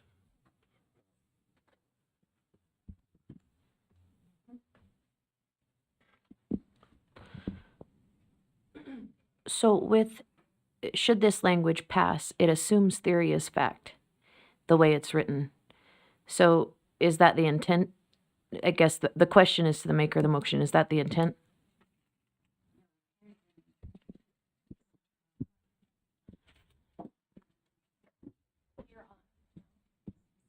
Inherent in the definition of theory is that it is not fact.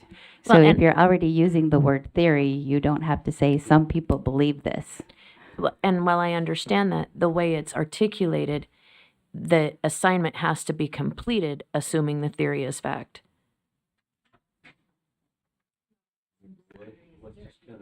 Yeah. Moderate traffic here, but go ahead. Would you like to respond? You don't have to. I do have to turn on my, there we go. Excuse me. Okay. So then Further discussion, Member Bogus? I would just Follow up? move, well, I guess I need to see the original motion or I need to divide one or the other. Please.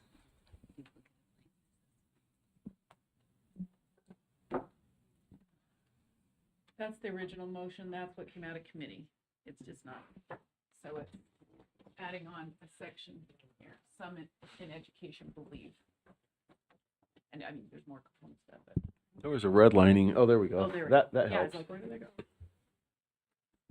So the motion would restore the stricken language in column 2 and strike the red language that was added in committee. Is that correct? Okay. Reverting it back to what's in column 1. Okay, any further discussion of that motion? If not, let's vote.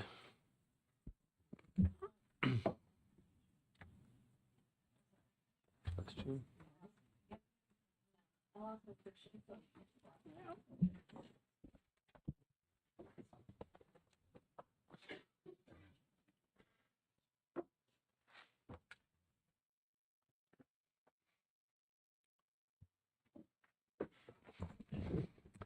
That motion passes 10-4, the no votes being members Bogus, Klein, Hymas, and Green. Okay, I have a motion. floor is open. Vice Chair Earl. Oh, Member Norton, Oh, go sorry, ahead. you're Oh, on yeah, first. yeah, yeah. I'm sorry, I lost you. Sorry. I lost you down there. So patiently. Oh, I'm sorry, I lost you down there. I have a question first for Assistant Superintendent Nielsen, and then, depending on his answer, a potential motion for teaching Standard 3.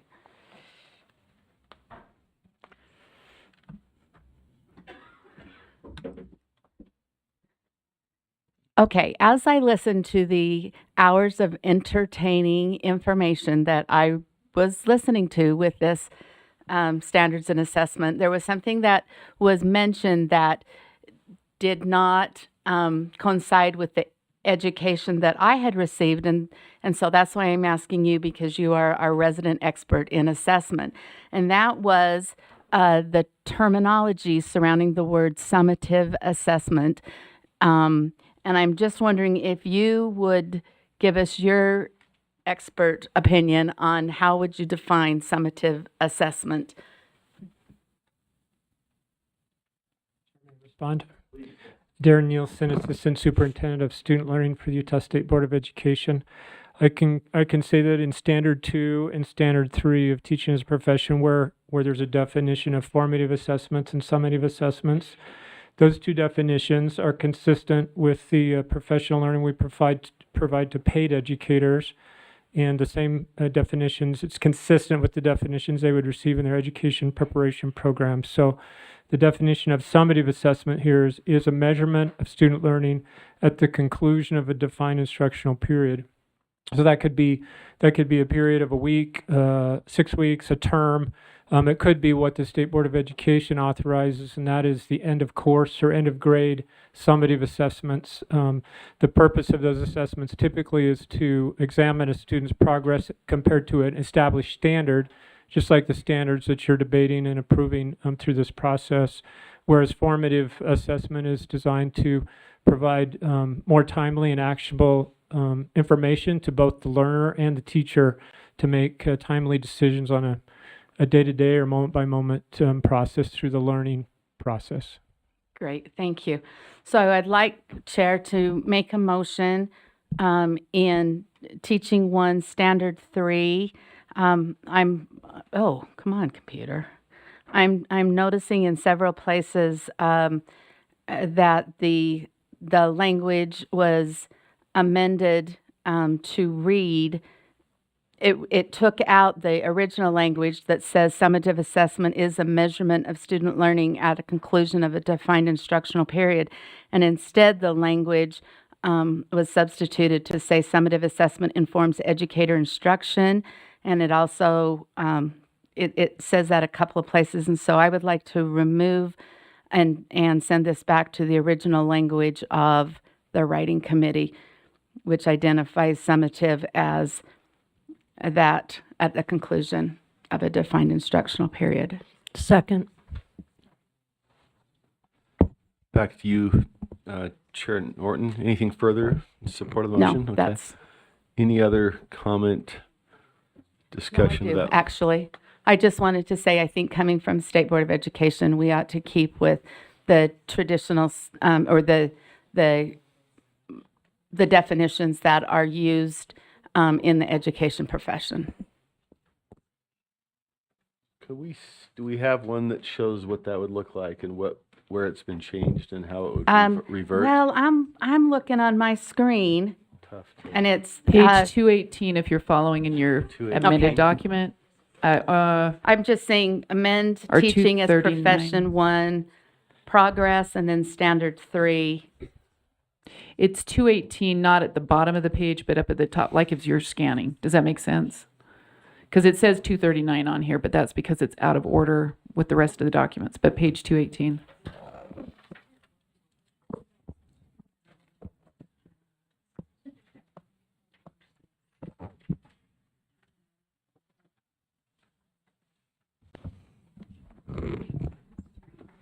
So do we have 218?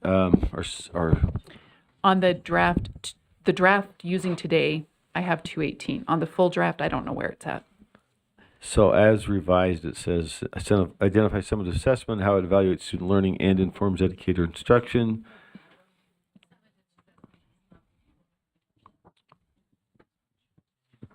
Well, I just have a question. I mean, summative does come at the end of a defined period. I mean, is the argument here that teachers still use that summative assessment when they start the next defined period, and therefore they derive some formative value out of a summative?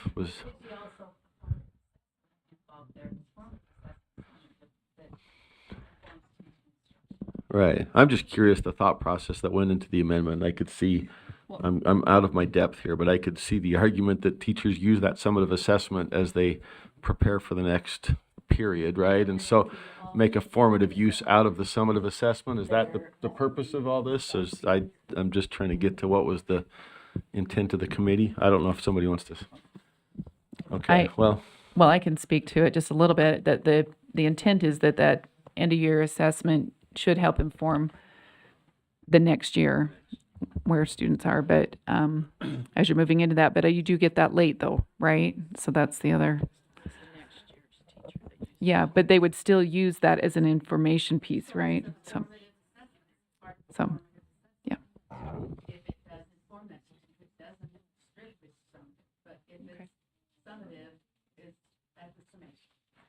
Got it. I'm just sharing you our thought process, so we can go a different direction with more information. Okay. That helps. Okay, so the motion is then from Member Norton, in teaching 1, strand 4, standard 3, to amend the standard to the writing committee draft, to revert to the writing committee draft regarding the definition of summative assessment, which is, as stated on 239, summative assessment is a measurement of student learning at the conclusion of a defined instructional period. Correct? Am I framing that correctly? Okay, so voting is open.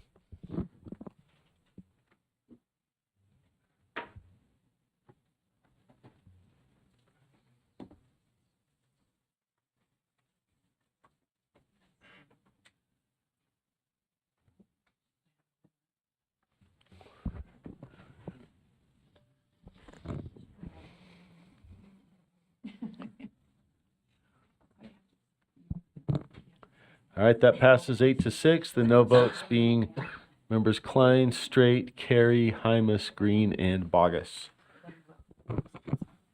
Okay, floor is open. Member Wood, or Member Vice Chair Hart. I do or have I have Earl. a motion.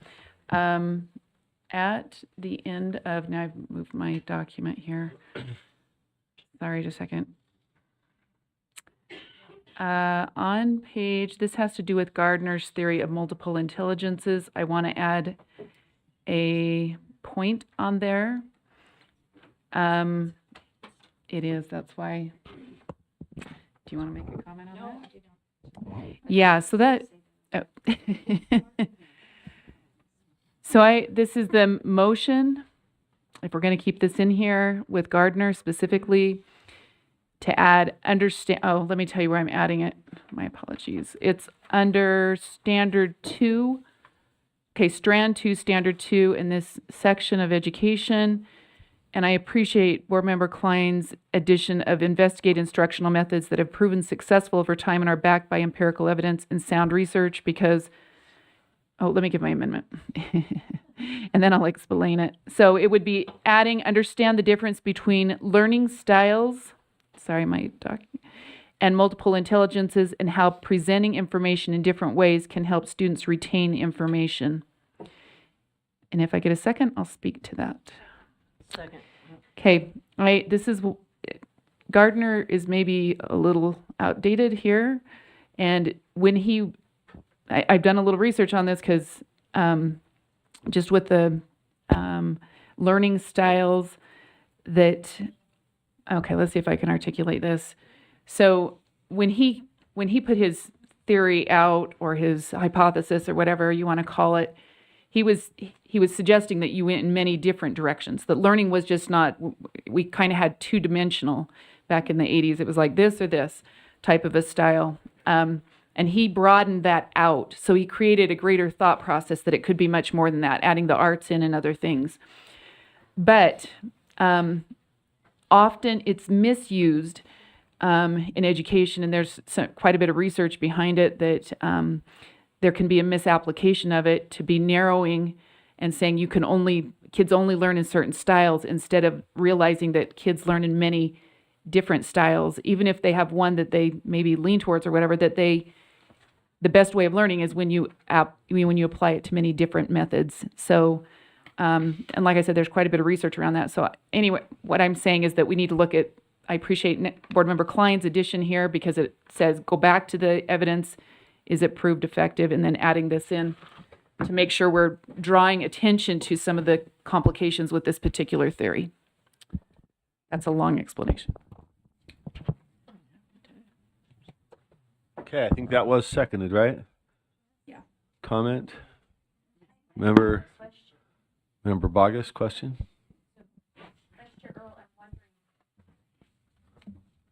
Can I see the thing again? I'm so sorry. Her motion.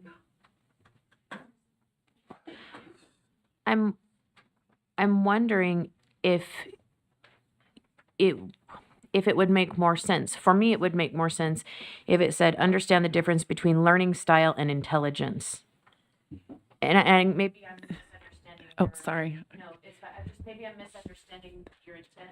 Well, multiple intelligence is his theory. That's why I included that, so that we could understand it's articulating those two.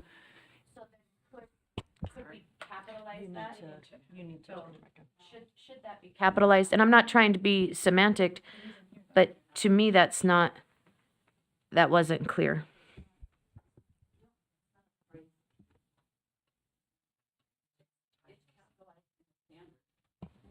Because we talked about the theory, it was a specific theory, but yeah, and I don't know, it could be.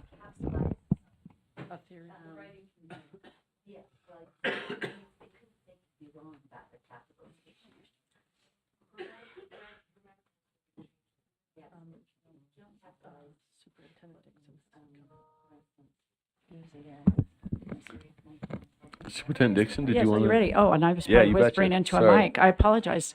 Thank you, Chair Moss. So just in checking with staff, no,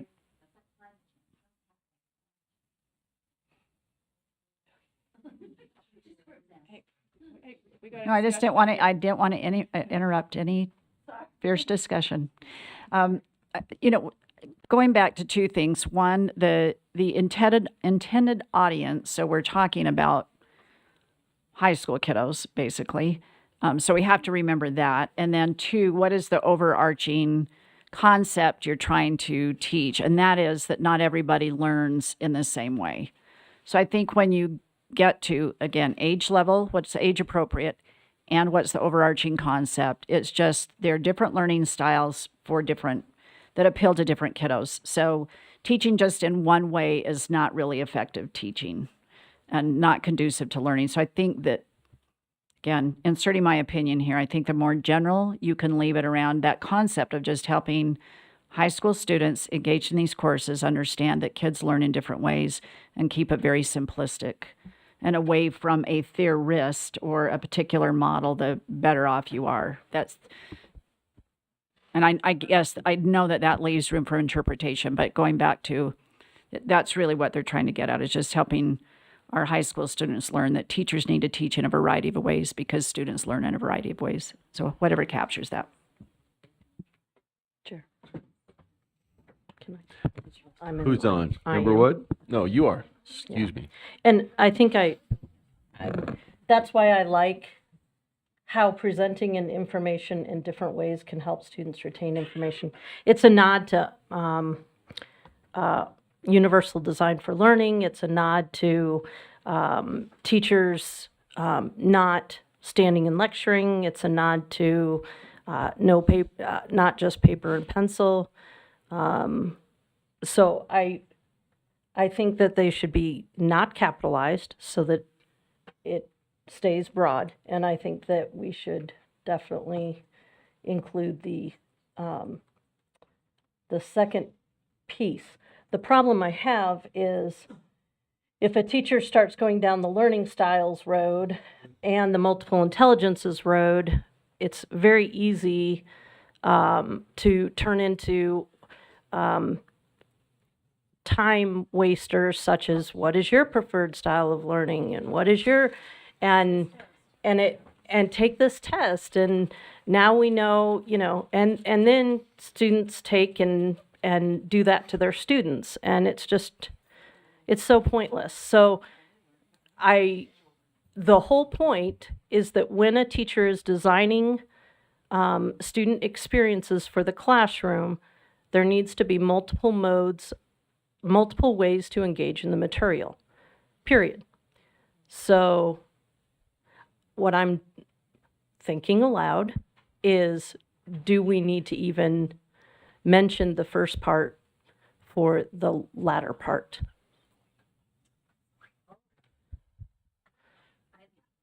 I see what you're saying. I just don't know the context.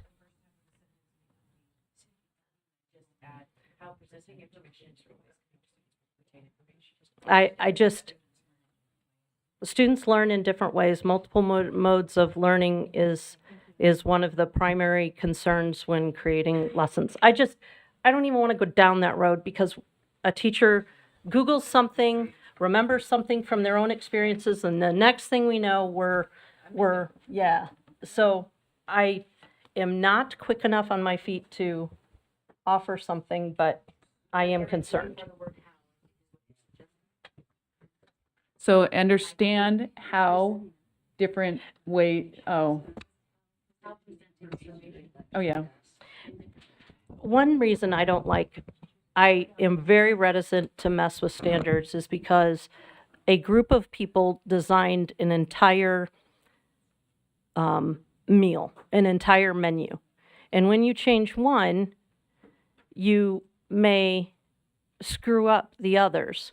What I'm asking is if somebody, either from the writing committee or somebody, give me an opinion on whether or not, if we did that to this standard, does it mess up the domino chain?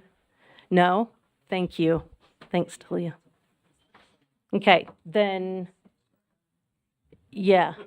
What is It's been it? Is it a- seconded. I don't, okay, there you go. Good. Thanks. Okay, that's the motion. It's been seconded. Any further discussion on the motion? Seeing no lights, let's vote. The motion is to amend Strand 2, Standard 2 to add understand.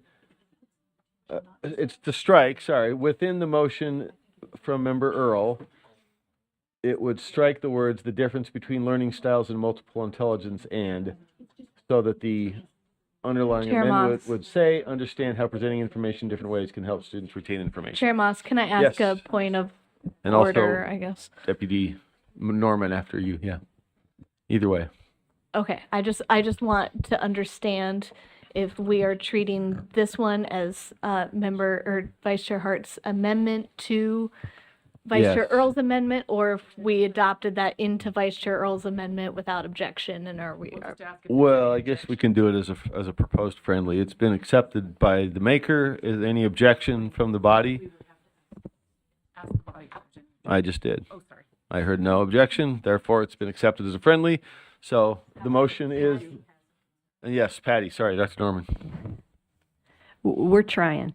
So just to make sure that we have everything on there, it is only what's in column 3, that you're leaving column 1 as is. So standard 2 still starts with identify Gardner's theory of multiple intelligences, and then it goes down and has all of those bullet points. And then adding on to that would be understand how presenting information in different ways can help students retain information, correct? We keep it all? Yeah. Okay, thank you.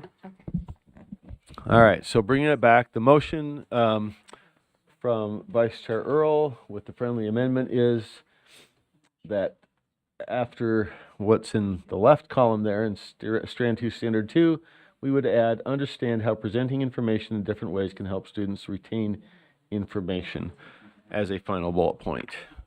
Voting is open.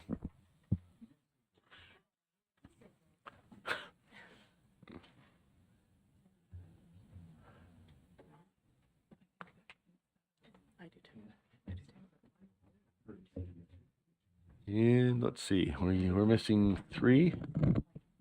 No. Oh, Jen, can you vote? Missing 1. Okay, that passes 13-0 with 1 abstention, abstention being Member Lear. All right, that passes. Let's see, that was freestanding.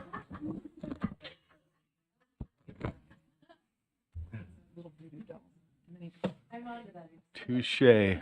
All right, floor's open. Member Wood. I have one final motion for this. It's in Strand 4, Standard 2, and I move to strike towards achieving state standards and insert essential educational skills and knowledge.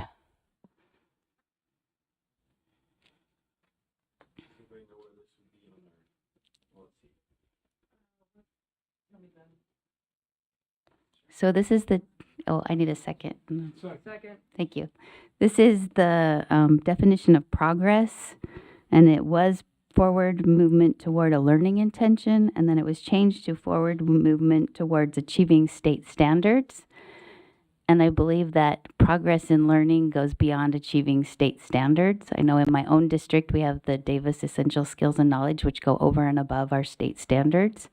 And so I move that we It read, progress, forward movement toward essential educational skills and knowledge.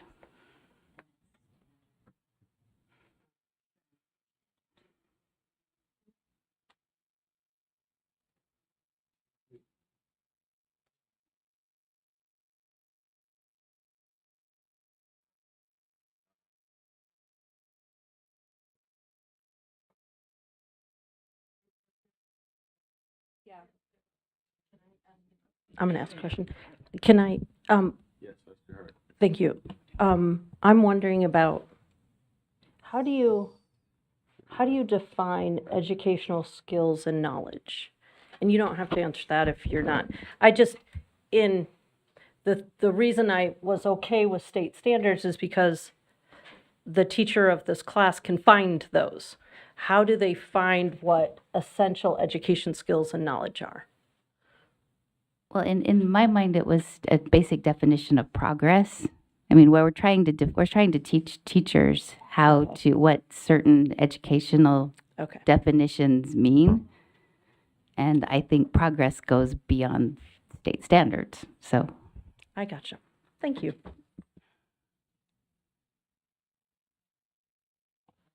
Further discussion? Not seeing any. So this would be standard 2, progress, forward movement, instead of toward achieving state standards. It wouldn't go back to so the writing committees was toward a learning intention, right? Standards assessment committee said it's toward achieving state standards. This would change to toward essential educational skills and knowledge. So this is on the middle of page 239 if anybody's trying to follow along. This is not the writing committee or the standards and assessment committee. Correct? Okay. Member Bogus? Member Bogus is waiting for her. Sorry. Thank you, sir.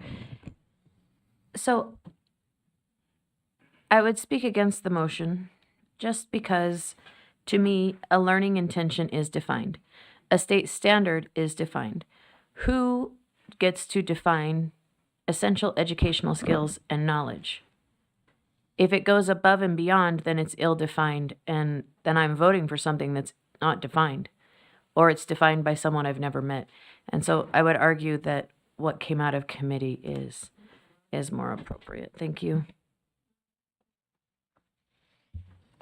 Any further discussion? Member Carey? The amended motion in order, Chair. Yes. I'd like to amend the motion. I understand what Board Member Wood, I believe, is seeking to achieve. So I would just like to add, after the word knowledge, that comply with applicable state standards.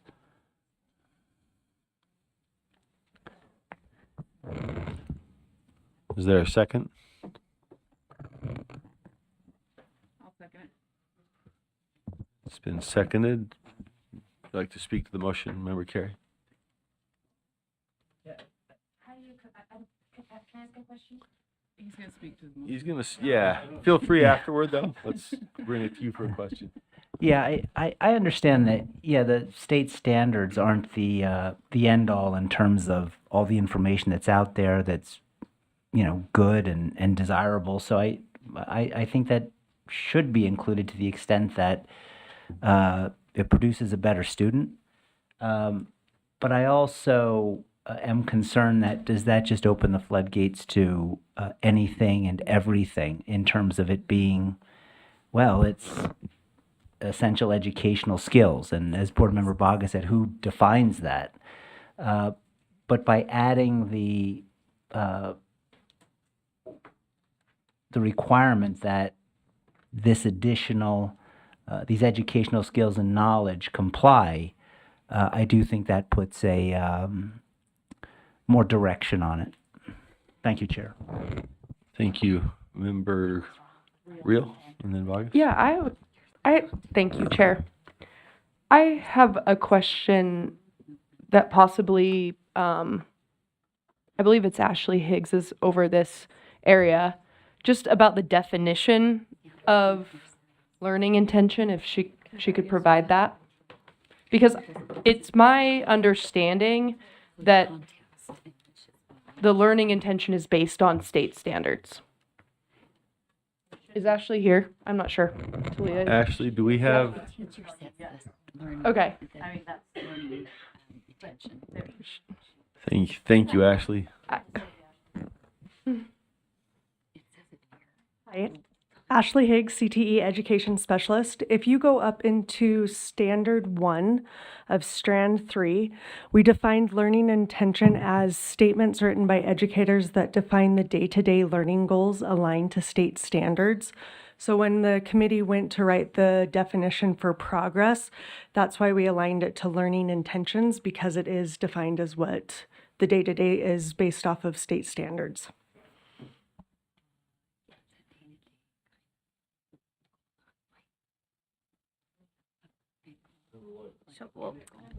Oh, sorry. Member Bogus. It's her. Thank you, Chair. So I have a couple thoughts, and I'm genuinely not trying to be facetious, Member Carey, but I'm wondering how you comply with state standards, because that to me is a regulation word, and so my brain is not reconciling that word with standards. And then my other question would be, in the context of Standard 2, as I'm reading this, at the top of Standard 2, it says, identify formative assessment and how it evaluates student learning and informs educator instruction. And to me, this amendment doesn't reconcile with the context in which Standard 2 is written. And I guess I would just leave it at that. I would tend to go back to my original statement that toward achieving state standards as out of committee would be more appropriate. Thank you. Thank you, Member Bogus. Are you seeking a response from anybody on those, or back to Member Reel? Thanks, Chair. I'd like to make a substitute amendment if that's applicable in this moment. There's 2 on. There is 2 on? Are we? No. Yeah, because. Oh, because the original. All right. Vote on this Well, one, and then you can make a sub. Yeah, because this is amended. And Okay. then this is amended. Yeah, you're right. Let's All start right. off with the amendment. Okay. So discussion to the pending motion then, as amended. Seeing no, unless Member Wood, are you holding? Oh, I'll wait. Okay. Okay, it's teed up for a vote then. The motion is, let's see, the amendment to the amendment is the underlined language, correct? No. No? We've already got. Yeah. she was Right. asking We about- have an amendment oh, to an amendment. I just want to make sure I've got, I see what you're saying. the pending motion is to add the underlined language. I forgot whose motion that was. Carey. Matt's Member Carey. So Good. pending motion is to add to Member Wood's underlying motion the language that is underlined. So it would add to the pending motion from Member Wood of essential educational skills and knowledge, the underlying language that comply with applicable state standards. So seeing no further lights, we may have a Member Lear, Member Reel. No. I'm just waiting till after the vote. Okay, Member Lear. And I'm not opposed to that, adding that piece, but I'm still trying to, I was very persuaded by Leanne's point about LEA standards that go beyond applicable state standards. So, or essential education skills and knowledge. They take it beyond the state standards. So I'm feeling like this underlined language takes it backwards and doesn't allow for the Davis example. Would that be, does either Member Carey or Member Wood see it that way, or am I misunderstanding? Any response?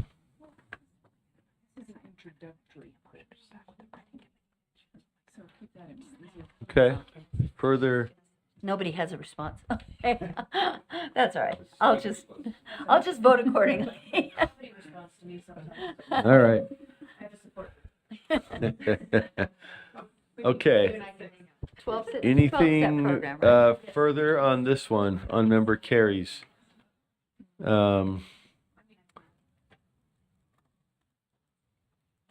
Okay, if not, let's vote.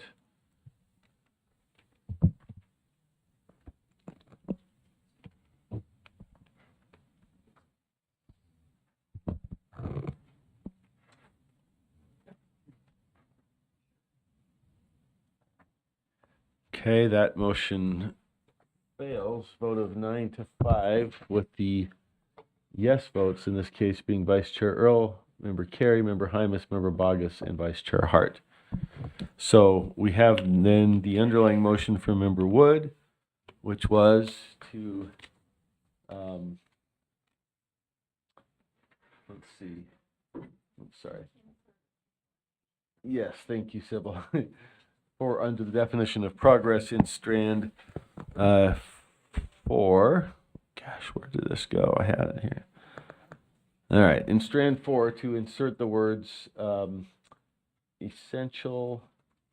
I just want to make sure I'm clear what we currently have. Column 2 describes what we currently have.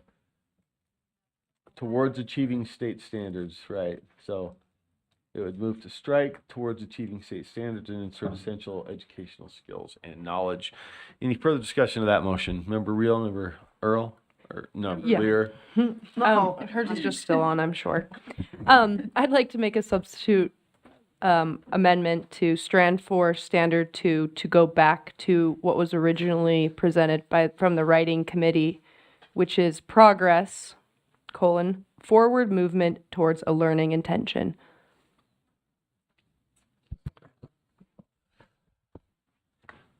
So that is the amendment to the underlying amendment.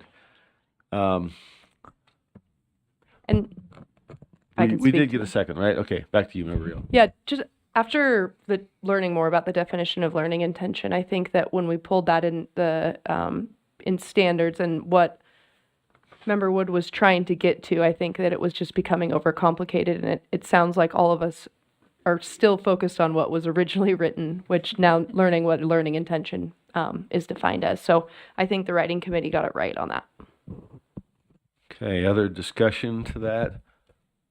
I'll just, my own thought here is that we're talking about Rick Dufour's critical questions in the definition of progress as an element of formative assessment. So I'm not sure that needs to be as specific as state standards, but I would certainly assume the application of any of these is to help learn state standards, but this seems to be more of a conceptual element than a specific reference to state standards. So I would support learning intention. Any other comments, thoughts? Okay, if not, we can vote. Motion is to revert to the writing committee language of toward a learning intention. Please vote.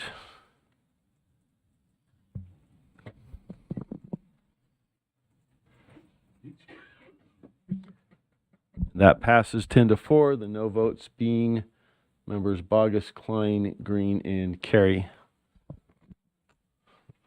Okay, let's see. That was a substitute, correct? So that takes care of that one. Floor is open. Sorry. And Member Wood. I move to adopt the standards for teaching as a profession 1.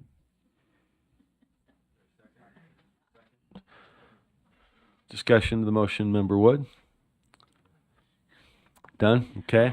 Any other discussion on that motion? So the motion then is to adopt the standards for teaching as a profession 1, correct? Course 1? Yeah. Am I describing it correctly for the... Okay. Seeing no lights, please vote.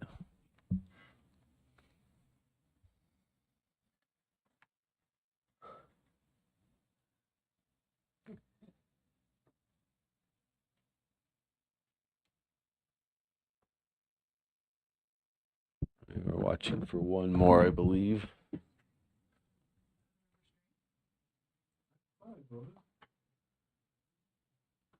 Okay, 11 to 4. That passes 11 to 4. The no votes being members Klein, Bogus. Oh, I'm sorry, 11 to 3. No votes being members Klein, Bogus, and Green. Okay, floor is open. Member Wood? Okay, this is Fire Science Introduction, Strand 2, Standard 4.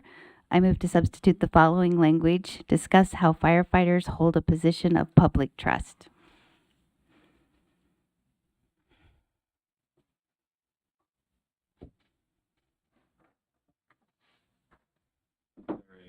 Second. Second. Seconded to you to speak to the motion, Member Wood?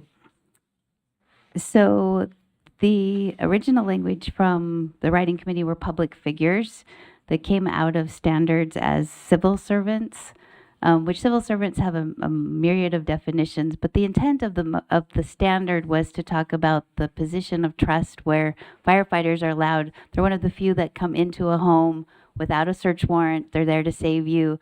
There's a position. There's a position of trust that comes with being a firefighter, and that's the climate that they want to talk about in this class, is helping students acknowledge that position that they will hold if they go into this position. Okay. Discussion of that motion. Seeing none. Oh, let's vote.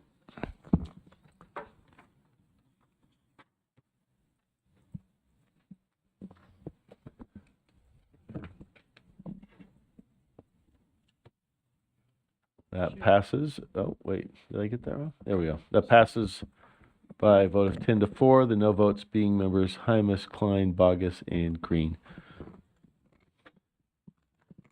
Okay. Floor is open. I move to adopt the standards for fire science introduction. Member Klein? Well, hold on. We need to see if that has a second, and then we can speak to it. Seconded? Let's let Member Wood speak to it if you want to, or sum up. No? Okay, Member Klein. Okay, it's page 273, I don't know, but I would move to strike National Fire Academy, as the lead up to that is it's required to be a federal agency, and the National Fire Academy is not a federal agency. It was added to FEMA and something else, I can't remember, that are federal agencies. And the description is for federal agencies. 273 on the full document. I don't know what on yours.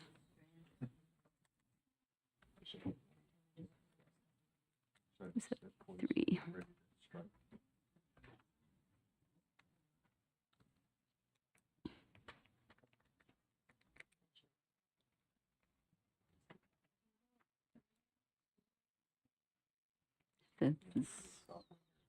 Has recognized the various federal agencies that support fire and emergency services in North America.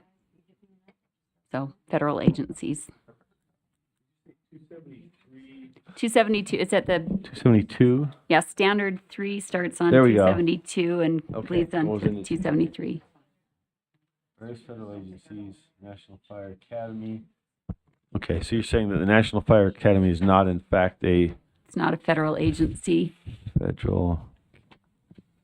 After Okay. she speaks to it, I will speak. Okay. Did you have more on speaking for it, Member Vice Chair Earl? Yeah, I had this added, and the Department of Homeland Security is your federal agency there. The National Fire Academy falls underneath there. So, it doesn't matter. If it goes, it's fine.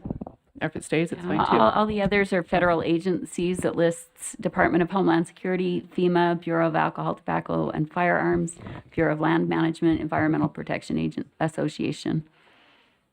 So it just doesn't fit what is said in the standard. Recognize various federal agencies.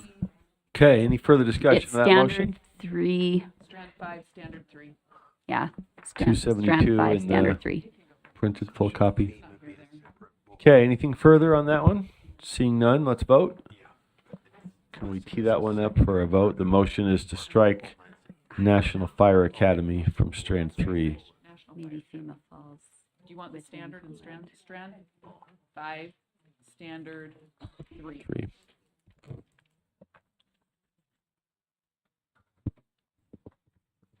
Okay. Oh, sorry.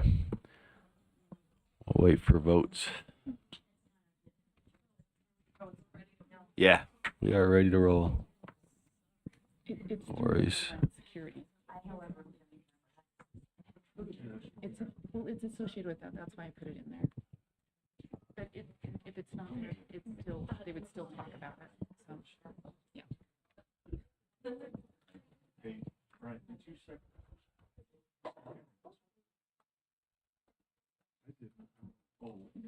Natalie, who seconded it? I don't know. It's either green or Somebody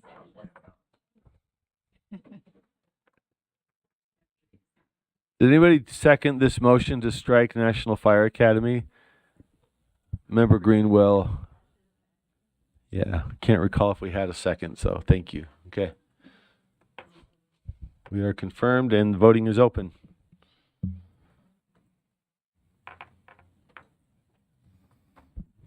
It just doesn't matter, but it just tells you where it falls. And let's see, I think we're just missing Vice Chair Hart, yeah?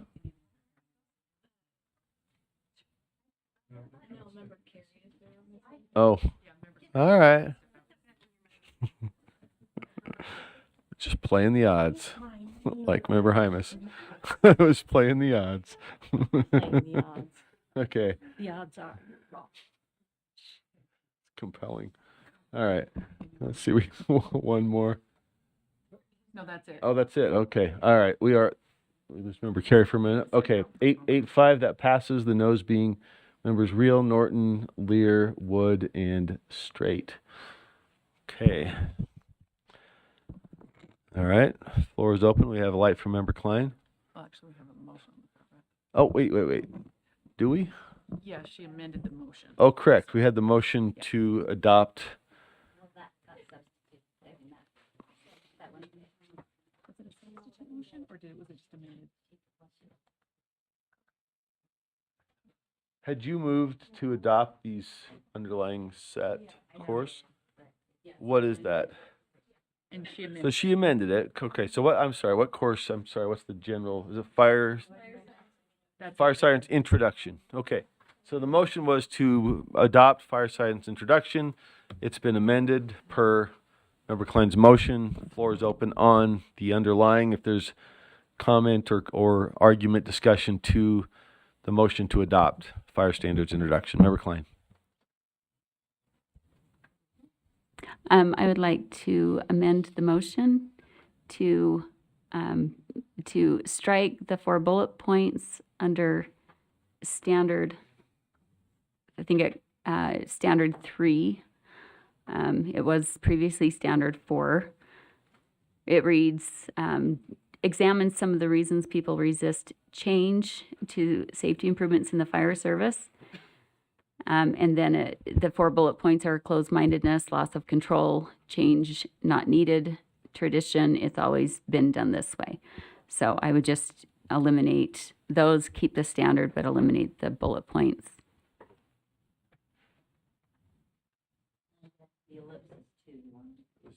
Page 280 for those following along.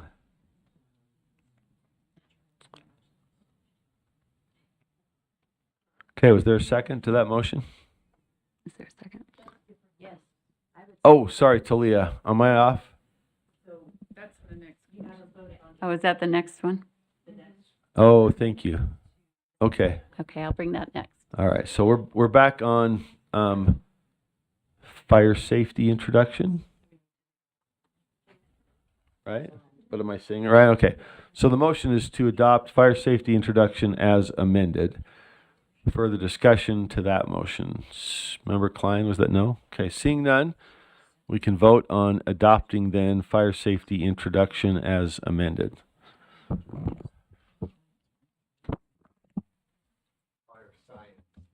Thank you. Fire science. What is it? Fire science introduction. All right. Okay. That passes 12-1, no vote being Member Bogus.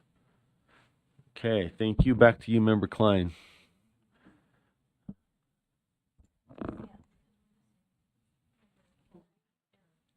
Amadeus, oh. No, Natalie. Member Klein needs her mic. Thank you. In the fire science, safety and survival, page 280, I would move to strike all 4 bullet points under standard 3. Is there a second? Second. Back to you. Would you like to speak to the motion, Member Klein? Yes, I think the bullet points are leading and should just remain as the standard. Plus, it's all very, I don't know, it's all negative. And I don't see the point in that. We just stick with examine reasons people resist change to safety improvements in the fire service. Okay, discussion to that motion. Seeing none, let's vote. The motion is to strike the 4 bullet points on standard 3. Strand 1, standard 3.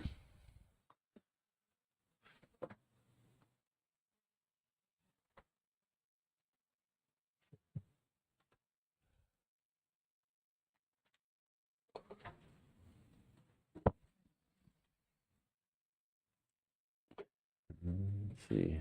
Okay. That motion fails 9-4. The yes votes being members Bogus, Klein, Moss, and Green. Okay. Floor is open again. Member Wood? Okay, Strand 1, Standard 5. I move to adopt the following substitute language. Explore examples of other industries that have used leadership, management, and supervision to develop components of safety culture and how those examples can be used to improve safety within fire service.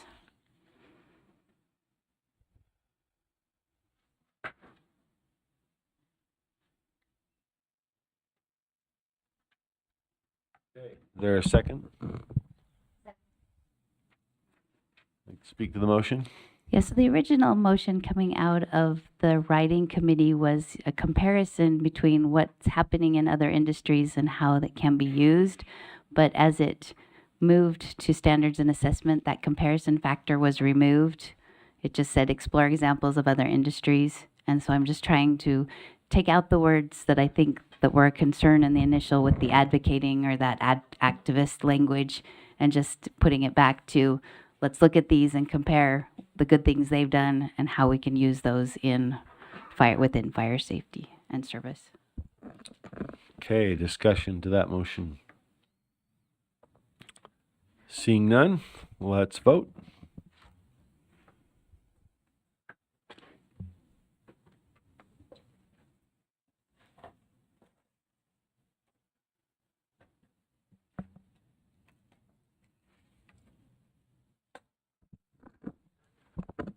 Need one more, I think. Nope, there we go. All right, that motion passes 11-2. The no votes being members Klein and Bogus.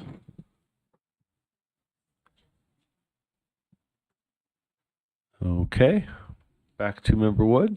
And this is my final one. Performance skill in fire science, safety, and survival. I move to adopt the language as submitted by the writing committee, which was write a one-page paper on your views regarding the need to create health and safety parameters for organization accountability.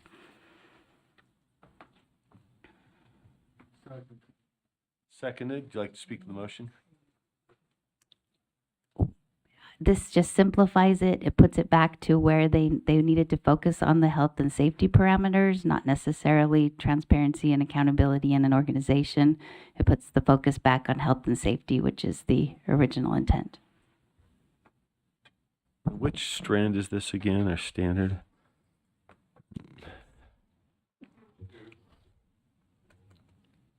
Yeah, strand 2. So if you go down to Let's see. strand 2. That might get me there quicker, or not.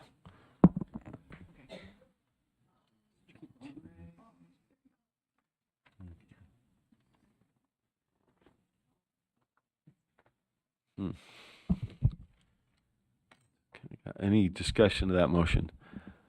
Just looking up where this fall.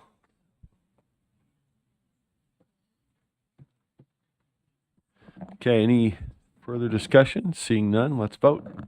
Motion is to adopt the language as submitted by the writing committee, which would be adding back health and safety parameters for organizational accountability rather than organizational transparency and accountability around the health and safety parameters for the organization and members within.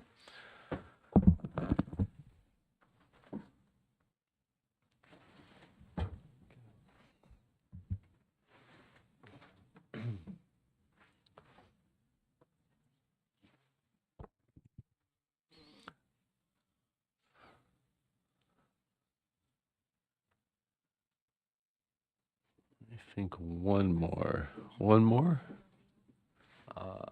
Member Real. Member Real. Member Real. Sorry, we're voting for there we go. Okay, that passes 12-1. No vote being Member Bogus. Thank you. Member back to Member Wood. I move to adopt the standards for fire science, safety, and survival. Motion's been made and seconded. Any discussion on the motion to adopt the standards for fire science, safety, and survival? Seeing none, please vote.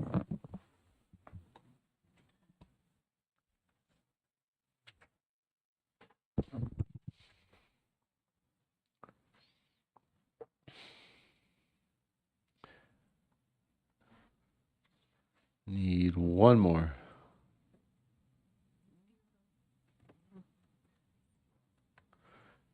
That passes 11-2, the noes being members Bogus and Klein. Okay. So we are back. The floor is open. How many have we passed then or approved? How many courses? Yeah. So did we pass all those that were separated out? No. We still have a couple that were separated for consideration. We did. Now the primary, we're back. Okay, all right. That's what I want to make sure. Each of those that were separated out and divided, we have considered and approved. Gotcha. Okay. So the underlying motion. Got them all? Okay. So the underlying motion before the separation was to approve all of the courses, and that was 1 through 61. So what remains is all of those other than the 5 or 6. What was it? 5. All of them, yeah, I don't think we have to include these. They were approved separately. So we have everything minus the 5 that were separately reviewed and approved. That's on the floor then. Is there any discussion of that, Member Klein? I would just like to make one more motion that spreads over lots of the CTE standards, and that would be to strike anywhere the list of workplace skills that says the bullet points being communication, problem solving, teamwork, critical thinking, dependability, accountability, legal requirements / expectations.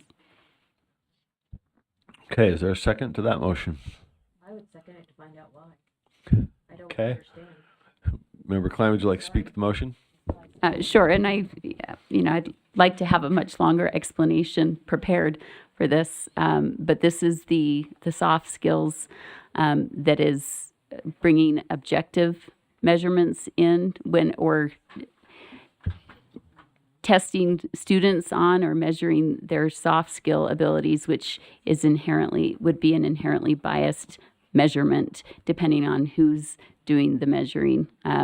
Much like was spoken to earlier about beauty being subjective, being in the eye of the beholder, these different workplace skills constitutes, I would say, the state passing judgment on mindsets and possibly other beliefs or attitudes as determined by a teacher who's observing and making that a major part of whether or not they pass a class or not, instead of just can they perform and demonstrate the vocational skill that we're looking for. A lot of these words are obviously nice sounding, wonderful words, depending on how they're defined or interpreted and used. And many of the definitions, if you read the literature under 21st century skills, workplace skills, essential skills, soft skills, life skills, they have a myriad of different euphemisms that they use surrounding these, of the 4 C's, the 6 C's, whatever. If you read the education literature from national and global entities, which this is being incorporated throughout the nation and the globe, these very same things, there is a movement behind that that ties in with like the environmental, social governance, and that's why they're called workplace skills, because they are tying into the ESG social credit scores. And like one of our public comments earlier today, I do not believe it is right for the state to be passing judgment or scoring, assigning numbers to students for these areas. We need to stick with the objective academic skills or vocational skills and score and test and measure students on those, not on these subjective, biased soft skills. Thank you, Member Klein. Member Bogus. Yes, sir. I just would ask the question, did the maker of the motion intend to have legal requirements on this list? Member Klein. Yeah, but I'm wondering if it was the intent to remove them all, or if there was a specific reason legal requirements. I'm not trying to be combative. I just don't understand why legal requirements is on this list. That was put there, my understanding from CTE, based on vocational, and that one would probably be fine to leave, actually, because there are legal requirements and expectations around vocational courses that students need to understand, but that is kind of the outlier in the list. And so, if we wanted to leave legal requirements and expectations, I would be fine with that. Is that a friendly? Is that a motion? I just wanted clarity. It just doesn't, it just kind of seems weird having it hanging there by itself. So I moved to strike that along with the others. But Okay. if there was another way to incorporate legal requirements and expectations back in somewhere else or under a different term other than workplace skills, and I don't know if CTE or CTE specialists have, recommendation for how that could be kept in there, but under something else besides workplace skills. Okay, so do you want to let it ride for this vote and then see where that takes us?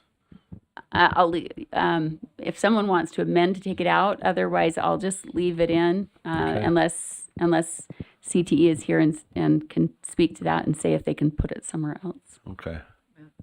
Not hearing any. Member Hymas. I'm just going to briefly speak against this motion. We're talking about CTE here. We're not talking about the general population of courses. This is specified. All of these bullet points are needed in these fields. They're important to discuss when you go into a trade or prepare. I mean, we're talking high school level students who most likely are looking at CTE fields in order to say, okay, do I want to go in this direction? So for me personally, I believe that these are important. I'd hope to keep them in. Okay, thank you, Member Hymas. Further discussion of the motion? Okay, the motion is to strike workplace skills everywhere where they are found in the standards. With that, let's vote.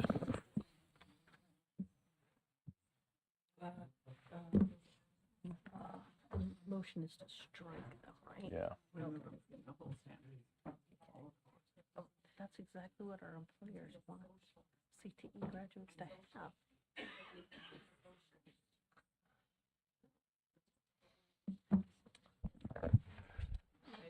Okay, we're Got four more. Four more votes. Speak now or forever.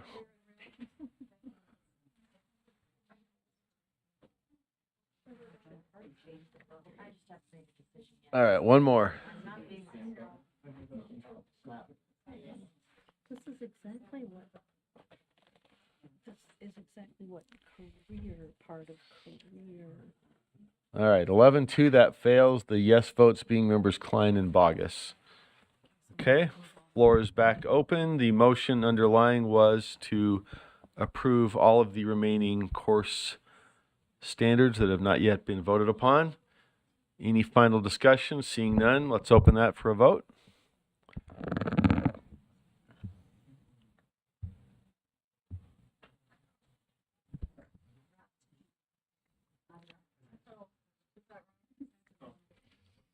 Yeah, it is draft 2. Yeah, 'cause that's what. Draft 2 as amended. Thank you. Yeah. Let's just Switch up. let's get it right. Sorry.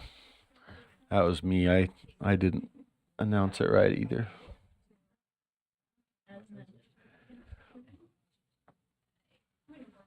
Yes. Do we need to vote on the entire draft if we've already made our vote clear on the individual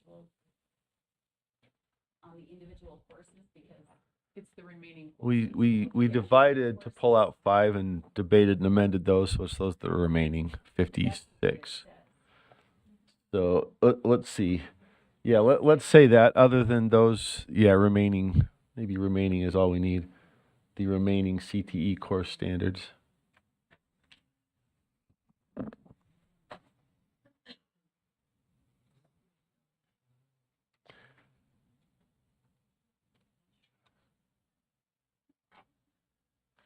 Okay. No, did I not vote?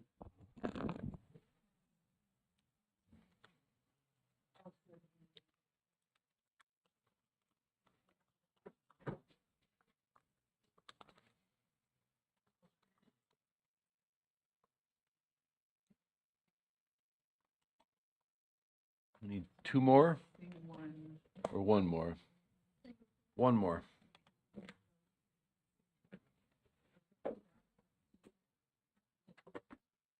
Okay, that passes 11-2. The no votes being members Klein and Bogus.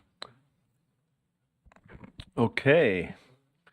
With that, I think we are back to Chair Booth, correct? That's it, I think. Is that everything for standards and assessment? I'm pretty sure. Sorry?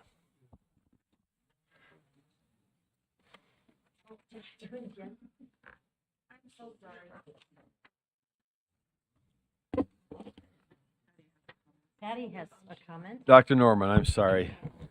I just wanted to make sure we're clear. The final motion that we had on there was to approve the remaining courses as amended. The remaining courses, is it the 61 or is it the 56 that were reviewed today? Because we still have courses to review tomorrow. Those that were moved today, other than those that were divided out and considered and approved separately. So I may not be doing the math right. Did we have 61 that came before us today? No. How many came before us today? 59. 59 of the 60. We don't know. Hold on really quick.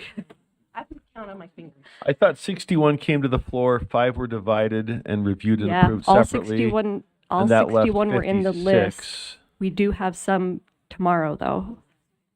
So that's why we want to Okay. make sure. There's teaching as a profession, too. We still have some courses to approve tomorrow for draft Okay. 2 that were not in this backup. For the, Got it. So Okay. we have 4 left. So we had the 61 that were listed, went through a private pilot, and then 5 were divided out, and the remainder were passed together. Except for 4. Okay. Except for, are those 4 out of these 61 or those 4 others?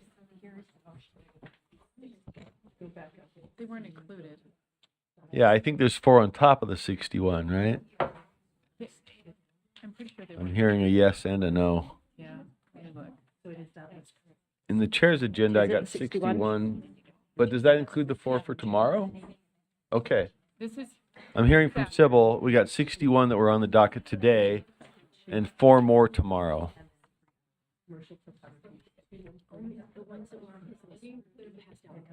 Yeah, I just Yeah, those were not- want to make sure folks know what's what. 61 is all Okay. there, They were and not we have today's 4 list. tomorrow, Okay. so a total of 65 courses. Okay, all right. So the 61 that are listed in the memo, this is in the chair's memo, but I assume it's Okay. the agenda. So we have the final math. We had Okay. 61 today. We have 3 tomorrow.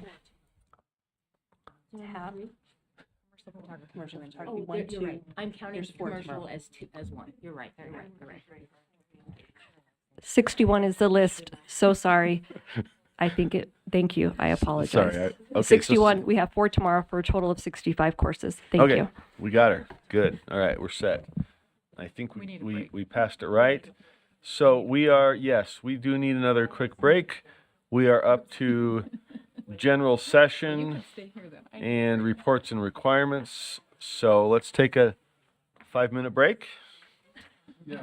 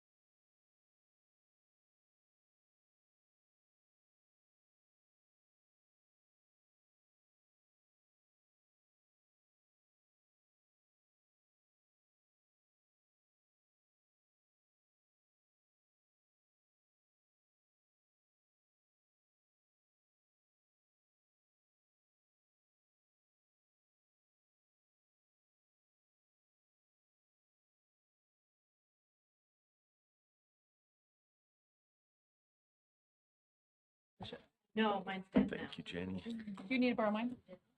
No, I can charge you. It's our Jenny. It's our fan. I've got a light. Well, look at that. I know. My husband already made the point. Look, this Open it up, open it up.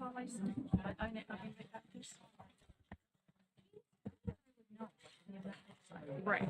Hey, side note, somebody suggested this, but I think we should have a book club. It's not dead. And did I tell you what? It keeps turning it on. No. I just thought, it's a pretty easy read, but it's beyond your level. And it's how to really engage with people who have different opinions and thoughts.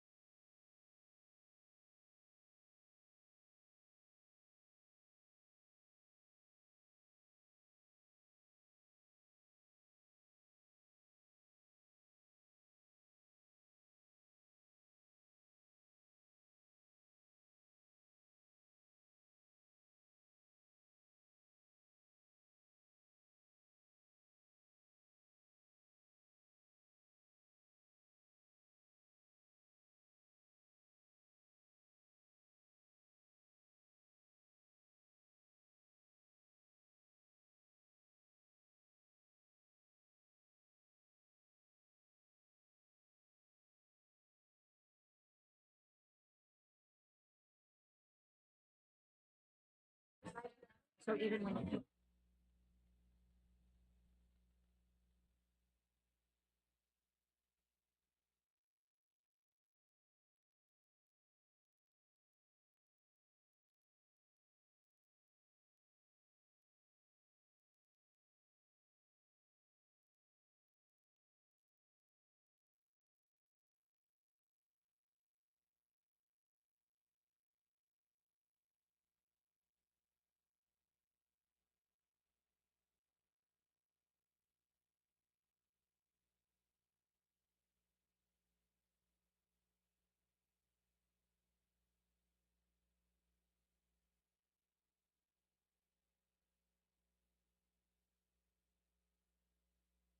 Okay, all right, welcome back. I'm so sorry. We're punch drunk. It's holiday punch drunk. Okay, let's talk about the general legislative session. Let's do that. Anybody have thoughts, feelings, motions? We've already got a number of things teed up. We had our top 12 in our WPU discussion. Conversations have already been had, at least preliminarily, to try to kind of let the legislature know what we're thinking about, but we still have the opportunity to deliberate on that. We had to have them ready for the governor. So we're always excited to go up and present our priorities. We had budget numbers that came out this week that obviously are always some of the reality check. But so we have the opportunity to talk about, let's see, are we on both here? Yes, we have funding and statutory changes teed up. So Deputy Stallings, do we want to turn that one to you, Deputy Jones and Deputy Stallings, on funding and policy? Let's see where we are, and if I know we have budget separately. Do we want to talk about revenue numbers here or in the budget? It might be best here. Whatever you think. We'll just sort of, we're always adjusting to reality as reality comes into view, so that's still incomplete, but we got a little bit of a perspective yesterday or the day before. All right, Deputy Jones. So thank you, Chair Moss. Deputy Superintendent of Operations.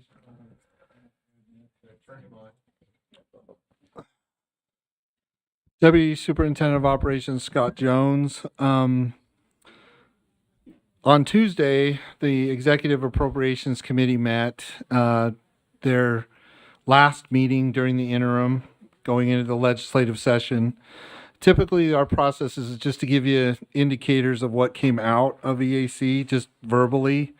And then in your January meeting, we do two major lifts. We do so in the backups, I think to this item is also the governor's recommendation to the legislature. So two pieces here. There's the governor's recommendation to the legislature that came out pretty much either that same day or next day, right around this time. So a lot of things happening right around this time. What I want to assure the board is that in your January meeting is typically when we do a more extensive review of what EAC's motions were as it relates to the base budget. We already advised you or notified you that those related to basic programs were not included in the base budget. We felt that was important to action that, and we got ahead of that with Finance Committee. So when we get to your January meeting, which will be before the start of the session, we will give you all the details of what all the motions were in EAC, how much money Executive Appropriations Committee gave to the Public Education Appropriations Committee. Well, it's all broken out by how much they gave to all their subcommittees, right? Right now, the indicator is about roughly $44 million, I think they gave to them of ongoing money. And then what we do is we crosswalk what EAC provided to public education appropriations in one time and ongoing money. We crosswalk that to your request for funding, and then with your top 10, and we show you. And then, again, this is going to be really detailed out in January, so I'm just giving you a heads up on this, is that we do that crosswalk. We say, okay, here's how much ongoing money you have requested, you the board, your request for funding, and here's how much EAC gave public education appropriations of ongoing money. Now, earlier today, you made a motion, or you passed a motion, a recommended motion to fund your what were previously your one-time requests you sent up to the governor's office, and then the legislature has it as well.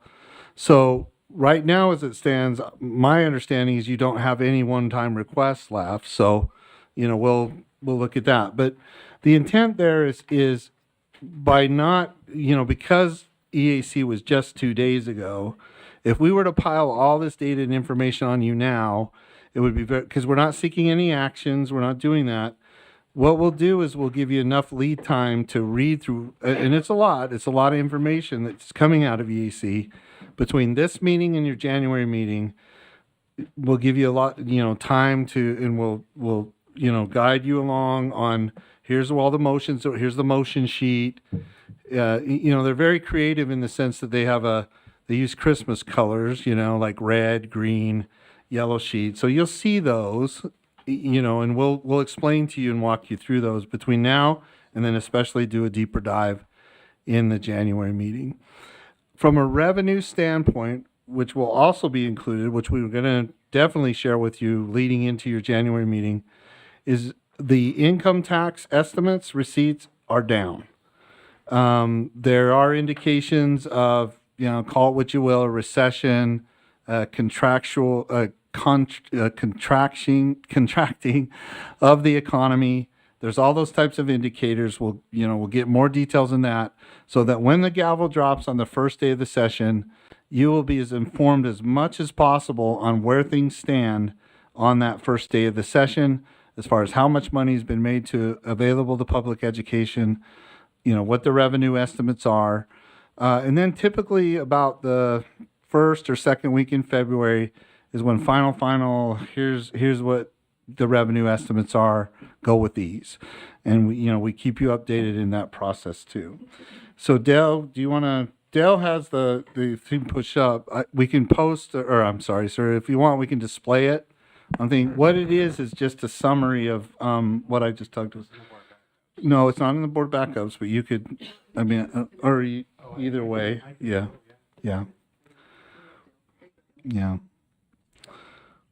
So, and maybe I should have used the term holiday colors or something, but this is the green sheet that, they had. So there's green, red, yellow. But this sheet, and again, we're going to give this to you. We're going to send it out.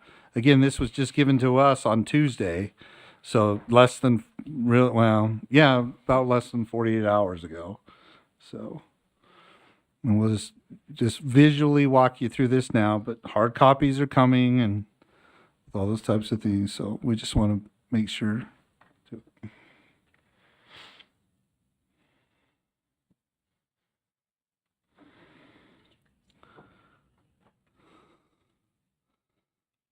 Okay, so I'm going to turn my mic off, sir. If you recognize Mr. Frost, he can walk you through Thank you, Dale. Yes. the document. Let's do it. This was presented in EAC on Tuesday.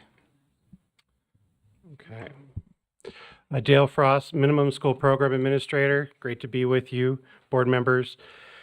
So I was going to kind of crosswalk the available revenues, crosswalk, sorry to use that twice, compared to last year's. And it's a little confusing because the bottom line numbers take into effect what the legislature deemed high risk, and I'll get into that. But these are kind of the bottom line numbers, and this is statewide. This is income tax and general fund. To be clear, it's not just income tax fund. But after all the actions that were taken, there's about $500 million of ongoing revenue and $133 million of one-time revenue deemed available. To put that in perspective, if you look at last year's, the bottom line numbers were 422 ongoing, 800 one time. But I would point you to this line 8 that says set asides. there was actually a lot of revenue that was deemed high risk, kind of one-time revenues, which the Office of the Legislative Fiscal Analyst suggests to the legislature that they set that aside and only spend it when it actually comes in. Because as you know, the state does not spend planned budget revenues, and we have to project budget revenues, and then they come in at the same time. So what they suggested last year was that the state set aside $2 billion one time and $1 billion of ongoing deemed high risk, and that was taken out of those bottom line numbers. If you add those back in, which I would do to kind of compare, we're talking about 133 versus 2.8 billion one time, and 1.4 billion versus 500 million. So you can see that the new available revenues are down. It's not that we're negative. But the growth in available revenues are significantly smaller this year, I think is fair to say. Is that fair, Deputy Superintendent? Hopefully that can kind of give you an idea. We'll go into more detail, but I kind of wanted to give you a sense of perspective that the state took a prudent approach. They saw that the revenues were up, but that a lot of those could be one time, and it looks like that's being the case. And so they're not having to cut, but we're not growing as much as we probably will. There will not be available revenues to grow the budget like there has been in the last few years.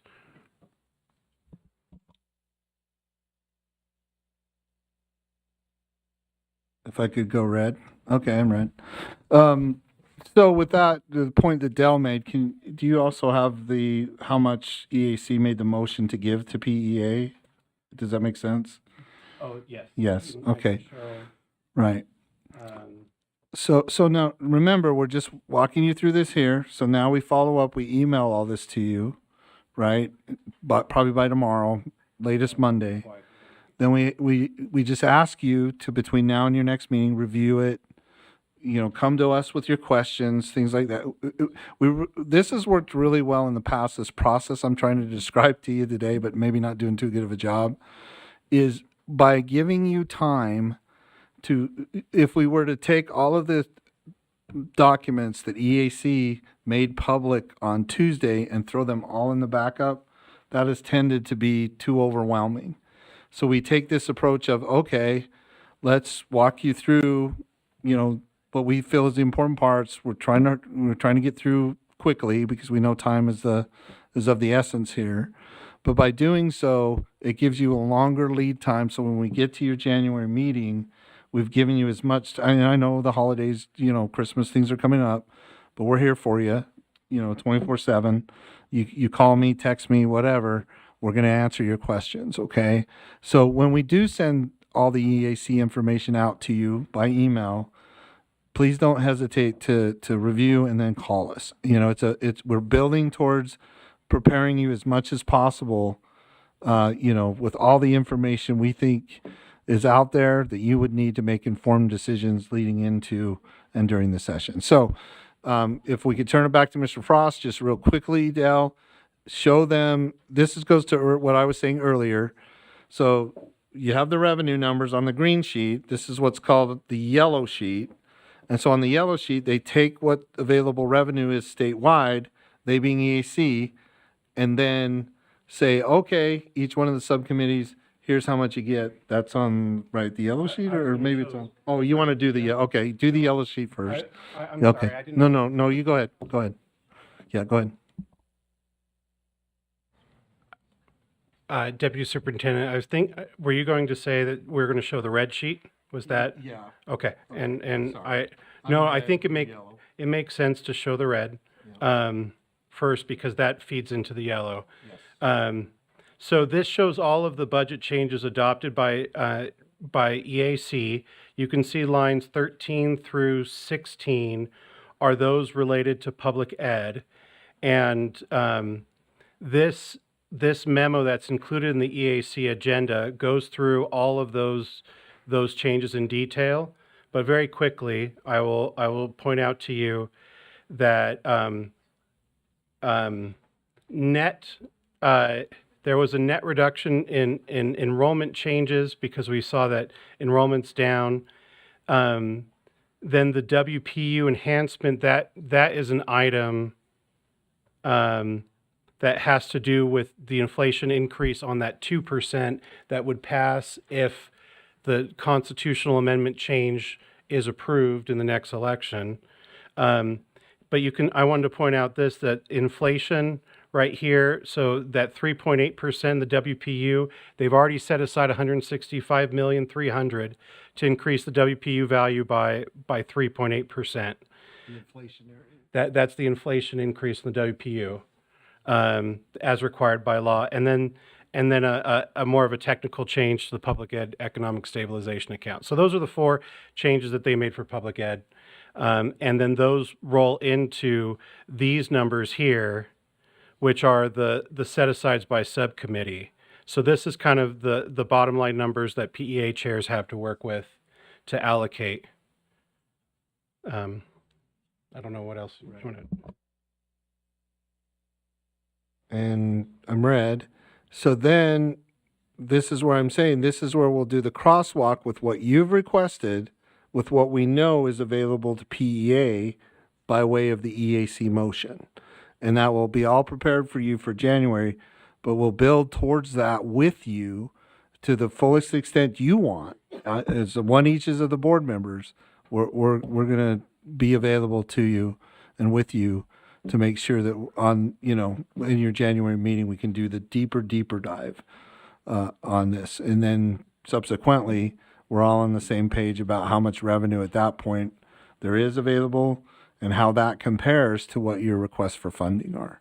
So, Chair, subject to any questions or concerns, I can move off of the EAC and talk a little bit more about the situation related to the mid-year updates that have occurred in one particular situation that we have.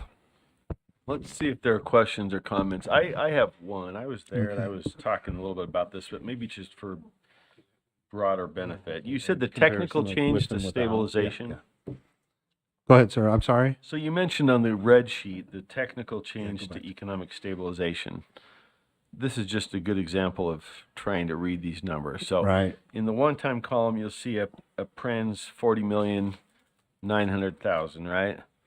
And that's a negative. If it's in parentheses over here, you have the same amount as a positive number and ongoing.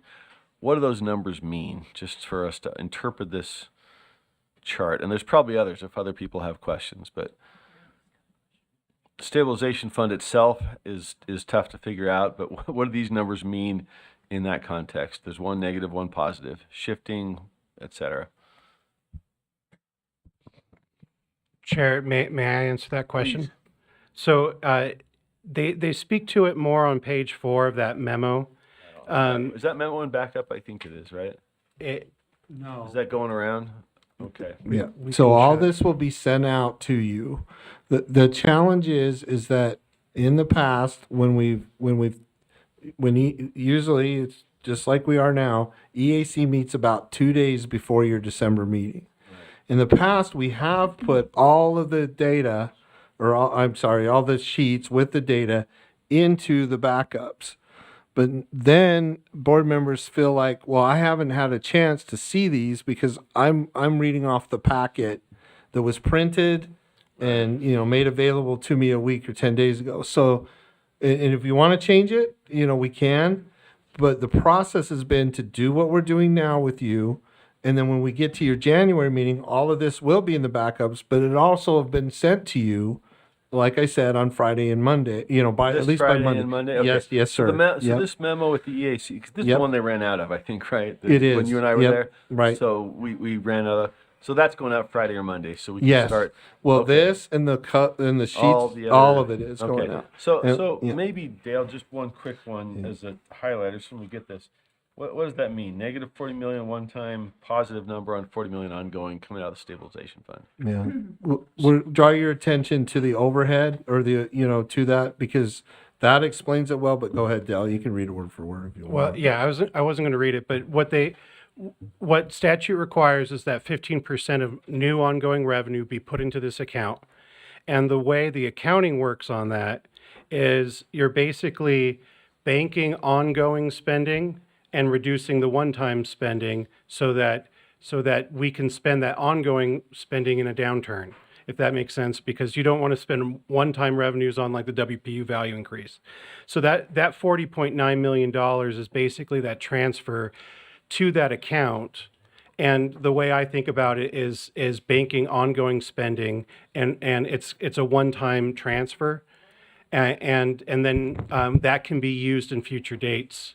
But if it's 40 million a one-time transfer, is that usable then for ongoing items? It's just 40 million bucks, right? So you would say, so it can okay, I be- can spend $1 million bucks for 40 years, or explain that part. So the 40 million, so that transfer goes into this account, and that account, as long as we're not in bad economic times, and I don't know the technical definition of that, assuming we're not this year, we could spend that on one-time actions. $40 million can be spent one time, and then the ongoing spending on that is when you would have to, if there's no ongoing revenue available and we still need to cover some of these other items like the inflationary increase on the WPU or enrollment growth or those sort of things, then that takes from that ongoing capacity. So that $40 million can still be spent out of this new account. So it's not like we can't spend it this year, but we can't spend it on ongoing items. So it'd be a one-time. So the transfer's gone over to this account, and we can spend it on one-time. We, as in the state, can spend it on one-time activities. But the way the accounting looks, it looks like a negative because this is coming out of the income tax fund, not into that other fund. It's a little weird. So I it's coming out of the apologize. income tax fund. There's a negative number in the one-time and a positive number in ongoing.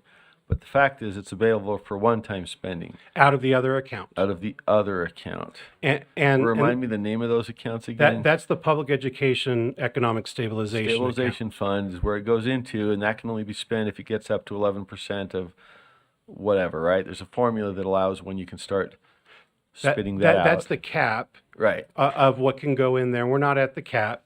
Okay. And we can spend on one-time activities, but in a downturn, then it can be used for ongoing activities. To supplement a shortfall in ongoing spending, is that what you mean? Correct. You're not going to Yes. commit it. This is where it gets tricky, and I'm trying to clarify for myself and any other board members that have the same question. When we say we're using it for ongoing, we don't mean we're going to commit that for an ongoing purpose. We're going to use it to fill in a gap in an ongoing funding obligation because we've parked it in there for that purpose. Am I stating that correctly? That is correct. We wouldn't spend Okay. it on the ongoing basis until we need it to cover these ongoing obligations that are directed by statute. Right. If it's a shortfall, then we pull that out. Yeah, okay. Some of And- these, just for us And for example, this 165 million, that's not being covered by the Public Education Stabilization account. That's coming out of the income tax fund, and it's being paid directly out of that. If the budget picture looked significantly worse, then they could be pulling out the ongoing capacity out of that fund, but they're not. We're adding to it. Okay. I'm obviously not afraid to ask stupid questions. Anybody else have some that you're not sure about? Every year, I've got to ask 5 or 10 stupid questions, even though I thought I had it figured out last year and I've been the finance chair. So that's my level of embarrassment, but I keep asking. Remember Booth? So, in just general terms, you showed us the figures of what we're asking for, what we want this year, and no, you showed us what we want and what we got last. This is really stupid. What I'm trying to figure out is, how does it really look in terms of what we got last year and what we are wanting this year? We've seen that the amount that is available is significantly less than it was last year. Is what we want this year significantly more than what we wanted last year? So we're going in both directions. There's much less to be had, and we want a lot more. I mean, or is it similar to our ask for last year?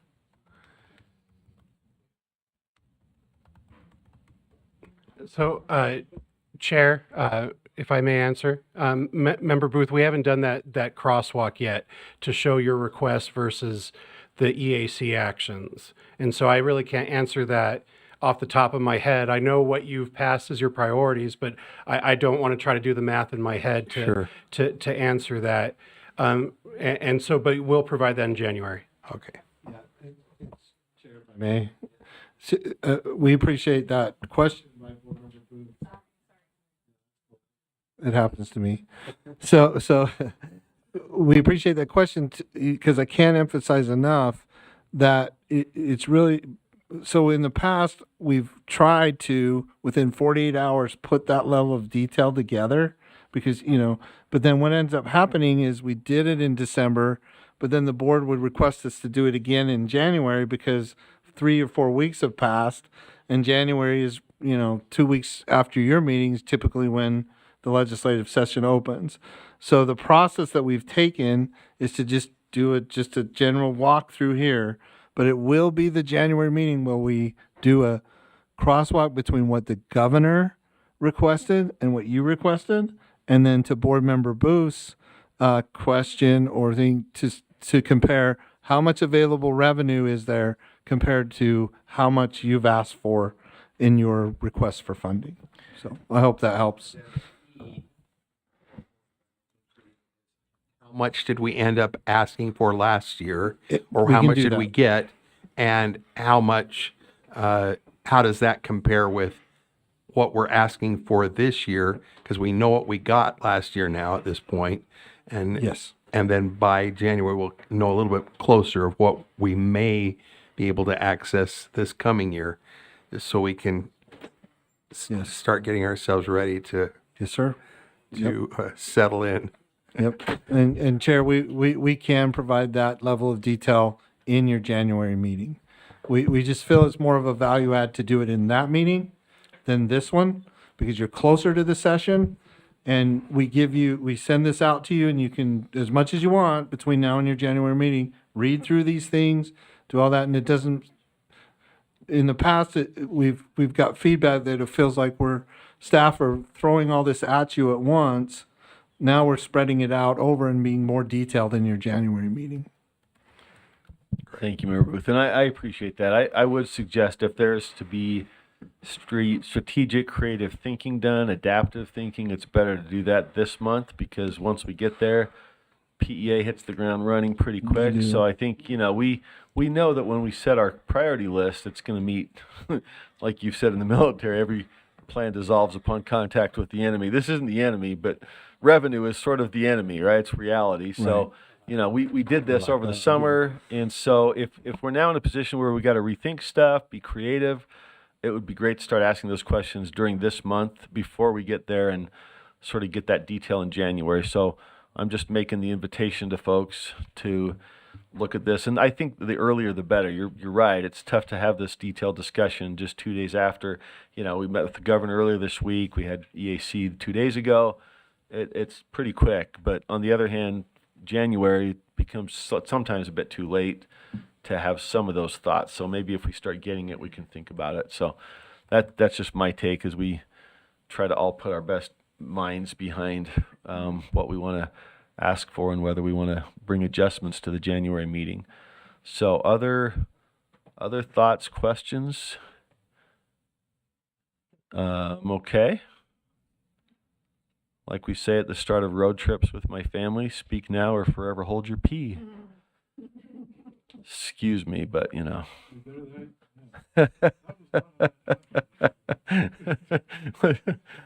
All right. Anything else? Back to you.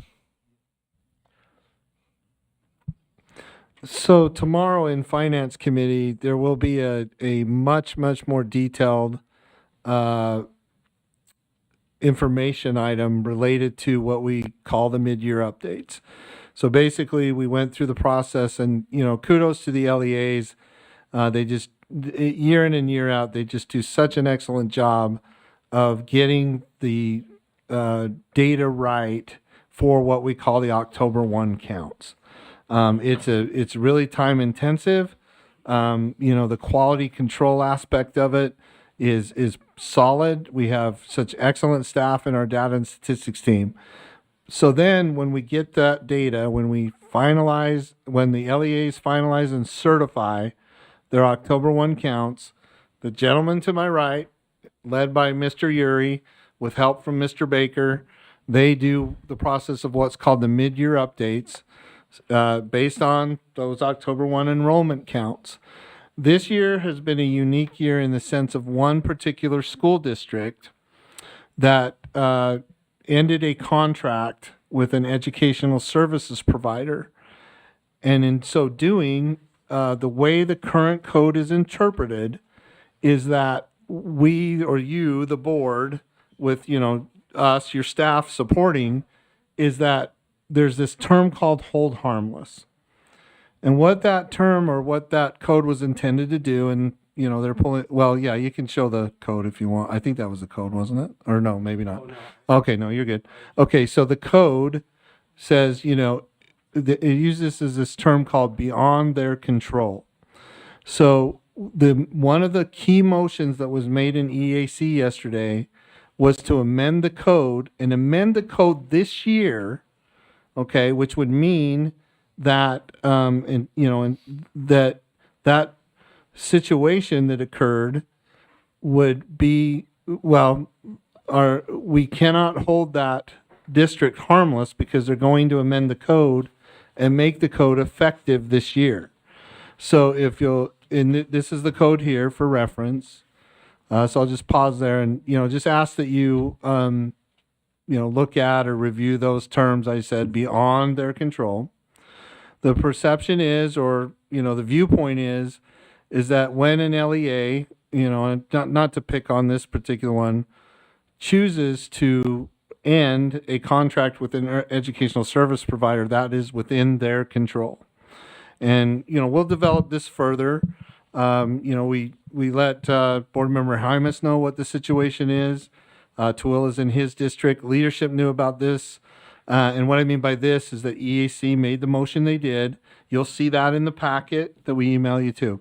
So the so what of this is that if we were to hold this district harmless, there isn't sufficient funding to do that. We would need 80, how much is it exactly? $47 million Yeah, additional to 32 million? Yeah. Yeah, if you look down there, so we need about, close to $80 million to cover the deficit of all of the resulting or results from the mid-year updates, those counts, and hold that particular LEA harmless. So since we're not at this point going to hold that particular LEA harmless, there are sufficient balances in our funds to cover the 32 million, right? So that's going to play into this whole process too, as we go into the legislative session and the PEA process of essentially setting the public education budget. It's important for you to know this because this is, new territory, I would say. And, you need to know as the board that there's that motion that EAC made to update that particular code that we displayed to you. So I'll pause there. Actually, let me just, if I may, Chair, check in with Mr. Frost and see if he wants to add anything to this particular topic. Dale? Chair, yeah, if I may just to show what the actual motion from EAC it was, and it's here, to amend statute in the public education-based budget to clarify that prior year plus growth hold harmless, which is this statute that we're talking about that applies to the K-12 formula that affects this school district, in this case, applies to enrollment changes due to factors beyond the control of an LEA, such as natural demographic shifts or population decline, and do not apply to LEA-determined enrollment reductions, such as ending a contractual relationship, and to make that statutory change effective for the current year, funding distributions.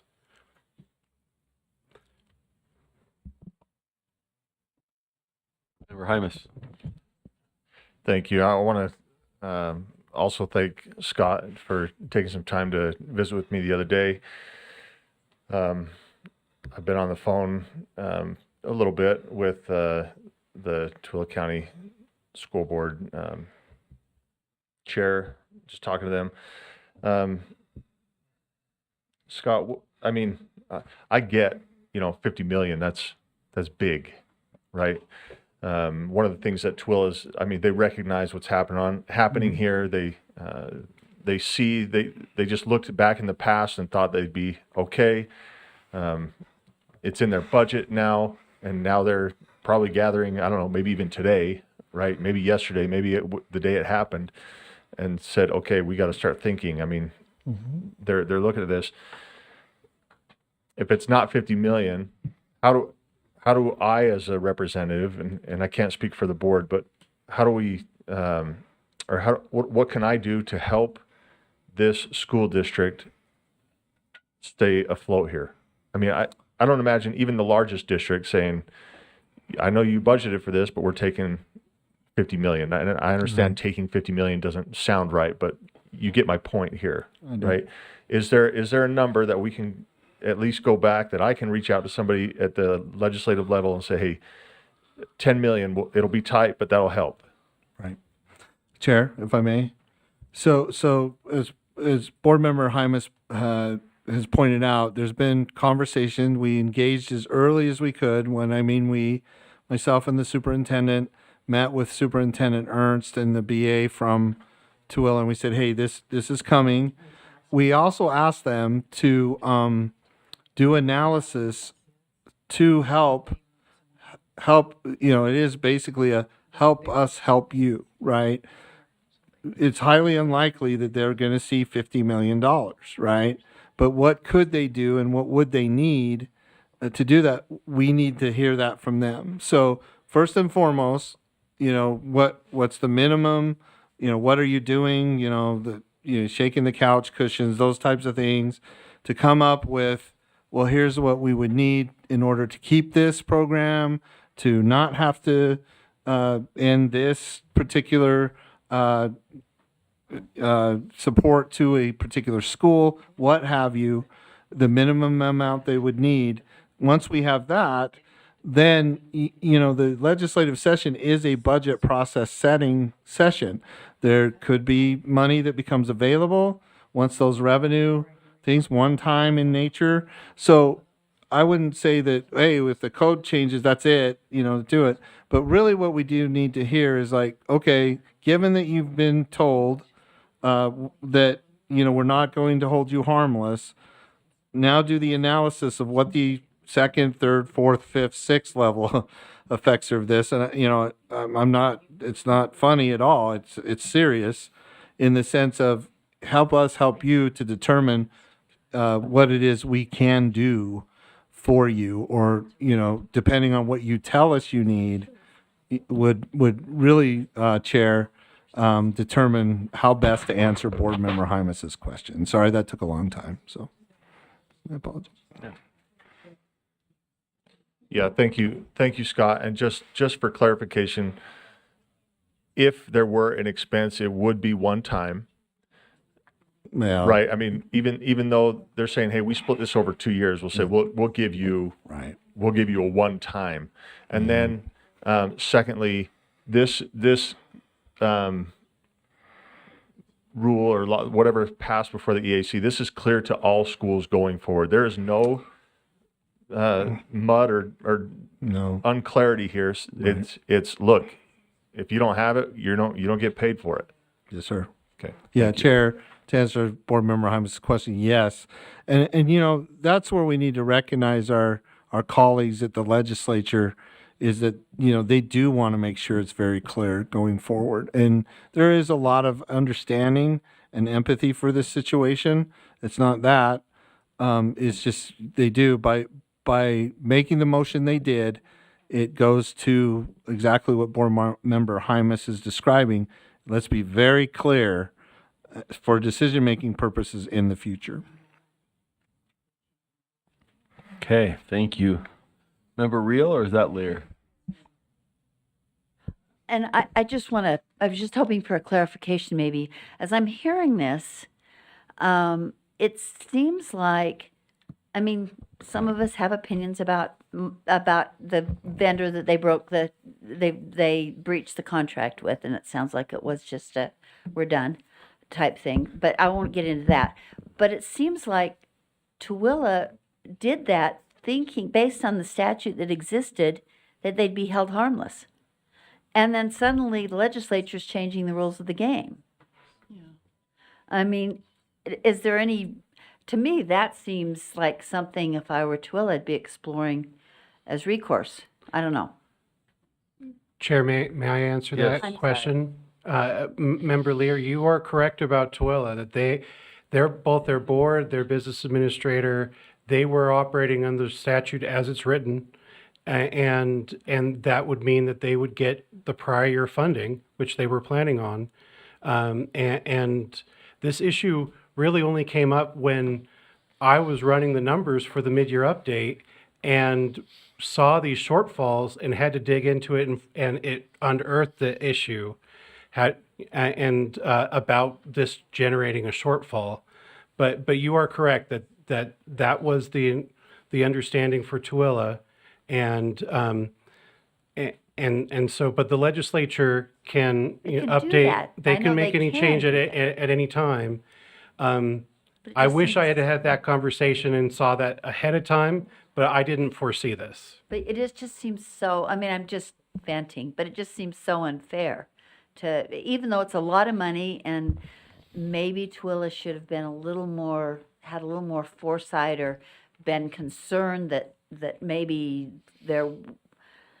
some people have friends in high places, but I'm really sympathetic to Tooele, who thought that they were covered, and then suddenly they weren't.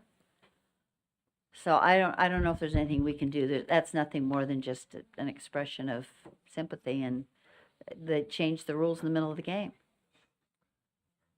I think, as I've seen it, one question is whether there are costs that were incurred in reliance on that assumption that are different than simply passing it off to the next district. And I think that's still sort of being wrestled with or considered, right? So if you thought you were going to have this and you hired 3 new teachers to handle that, and then you got stuck holding the bag, that's one thing. Whereas the pass-through money that you would distribute to the third party, now somebody else distributes it, right? That's kind of not so much a harm, but those are hard questions that I think are being wrestled with. Correct. Yeah, they lost the money that came with them, and now it goes through somebody else. And some of that is sort of, it just goes through a different pass through. Others, it does become sort of a baked in. I think those are questions that are being asked, and so yeah, I think that's the struggle I think that they've been working through. Matt. Just one more question, Scott. And you may or may not be able to answer this. Why mid-year? Why not say, you know what, we're halfway through the year. The budget was approved. It's already been some, you know what I mean? Like, why not wait until June and say, okay, the EAC is gonna take this and make it clear. It just seems like it's not a trap or anything, but it's kind of like, yikes, right? So can you help me understand that a little bit? Why now? Why not wait till the end of the school calendar year, not the end of the planning year, or the whatever calendar year? Chair, if I may answer, Board Member Hymas, the main reason, so we do the mid-year update to true up to actual data now, and we do that generally so that if there are changes, and there are changes for all LEAs across the budgets, that they have as much time as they can before the end of the year to make adjustments. If we waited till the end of June and they had to make up 50 million then, it would be even harder for them. And so, yes, we could keep the allocation going, and then they might have to pay back those funds and then make bigger cuts down the line. And we took the legislative direction and implemented it so they can see this is probably the worst case scenario right now. If you have to adjust, we'll see what the legislature does. But we thought that was a better approach, that they should know, rip off the Band-Aid now, rather than doing it later was the thought process. Let me clarify my question, and I appreciate that, if I could, Chair. Clarify my question in the sense of why have the EAC do it now? Why make the change now? Right? I get what you're saying, like you're hurting this, and it looks like Deputy Jones Scott has the answer to this, but if we could have pushed it and then say, okay, we're making it very clear now, we're going to follow the historic pattern of what we've seen, but this is it. Instead of, right, this is the last year, not we're going to do it right now in the middle of the year. I would point to the fact that by way of the Constitution, the state has to have a balanced budget. And I know we're talking about public education here, but the timing of it, and I think Dell is alluding to this, is the reason why they did what they did is because considering all of the moving parts, the pieces, the estimates of revenue, all those types of things too, you have to make that kind of a motion and decision in the mid-year and ahead of the session so that you can properly set a budget. If you were to wait for something to go into effect after the session passed, then you risk what Mr. Frost just described. It's all about a balanced budget, what's available in revenues, and that's why from an public education perspective, we do updates based on the October 1 counts and by law to the public education distribution or thing for that too. My final question, I appreciate that. My final question is, who do we need to remind that the world revolves around education? That's right. That's just a subtle reminder. Sir. No. Okay. Member Lear? Did I miss it? Sure. I'm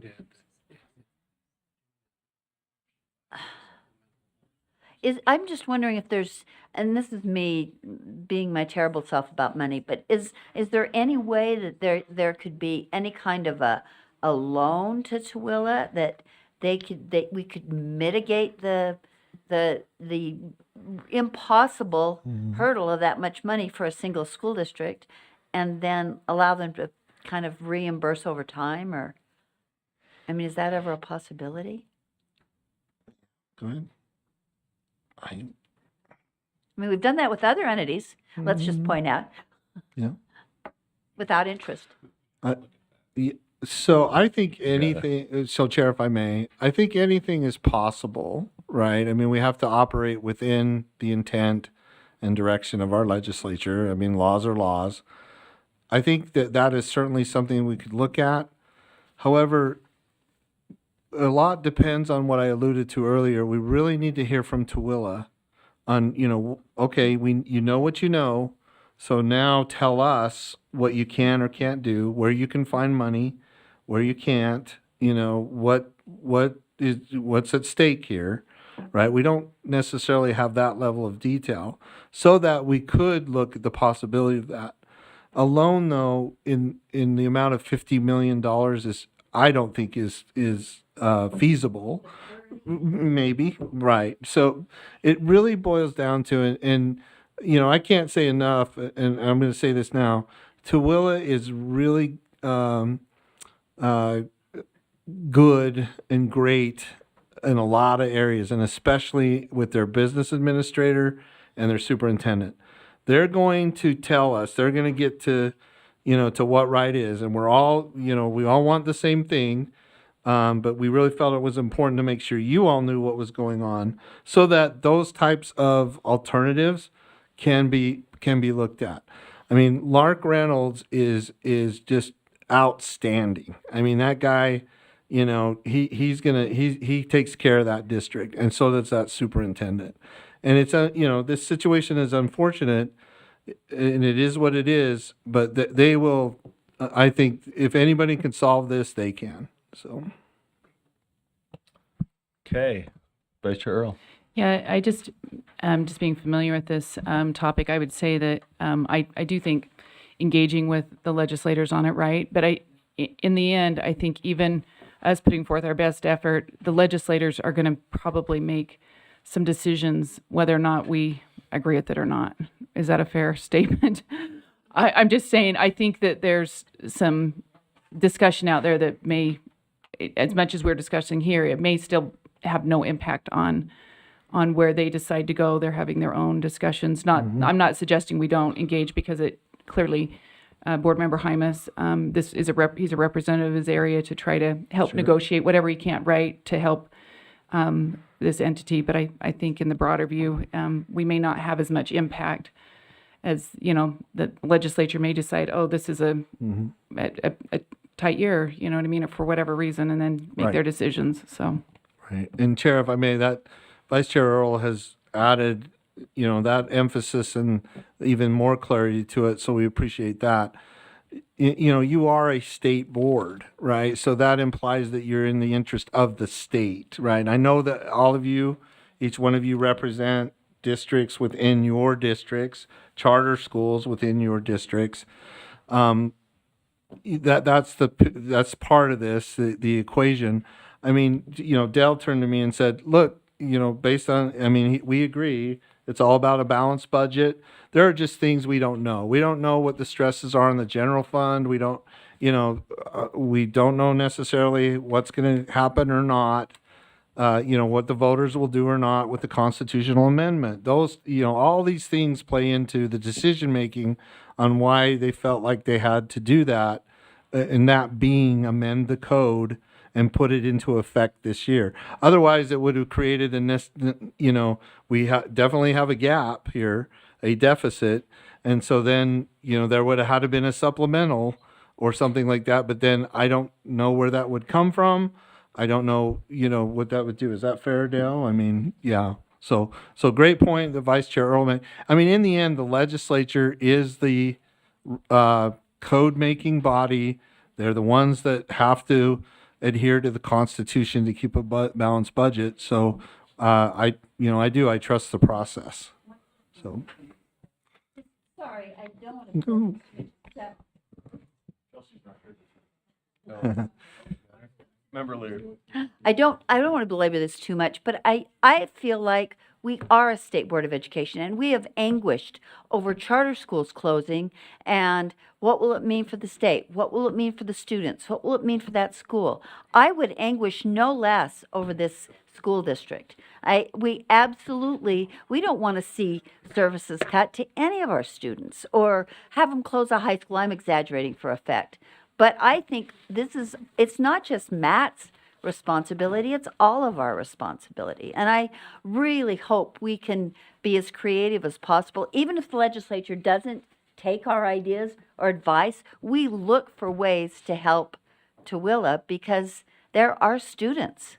And I would hate to just say, oh, well, cut the budget, do what you have to do. I hope we can figure out a way to work with them to maybe work with the legislature as if all of us had Tooele in our district.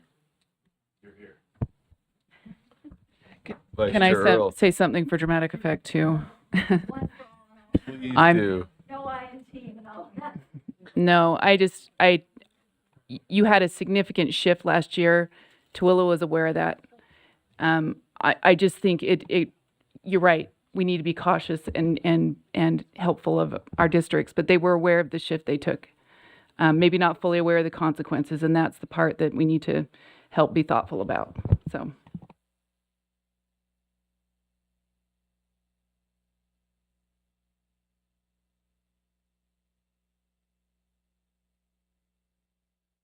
All right. Thank you. We have And Chair, chatting, yeah. I just want to be clear. I wasn't implying that we won't do that. I really feel that the USBE staff has demonstrated that we are all for one and one for all too, and we're in support of you, your individual positions as board members, but then collectively as a board. So we will continue to develop this. Yeah.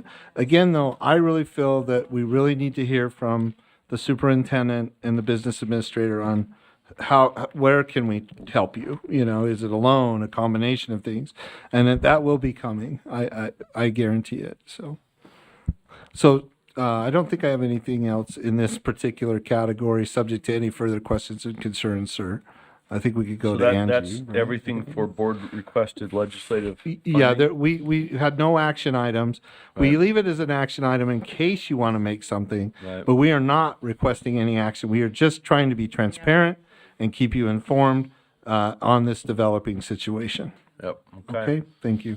And we will have the governor's budget in that backup too, right? So Yes, we'll do all the. two pieces dropped Yes, this sir. week. It was the governor's piece and the EAC on Yep, revenue. it's coming, sir. Okay. Yep. So, no further questions? Okay. Should we move on to statutory changes? Thank you very much.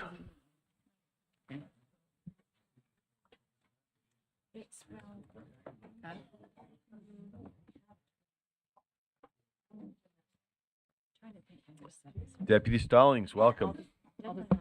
Good afternoon. Angie Stallings, Deputy Superintendent of Policy. We have one policy request for your consideration today. It is another school fees related policy request. Back in 2018, 2019, when the legislature updated the code related to school fees, you may remember that they included a provision that required, or I guess I should say prohibited, LEAs from charging fees for textbooks, with the exception of AP and concurrent enrollment textbooks, meaning the LEAs still have the authority to continue to charge fees for AP and concurrent enrollment textbooks. One recommendation from staff is to include an allowability for LEAs to also charge for IB, or International Baccalaureate textbooks, because generally those three programs, AP, concurrent enrollment, and IB, are the fees and some of the funding from the legislature. They're generally treated very similarly, and so the recommendation is to allow LEAs to request that the legislature amend its 53G 7602-3A that to include International Baccalaureate as another category of textbooks that LEAs could continue to charge. And that is the policy request. It would literally be adding 2 words to the code. And that's it. Okay. Question, discussion, motions. Sorry, Member Klein. There you go. Okay. What was I going to ask? I just totally forgot. Hang on. Give me just a second. Go for it. Yes. Carrie. Deputy Stallings, do we know approximately how many students would be impacted by this? That is a good question. Let me see. I don't believe that information is included. I don't know Christy Schreck or Barbie Faust. I don't see any. That is something we could ask. I do not have that information readily available on IB. Oh, we have an answer en route. Then I'll hold. Thank you. Okay. Thank you, Chair. Member Klein. Okay, I remembered.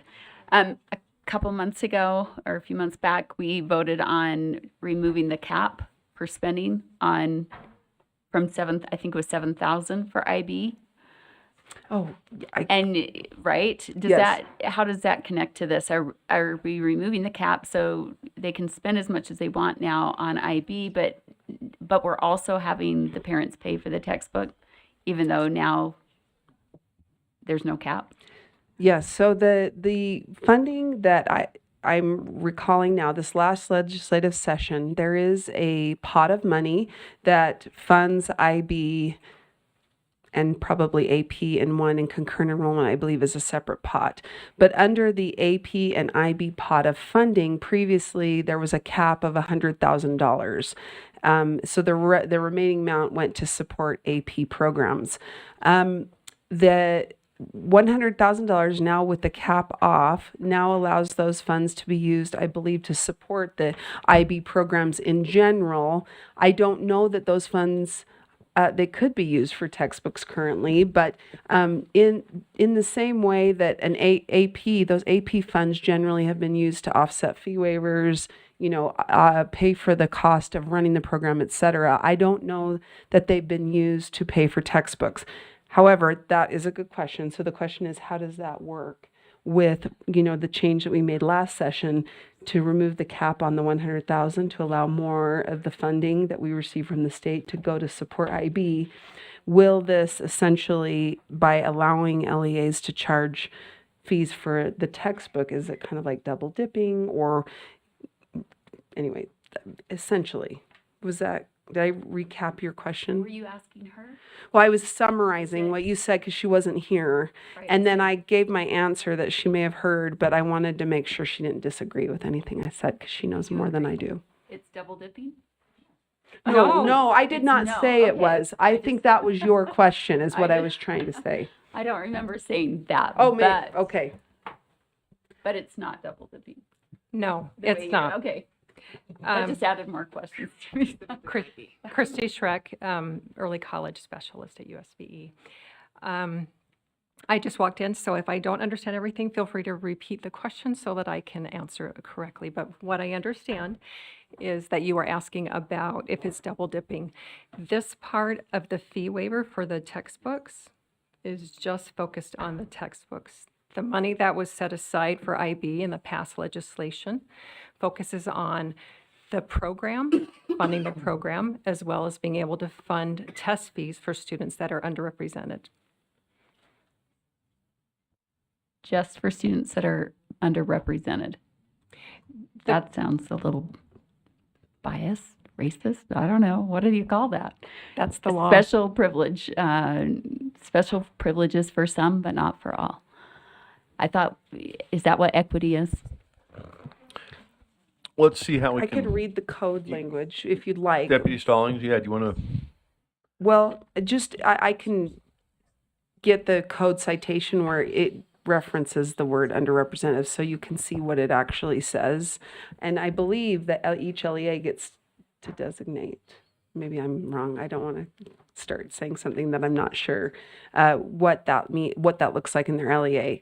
But essentially, I think what she just answered is that pot of money is what has not been used to pay for textbooks. So this would now, right? But let me Give find the some code. kids more opportunity than others. More access. The microphone. Okay. So the money that is allocated for those are the low-income students as well as the programs for the IB. There are 4 different programs for IB, so the majority of that goes to help fund those 4 IB programs. So underrepresented means low income? Or does said it mean others incorrectly. as well? She misspoke. I misspoke. I meant that it is the low income. So it says low income, not underrepresented in the code? She's pulling that up right now. I think it's the students experiencing low. Okay. Does this go directly to the question on the motion, or is this sort of related but not directly on? It's the it's a code related, but- section Okay. that I was just going to share. So the section of So- code, No, go ahead if you got it. the section of code is called Early College Programs. It's 53F to 408.5. It does reference eligible low-income students, and it does provide a formula to distribute money, and the money goes to support advanced placement, international baccalaureate, and this is the prioritization. And requires the LEAs or USBE as we distribute funding to prioritize funding to increase access to early college programs for groups of students who are underrepresented in early college programs and cover the cost of each early college program test taken by student experiencing socioeconomic disadvantage. And when I say that the LEA, it is determined by LEA, some LEAs might have students who are underrepresented in their population. It's by percentage. So say, for example, you've got 60% of your students are one demographic and 40% are others, but yet in your early college programs, 60% of students may make up your student population, yet only 20% of the students are actually in the programs. That is it's an opportunity for the school or the LEA to encourage and increase access for all to come into those programs. Is that correct? I have a question. I think that's what it's saying. Vice Chair Hart? Sorry, unless you had further to add. So the issue at hand is about the statute is. Can you summarize that in just one sentence? Yes. The policy request Oh, sorry, I have to kick myself. The policy request, is simply to give LEAs the authority to charge fees for IB textbooks. That is all the policy request would do. Okay, so in order to do that, you need a vote from us to either go yay or nay, Yes, correct? that the board supports or directs So, staff to work with the Chair, legislature. does that require a motion or? Yes. Okay, so,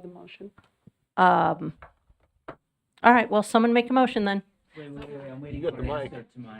No, I just want to make sure that's where we're going. But Member Carey, did you have a question pending though? I was told that someone was getting. Yeah, I was just told that someone was getting in as to how many students were eligible or would be impacted.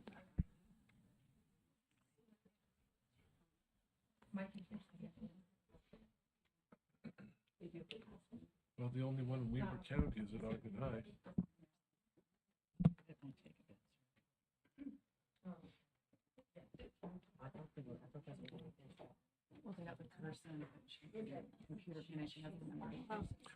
Okay, do we want a motion?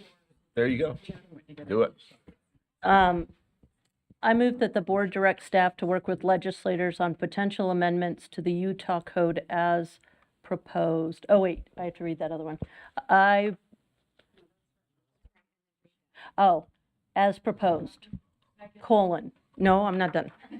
Amend section 53G7602 to include the International Baccalaureate program to align the textbook requirements of early college programs.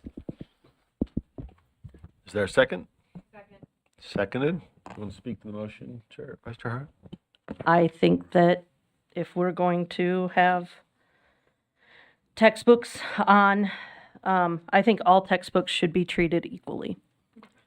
I just don't think there should be those exceptions. I also know those are some of the most expensive textbooks out there. I think it's important that textbooks don't cost students in any circumstance. And I don't think that students should be limited from taking a program of their choosing. We're not saying they have to be in the IB program, but if they want to take an accelerated, highly recognized program like the IB program, and they want to do that level of study, learning, and such, they should have an equal opportunity to any other student.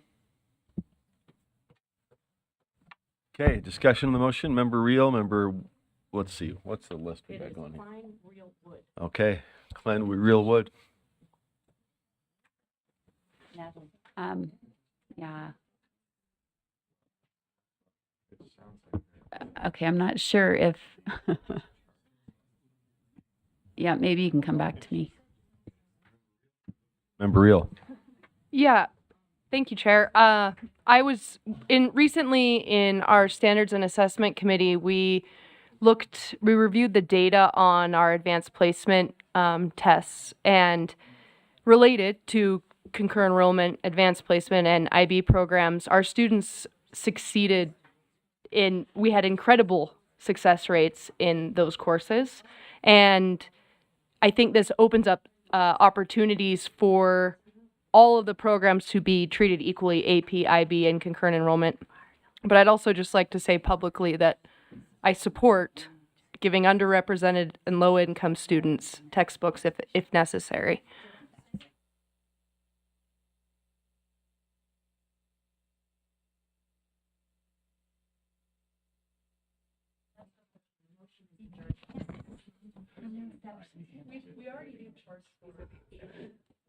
Chair, if I can clarify. Yes, please. So currently, for the majority of textbooks, you're correct, LEAs may not charge fees for the majority. There are exceptions for AP and concurrent enrollment. And what we're asking for or recommending is that LEAs also be able to charge for IB. However, just a reminder that those 3 textbooks are still subject to fee waiver. So if a student qualifies for a fee waiver, those textbooks the charges would be waived.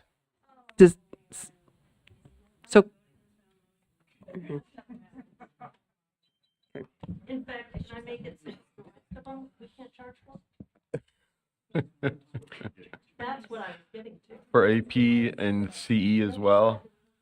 I don't think that's on the table. Of course, I guess anything's on the table. All right. Any other?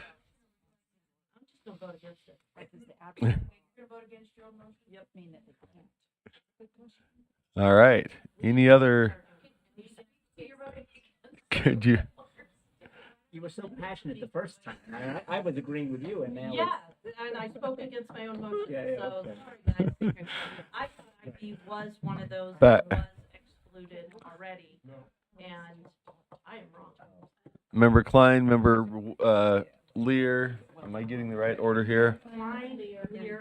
Okay. Can Member Klein. can somebody? I don't see the motion up there. Can you restate what your motion was, and I may amend. She has Are you rescinding disowned it and cut off all financial support and changed the locks on the door from her motion. Sorry, I'm just. Okay. Oh, Similar. it's on the board now. Is it on the board now? Okay, but for the public record, I do not think textbooks should cost students money and should not be a barrier to an entry to a program. So, I'd speak against this motion. But did we frame it correctly? We can- got to make sure we. She is the maker. We got to make sure we know what the motion is because it is on the floor. Potential is supposed to amend. Okay, yeah, let's get that up there so we can. No, I'm going to do it. I already said.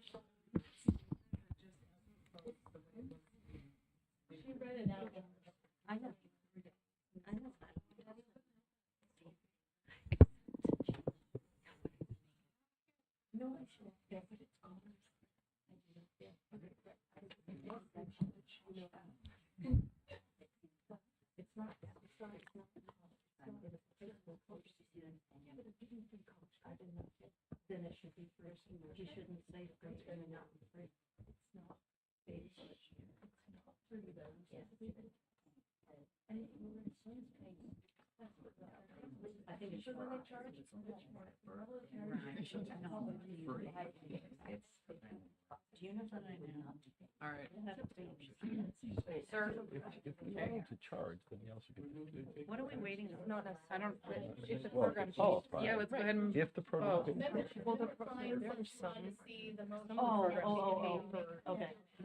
Okay. But I thought we were waiting for a number from. No, Okay, we're but not. that's. We're not. They can't find it. Did you figure out what I did? AP courses. Oh, I know what you did. Chair Moss, member Hymus has But our problem is, Mem- but their problem is. Okay, Member Lear and then Member Hymus. Do we want? We are at T minus 45. So, Member Lear. I know. This is a hard one. I agree. I don't like charging for textbooks either, but I also feel like that IB programs are at least as valuable and credible as concurrent enrollment and AP, for which schools are allowed to charge for the textbooks. And that supports the program. Instead of getting enough taxes, we charge the parents through we put a head tax on these students. So, yes, it costs students to be in these classes, but there is a very real fee waiver opportunity, and sometimes there are, as I understand it, there are additional ways through IB, through AP, I don't know as much about concurrent, to give subsidies to students who even miss the fee waiver threshold, but they can't, it would be hard for their family to support the textbooks. So I think that having these programs in place is so crucial for a certain group of students that I feel like we have to support this and then look for ways to subsidize the textbooks so that as many children as possible are not paying for them, even at the above fee waiver threshold. So I would support this, absolutely. And then let's get creative and find a way to cover these costs that doesn't hurt students and parents. Member Hymus? I'm wondering if we're going to go this other direction, if this is because this is going to be, if we were just talking about saying, hey, we want to now charge for IB books along with the others, and now we're saying, well, we don't want to charge for any, that's quite a bit of money, isn't it? Do we need to, and I know in light of, I know, but if we're heading that direction, and I don't want to kick the can further down the road as well, but we really don't have a lot of information to go off of other than, yeah, we don't want any kids to pay for this, but that money's got to come from somewhere. So I guess what my question is directed to the chair is, do we need to pause on this and get more information if we're going to head in the direction of not charging for any of the 3 books, or are we going to move forward and say, yeah, we're going to include the IB textbooks with the CE and the AP, and we still have fee waivers that we can still take advantage of, right? So I guess my concern is we're looking at 2 different directions here. I don't know which direction we're going, but I think we can argue it for the next 43 minutes. I just would love to have a direction so that we can get somewhere. Yeah, I don't think we have a live motion to eliminate the ability to charge for AP and concurrent enrollment. And so if somebody made that, that would expose a significant funding challenge, right? Whereas the motion that's pending would allow them to charge for IB like they do AP and concurrent enrollment. We can see where that goes, but there's that one I think doesn't suggest a funding problem. It allows that to be. So if that were to fail and a motion went the opposite direction, that's probably a broader discussion in terms of filling the gap. But we don't have that on the floor. I guess I'm just speaking to Member Hart's, speaking to her motion that she doesn't want to go through. No, well, if she doesn't, if the motion doesn't go through, if it fails, then we just leave it as is, which means you're still allowed to charge for AP and CE, just not IB, right? So right. what's your In all fairness, the motion belongs to the body now. It's been made. I just did y'all a public service making it. I feel obviously different than the legislature made and has made gestures in the direction of making school free. They have talked for several years now about removing fees. To go in the opposite direction seems to be a little tone deaf. At some point, the state of Utah as a whole is going to have to come to terms with to live within our means, which means we don't offer programs that we can't afford. And if we want those programs, we make arrangements for those programs to be available publicly, which means everyone. So I'm not in favor of adding something because it feels like going in reverse. And I understand the argument. I just reject the philosophy. I realize it's a means to an end because, we have fee waivers, but our ultimate goal is to make public education free. And in Utah, a variety of types of public education. So I feel like this is moving in the wrong direction. I understand the challenge. I was part of an IB school. I understand the costs. I still think you live within your means and you figure out how to pay for it. You don't say to families, we have public education and these are the opportunities. And if you have money, you need to pay. And if you don't have money, you don't need to pay. That doesn't feel like we're going in the direction that we need to go in. Although it's a means to an end, it's not a good solution. Okay, Member Carey.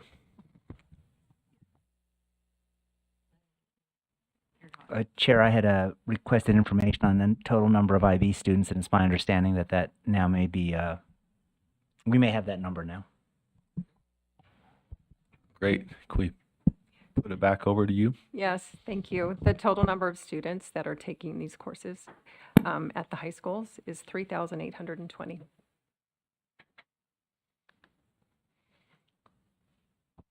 Okay. Did you have follow-up comment or question? Okay.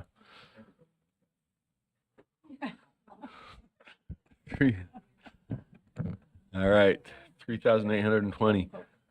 So we have a motion then on the floor, disowned as it might be, that the board directs staff to work with legislators on potential amendments to section 53G-7-602 to include the International Baccalaureate program to align the textbook requirements of early college programs. Seeing no other lights, I'll just ask one question. Is there some estimation or anticipation that allowing to charge for these textbooks with a fee waiver for those that are low income will expand the program offering? Is this part of the calculation, or is it just an alignment question with other similar programs?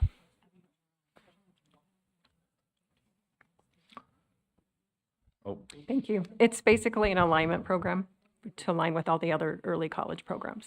we don't know then whether allowing them to charge for the books will result or expand. It's not part of the motivation or calculation of then. Okay. That was not.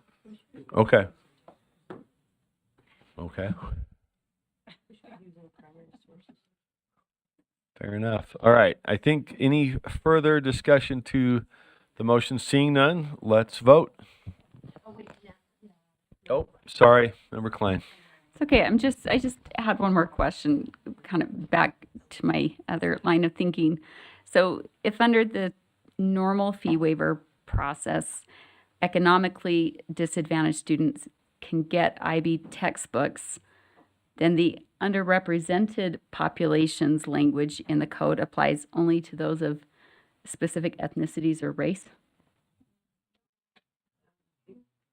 Goodness. It can also be maybe one course has a higher percentage of women than men. It's not always just ethnicity.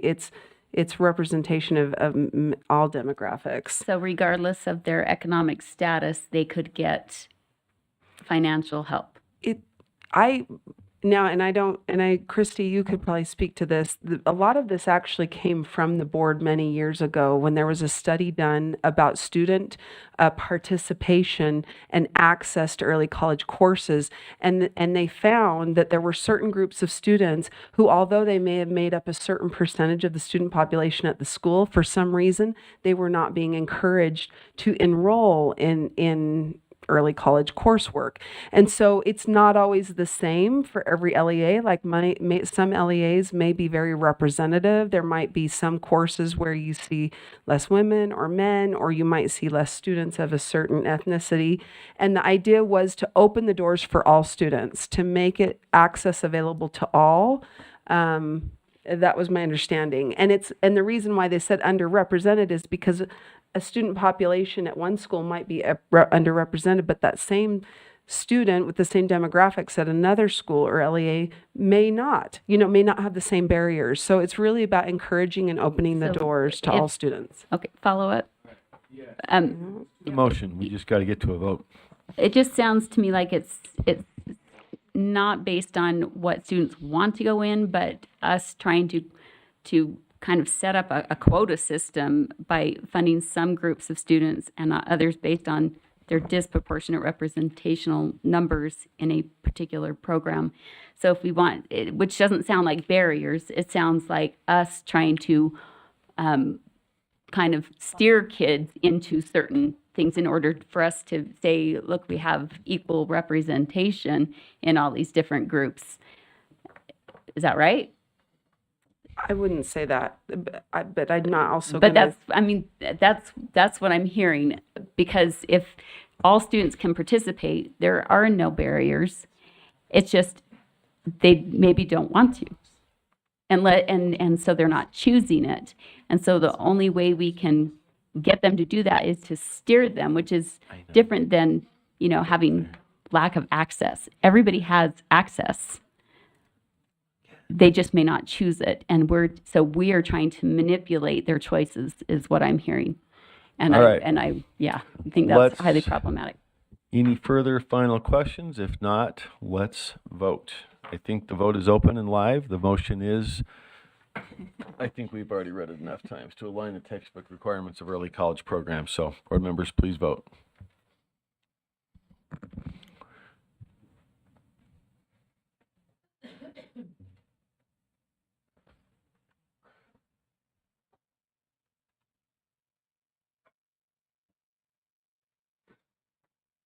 That's it. Oh, no, we're missing one. We are, yeah, that's everybody. One more. We got 14. There you go. You wait till the end, see what happens.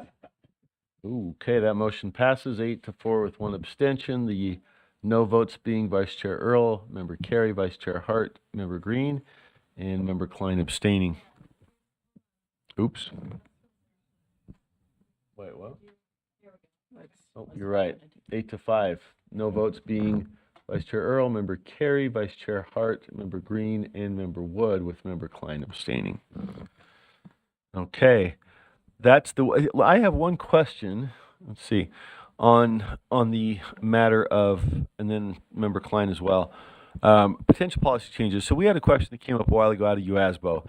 The question was whether to propose change to statute to somehow facilitate reentry into the teaching profession for retired individuals where there's currently a statutory bar and potentially a funding question for retirement programs about coming back in.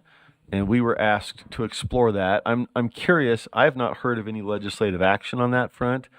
Is anybody else aware of that? You are aware of it? Or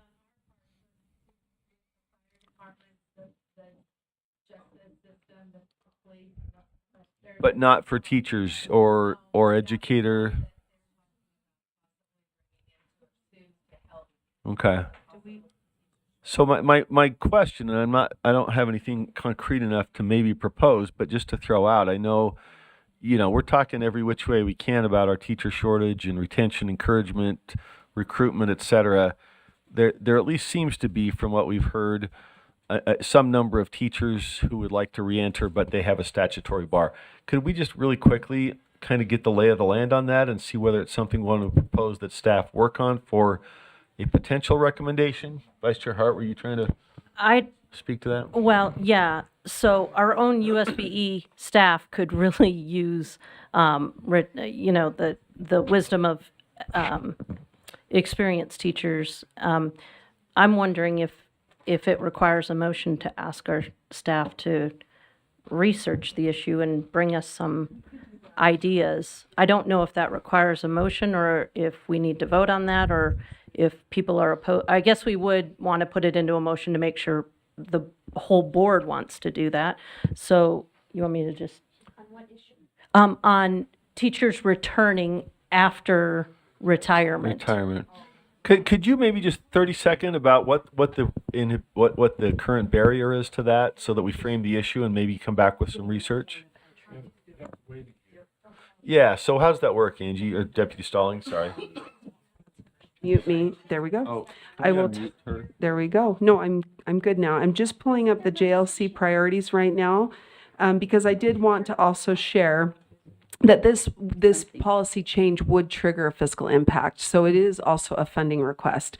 So it's titled retiree reemployment. The associated funding request is $42 million, which would allocate $42 million and allow retired educators. Now this one actually includes more than just educators. So it's state employees, firefighters, and public safety officers the opportunity to immediately return to work upon retiring without penalty. So that is the policy request they're pursuing. And I can't remember, Scott, do you remember if it's like 16 million just for education? It's around, this is just me approximate, so it could be a little bit higher, a little bit lower than 16 million, but of the 42, about 16 million of that would be the impact that would be education or educators. The rest, other state employees, firefighters, and public safety officers would make up the remaining 42 million. And I believe that JLC leaders have been working with legislators on this, and many of those legislators that are leaders in the area of retirement want to address this as a whole for many, not just educators. And so that's why you see the 42 million. So the reason why I wanted to share that, Chair Moss, is we could bring more information on that, but in this case, it wouldn't be just a policy request. It would also, is aligned with a funding request. So the question would be then if you would want to add it to your funding priorities and then prioritize it. Follow-up question. Is there an exploration of whether that funding need is automatic and necessary? I understood somebody at UASBO was saying there's money involved because once you come back, you then get back in line for benefits, et cetera. His thought was, I don't want the benefits again. I retired. I'll come back without the benefits. Just let me come back. That cuts the fiscal impact and brings teachers back. Is that something worth exploring? Sorry? Exactly. So by options, that's, I guess, what I had in mind. Is there a lower funding tag option that just allows them to, and I don't know if JLC is pursuing that, but maybe we should if they're not. So I think that's maybe what we're just talking about, putting in the hopper for research and coming back. Is that okay? Do we need a vote for that, or is that something you just take a look at? We can vote when we bring it back and see if we like it. Okay. Okay.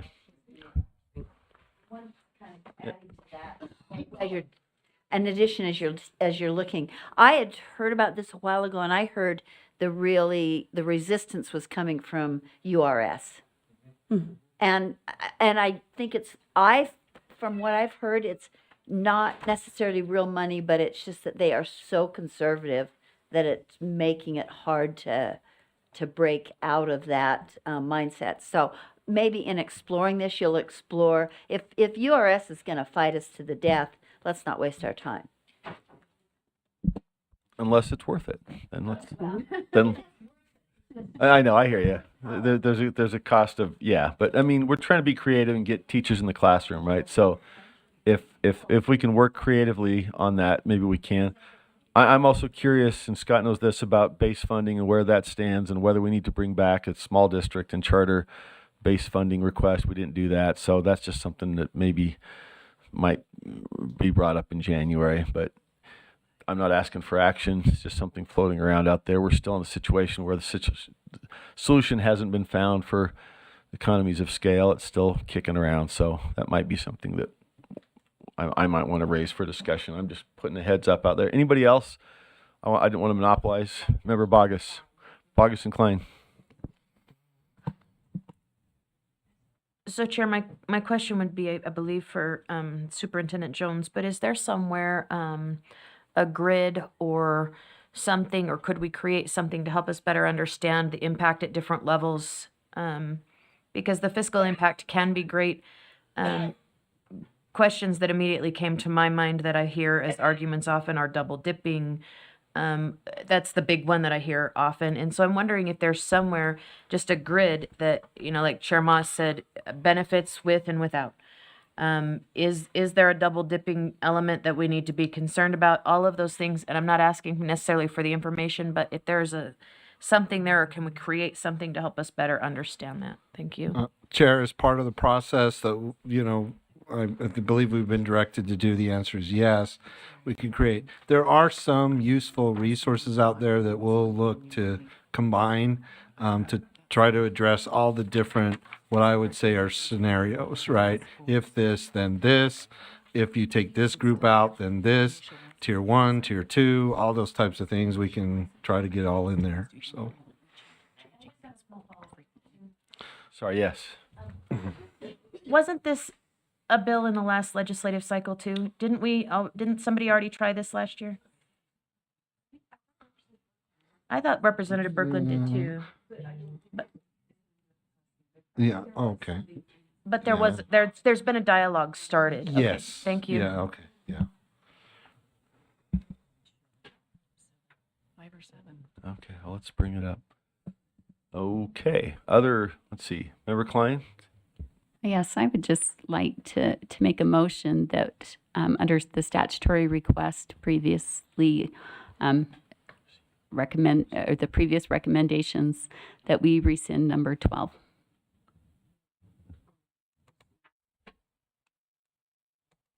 What's number 12?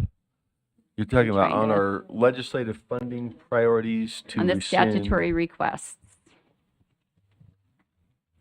Sorry, I thought I had it open here.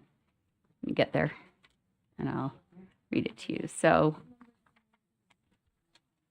number 12 says, ooh, my computer just, Does anybody else not have internet? yeah, it's kind of wigging out. Oh, here we go. Number 12 reads, amend section 53G 10-205 to be consistent with the provisions of section 53G 6801 and 53G 6803, including renumbering 53G 10-205 to be moved into Title 53G Chapter 6, Part 8, Parental Rights. So if I have a second, then I can speak to it.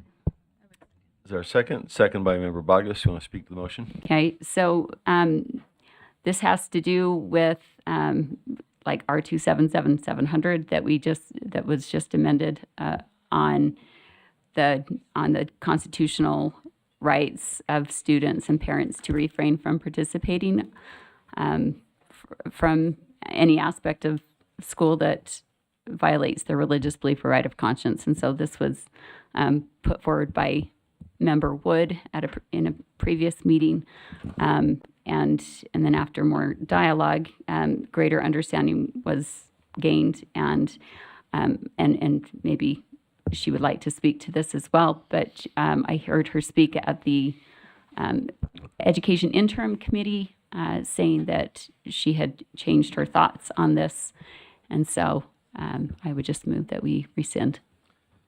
Okay, discussion of that motion. Member Wood? Oh, we need a She second. seconded it. Oh, you did. Bogus did. Member Wood? I did gain greater understanding as to why it is located where it is. I am still wanting there to be some connection to parents. I'm a pretty involved parent and did not understand that 205 existed. And so to me, this has always been about how do we let parents know that these options are available.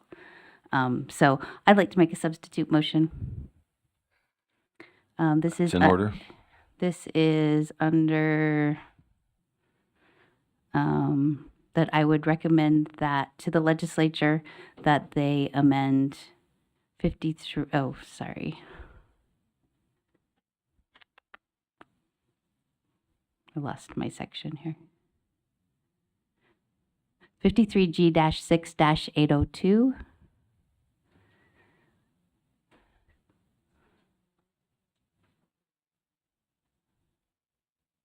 I don't know if anyone's taking this down, sorry. Yep.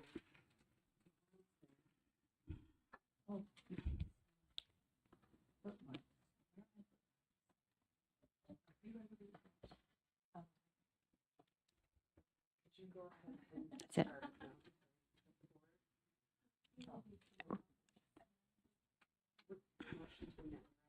Yes. Oh, well, it's a substitute motion.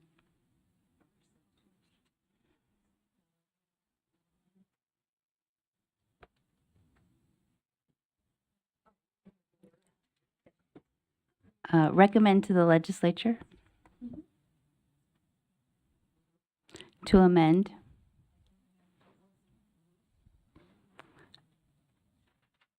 um, 53G-6-802.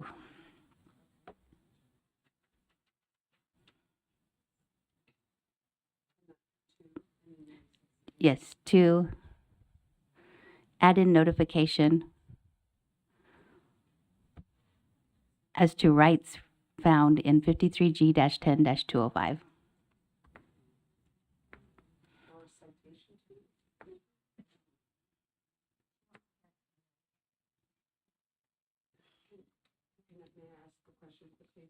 Mm-hmm. Do you want the section of code to notify, for the LEAs to be required to notify, or do you want there to be a citation in that section or a cross-reference to the other? So the wording I had, and you can tell me if this is appropriate, right? It says, an LEA shall annually notify a parent of a student's enrolled in the LEA of the parent's rights as specified in this part and 53G-10-205. Okay, Thank you. So It it's is a just adding the notification. lines and 53G-10-205. Yeah, for LEAs to notify parents.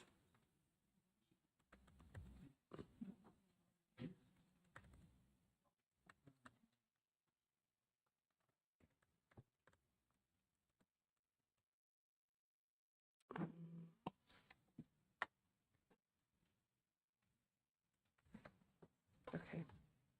Just one moment. In which two sections again? I apologize.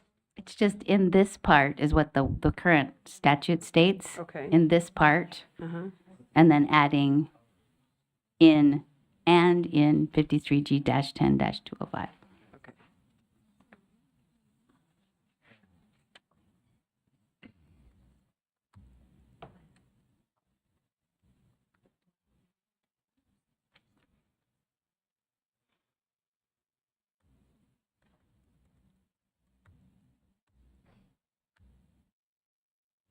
That way there's nothing moved. It's just refers them back so that when parents are in the parents' rights section, they are also aware of their constitutional rights of their students and their rights as a parent to allow their student to do it.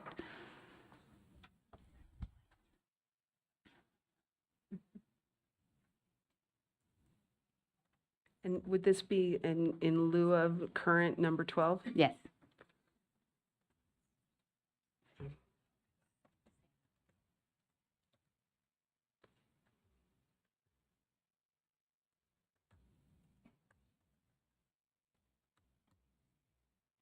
I'm sorry, that the word amend.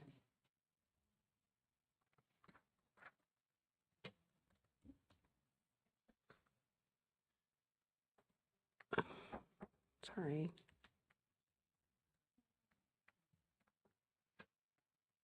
Or substitute, actually.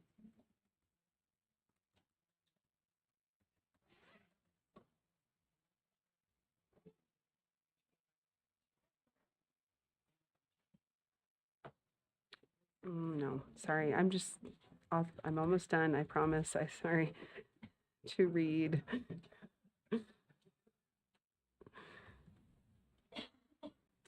This is why it's nice when I have a heads up. Before then I don't take the Sorry, time. I And didn't have a heads apologize. up. So. I know.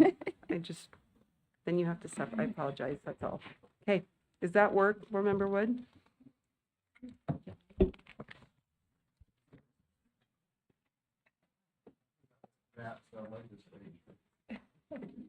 Yeah, it changed, the men changed to read. Let me see how we wrote it. It's amend section, da-da-da-da-da. So I'm just trying to get the right voice.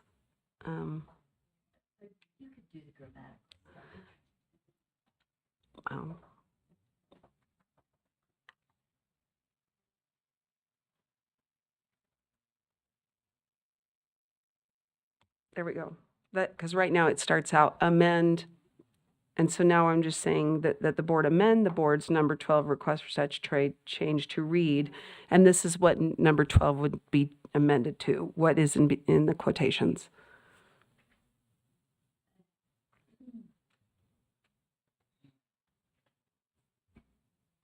Or substitute. I could use substitute above. Either way. Yeah. Text or email? Oh, do you have either?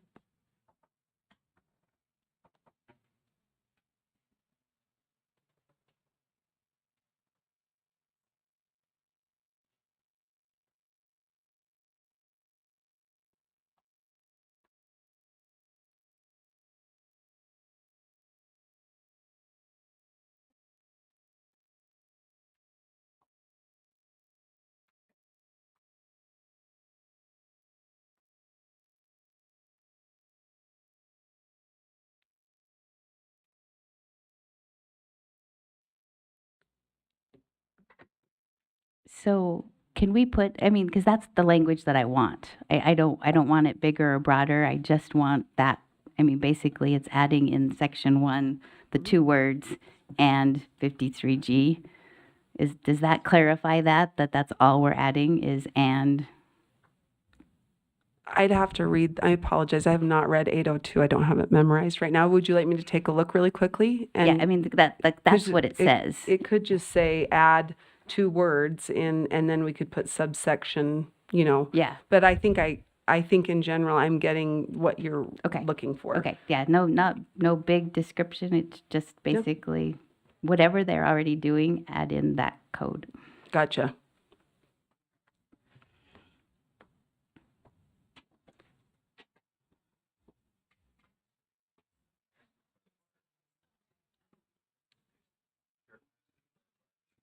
Do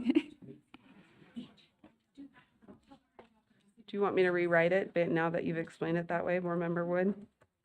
One more. Leanne? Yeah. Will you, when you say they, you mean LEAs? So they're just adding that extra, whatever, when you say whatever they. Yeah, so so the code also states, so that's 1 says the LEAs shall annually notify parents of the rights in this section. And then you just want to And I want it to put include. and 53G-2105. And number 2 in the code, it states that a notification online is sufficient.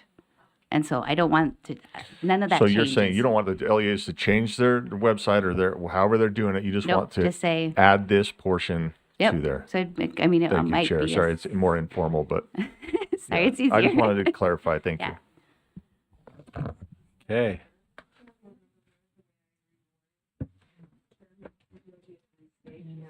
Sure, yeah. Then we can open it Say to amend that section of code to add a requirement for LEAs to notify parents of the rights described in section 53G10-205 in addition to quote unquote this part. So I think that what I'm now showing there is that you're wanting to just add section 53G10-205 in addition to what's already there, which is this part. Does that work? Yes, 2 words. Or 1 word and 1 code reference.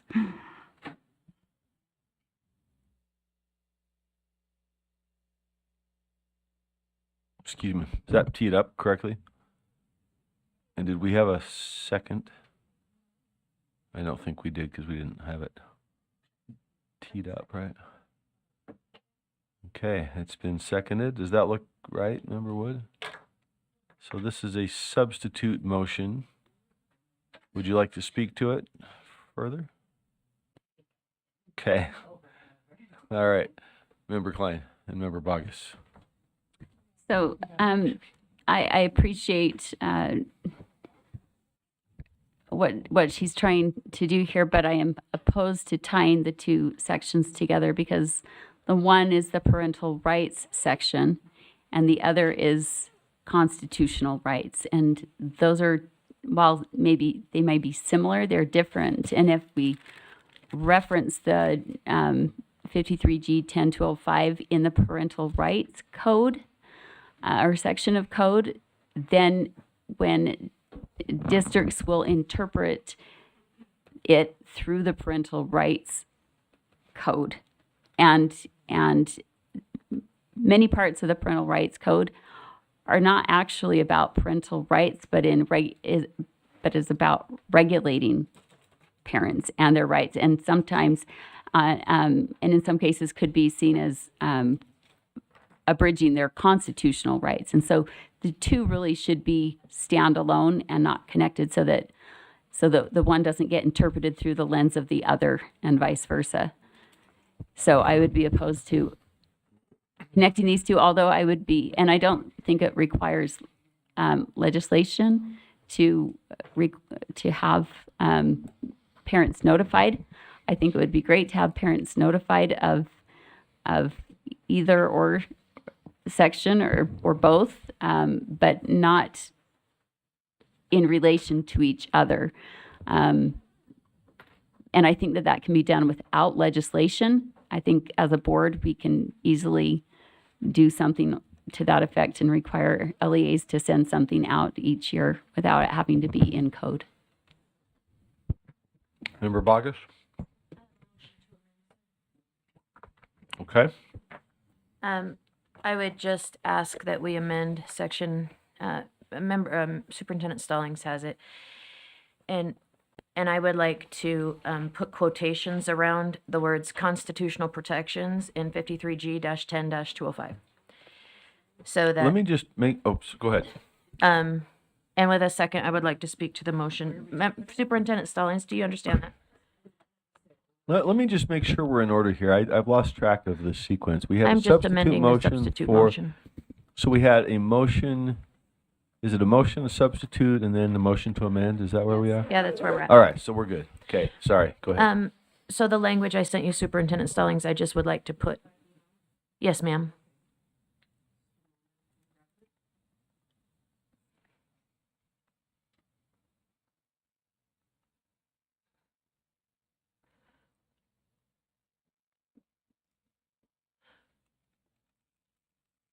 I would just like to put quotations around the words constitutional protections in section 53G-10-205.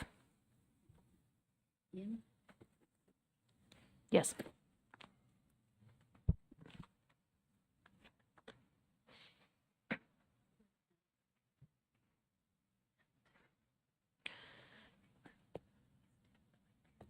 So it would have 2 extra sets of quotations.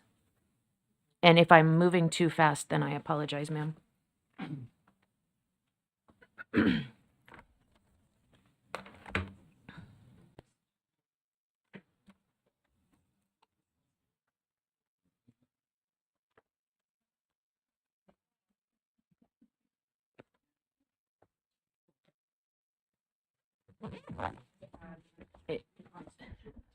Yeah, so the quoted language would be, yes, exactly, like, not necessarily constitutional protections, but before the word constitutional and another set of quotations after 205. So that's the language that we would like to add to the code, so that it calls out that 205 is a constitutional protection as opposed to the original language. And I'm sorry I did not put that in there. That is my fault, ma'am. Thank you.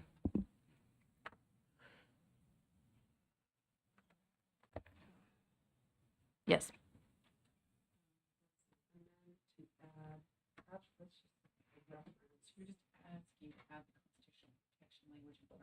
Yes.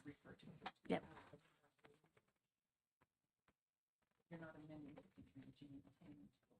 No. Good luck amending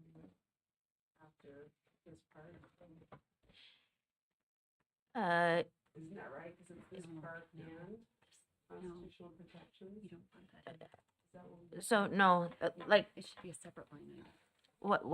what I sent you, it would be like I think the code. here. I just had it pulled up. It's right here. So it'd be number. So it would be a new number 2. So it'd be an LEA in this part. The constitutional protections would be the number 2, and then the 3 would be an LEA satisfies the notification. The 2 becomes 3. Did I articulate that in a manner that caused me to be viewed as clear? Do you have it in front of you, the code?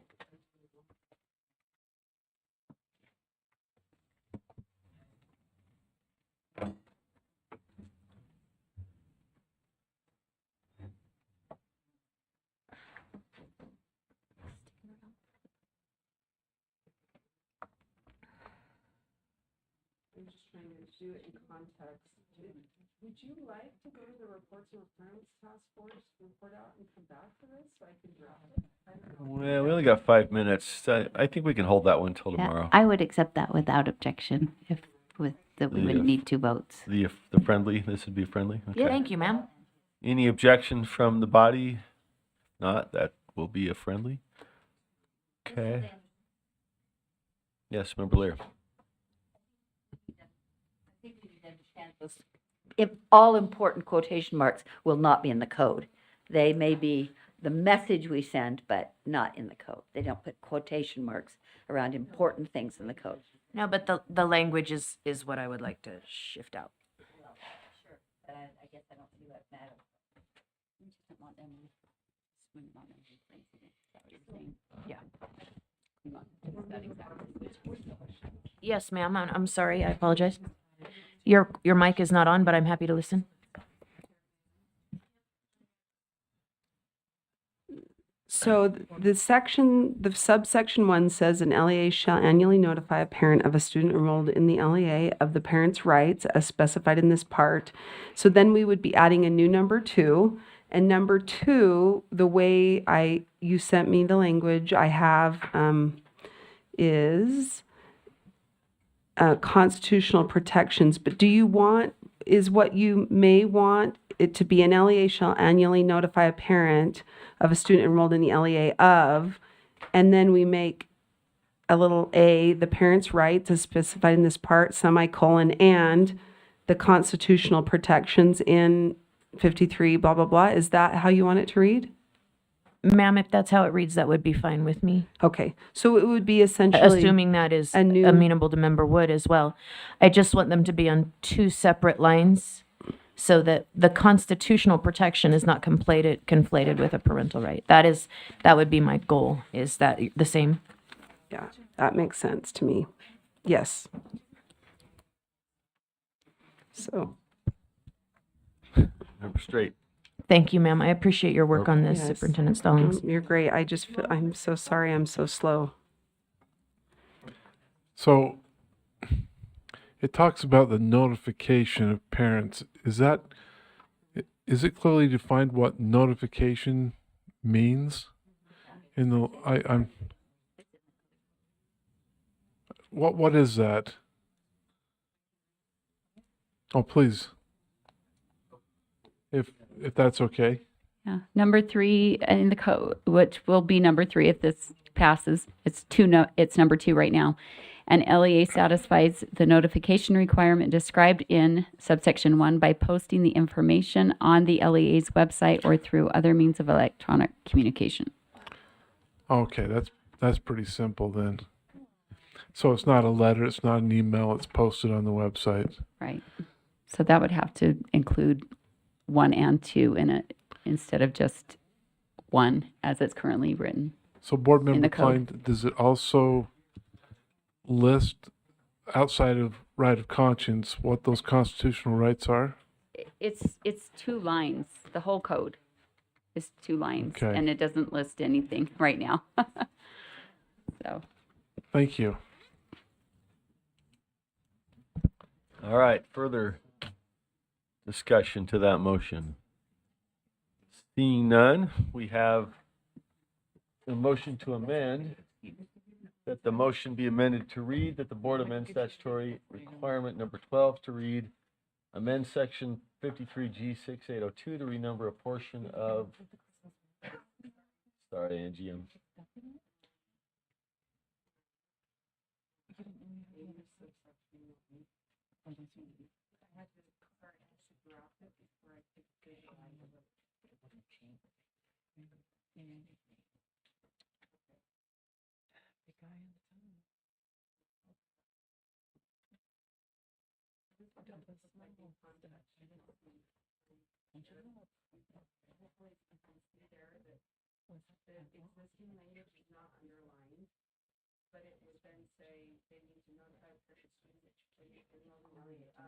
A, the parent's rights as specified in this part, and then B, the constitutional protections in section 53G 10205. And if that works, then I think that this motion here will do that. And that is what I would work on with a legislator to do what you see in context. Is that correct? Yes. Then you don't have to renumber anything in subsection 2 because subsection 2 refers to subsection 1. You only have to amend that one part of subsection 1. So this was seconded and accepted as a friendly, right? So, yeah, okay. I wasn't sure if we went beyond that earlier one. So this is effectively Member Wood's substitute motion, now framed as Member Bogus's friendly amendment. Motion be amended to read as follows, that the board amend statutory requirement 12 to read amend section 53G 6802 to renumber a portion of subsection 1 and add new section 1B as follows. to include 1B constitutional protections in section 53G 10-205, which would then look like the language below. So if there are no other lights, let's vote. Voting is open.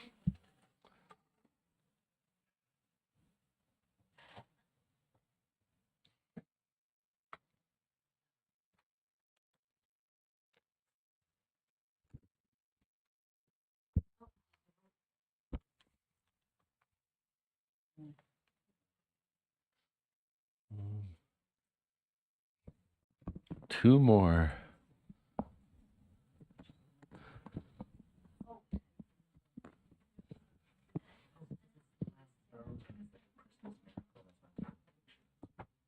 There we go.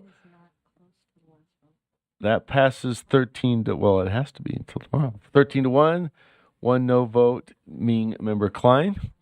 And that was a substitute motion, so I think that clears the board. That is our final motion on that. So it is 6 o'clock. We've got. Have a motion to postpone till tomorrow. Okay, go for it, Vice Chair Earl.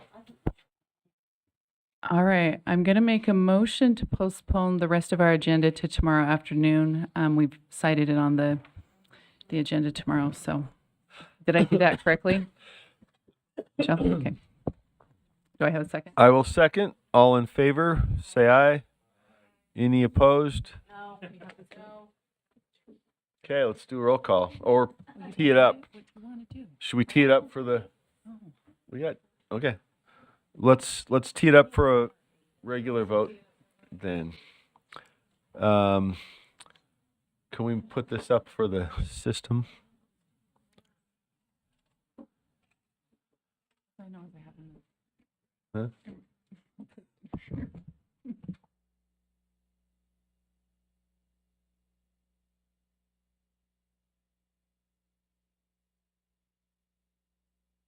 Because there were some no votes, I want to make sure we had it recorded.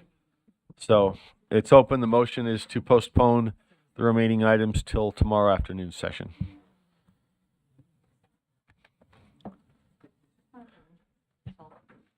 Yeah.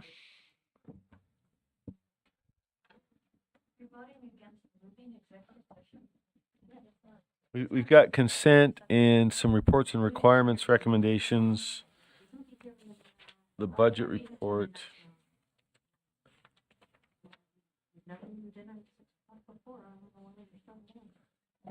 I think we have the holiday party teed up and waiting, don't we? Huh? All right. Oh, look at this. Oh, we are not going anywhere. Okay, then. This fails 6-8. So the yeses being Hymus, Booth, Moss, Lear, Earl, and Carey. And so we six are going to go eat. Y'all have fun.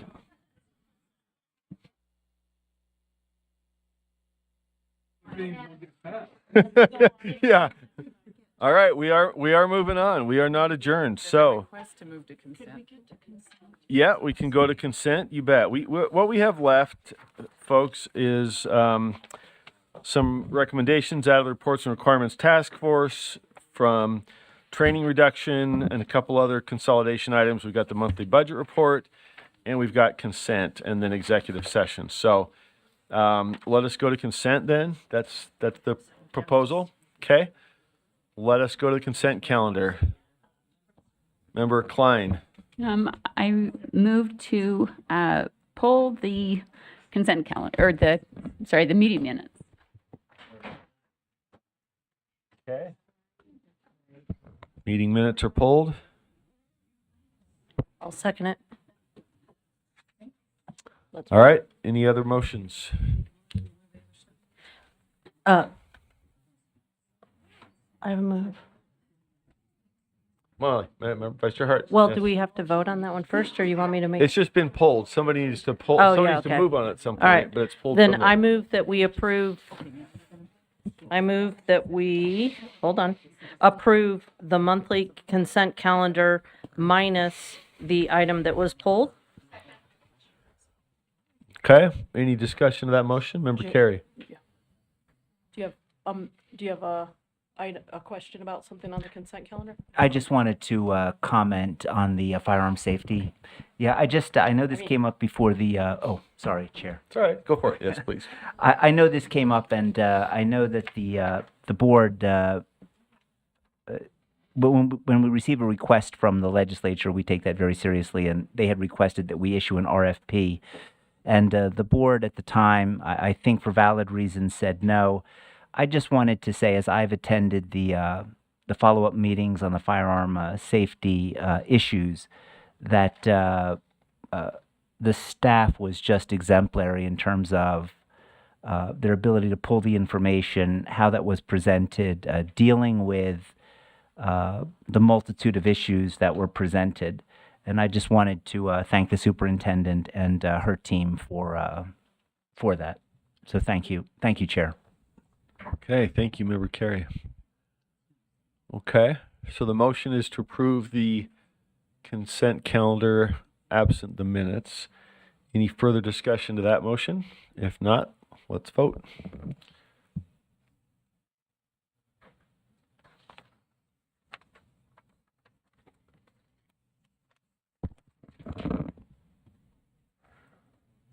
Got one more. Yeah. Missing one. Nope, okay.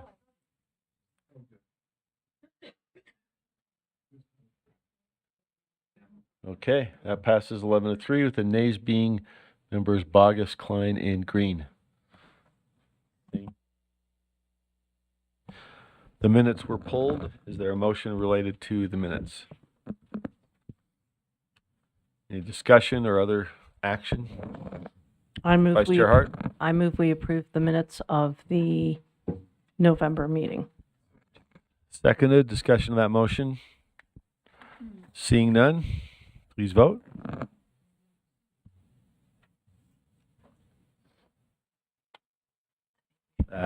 Nope. One more. That passes unanimously. Thank you. Let's see. Consent. I think we should do it.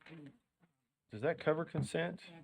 Reports and requirements. Yes, reports. Well, or just do the executive session. Oh, let's do the executive We session. need to do that now.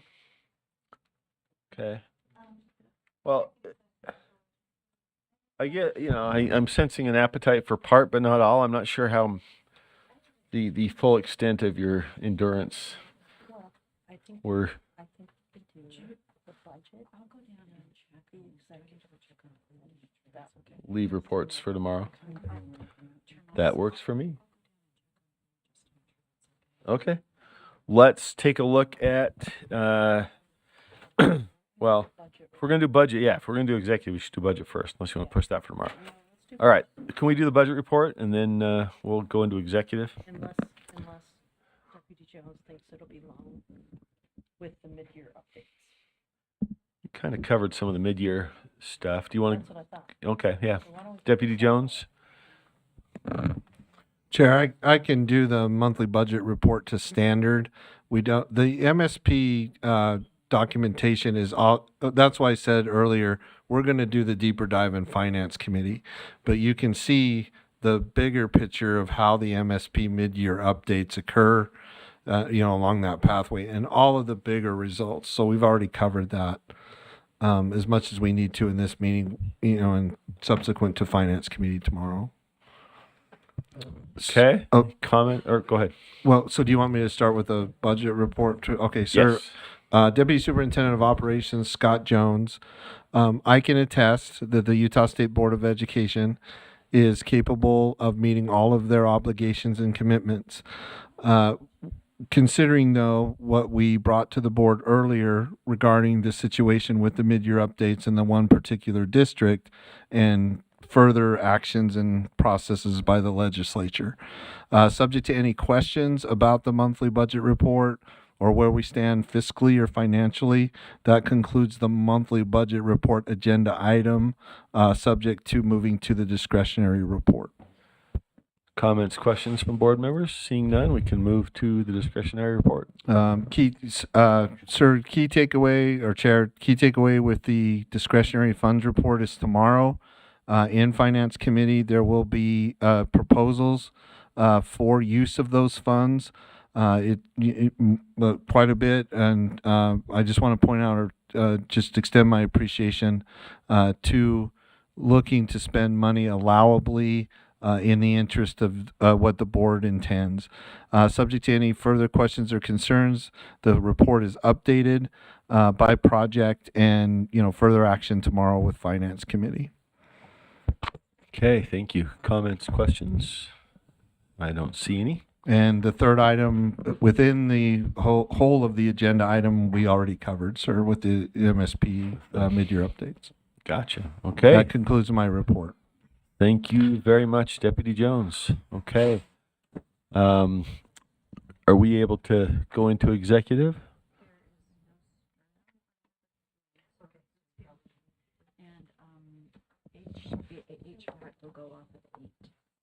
Aha. Okay. Can we do the task force stuff? Do you think that's going to take a bit? Oh, but other than that, can we do that then? Yeah, and then we can go into executive again tomorrow if we needed to. Right. We don't have much though. Reports and requirements won't be much. I mean, want to talk about that.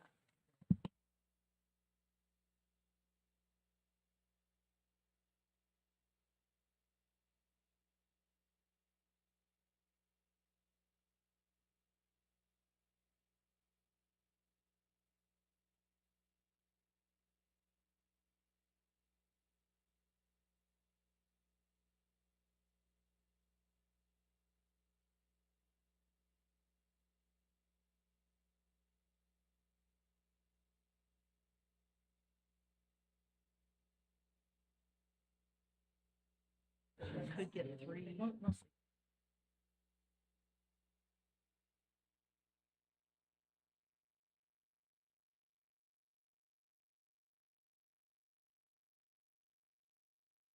the floor is open if somebody wants to make a motion. If not, we will proceed to executive session. Let's put it this way.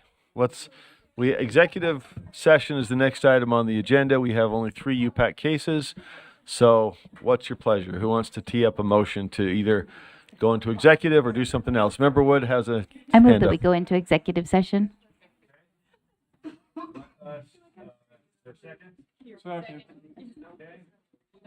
We got We gotta do a roll call on this one, right? Okay, there we go. I got it. All right. Motion is to go into executive session. Member Bogus. You certainly can. While they're doing the transition is always a good one. You voted, so yeah, you're Member Booth, Member Klein, Member Davis, Member Vice Chair Earl. Yes. Member Green. Member Green to go into executive. Okay. Vice Chair Hart. Yes. Member Hymas. Yes. Member Carey. Yes. Member Lear. Member Norton. Yes. Member Reel. Yes. Member Straight. Yes. Member Wood. Member Moss is a yes. We are on our way into executive. We'll take a couple seconds here to let them set up and we will reconvene.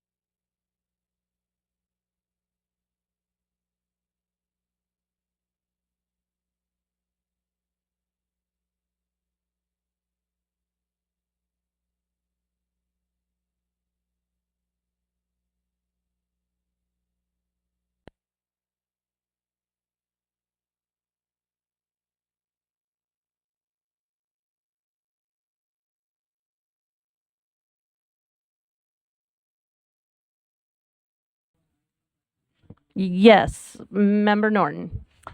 I move that the board accept UPAC's consent calendar recommendation.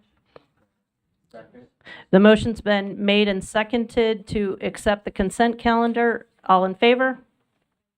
Aye. Aye. Oh, we do have to put it up there? It's up there. Please vote. It was unanimous, remember? It closed on us. Oh, we have. Hold on. Hold on. There we go. Okay. All right. I don't know why it's back. Okay. I'm gonna blame. 10, 11, 12. This is a consent calendar. Yes? Okay. We have a vote of 14 to 0. It is unanimous. The consent calendar passes. Next motion? In case number 22-1933, I move that the board accepts UPAC's recommendation. Do we have a second? Motion's been made and seconded. The vote is up for your vote. 9, 10, 12. We need one more. With a vote of 13 to 1, the no being Member Klein, that motion passes. I'd Do like we to have make a another motion. We postpone the rest of our agenda to tomorrow's afternoon study session. Do we have a second? Motion's been made and seconded to postpone. All in favor? Aye. All opposed? Motion passes unanimously. We are postponed. Do we need to adjourn? Yeah. Motion to adjourn has been made. A second? All in favor? All opposed? All right. Meeting adjourned. Okay.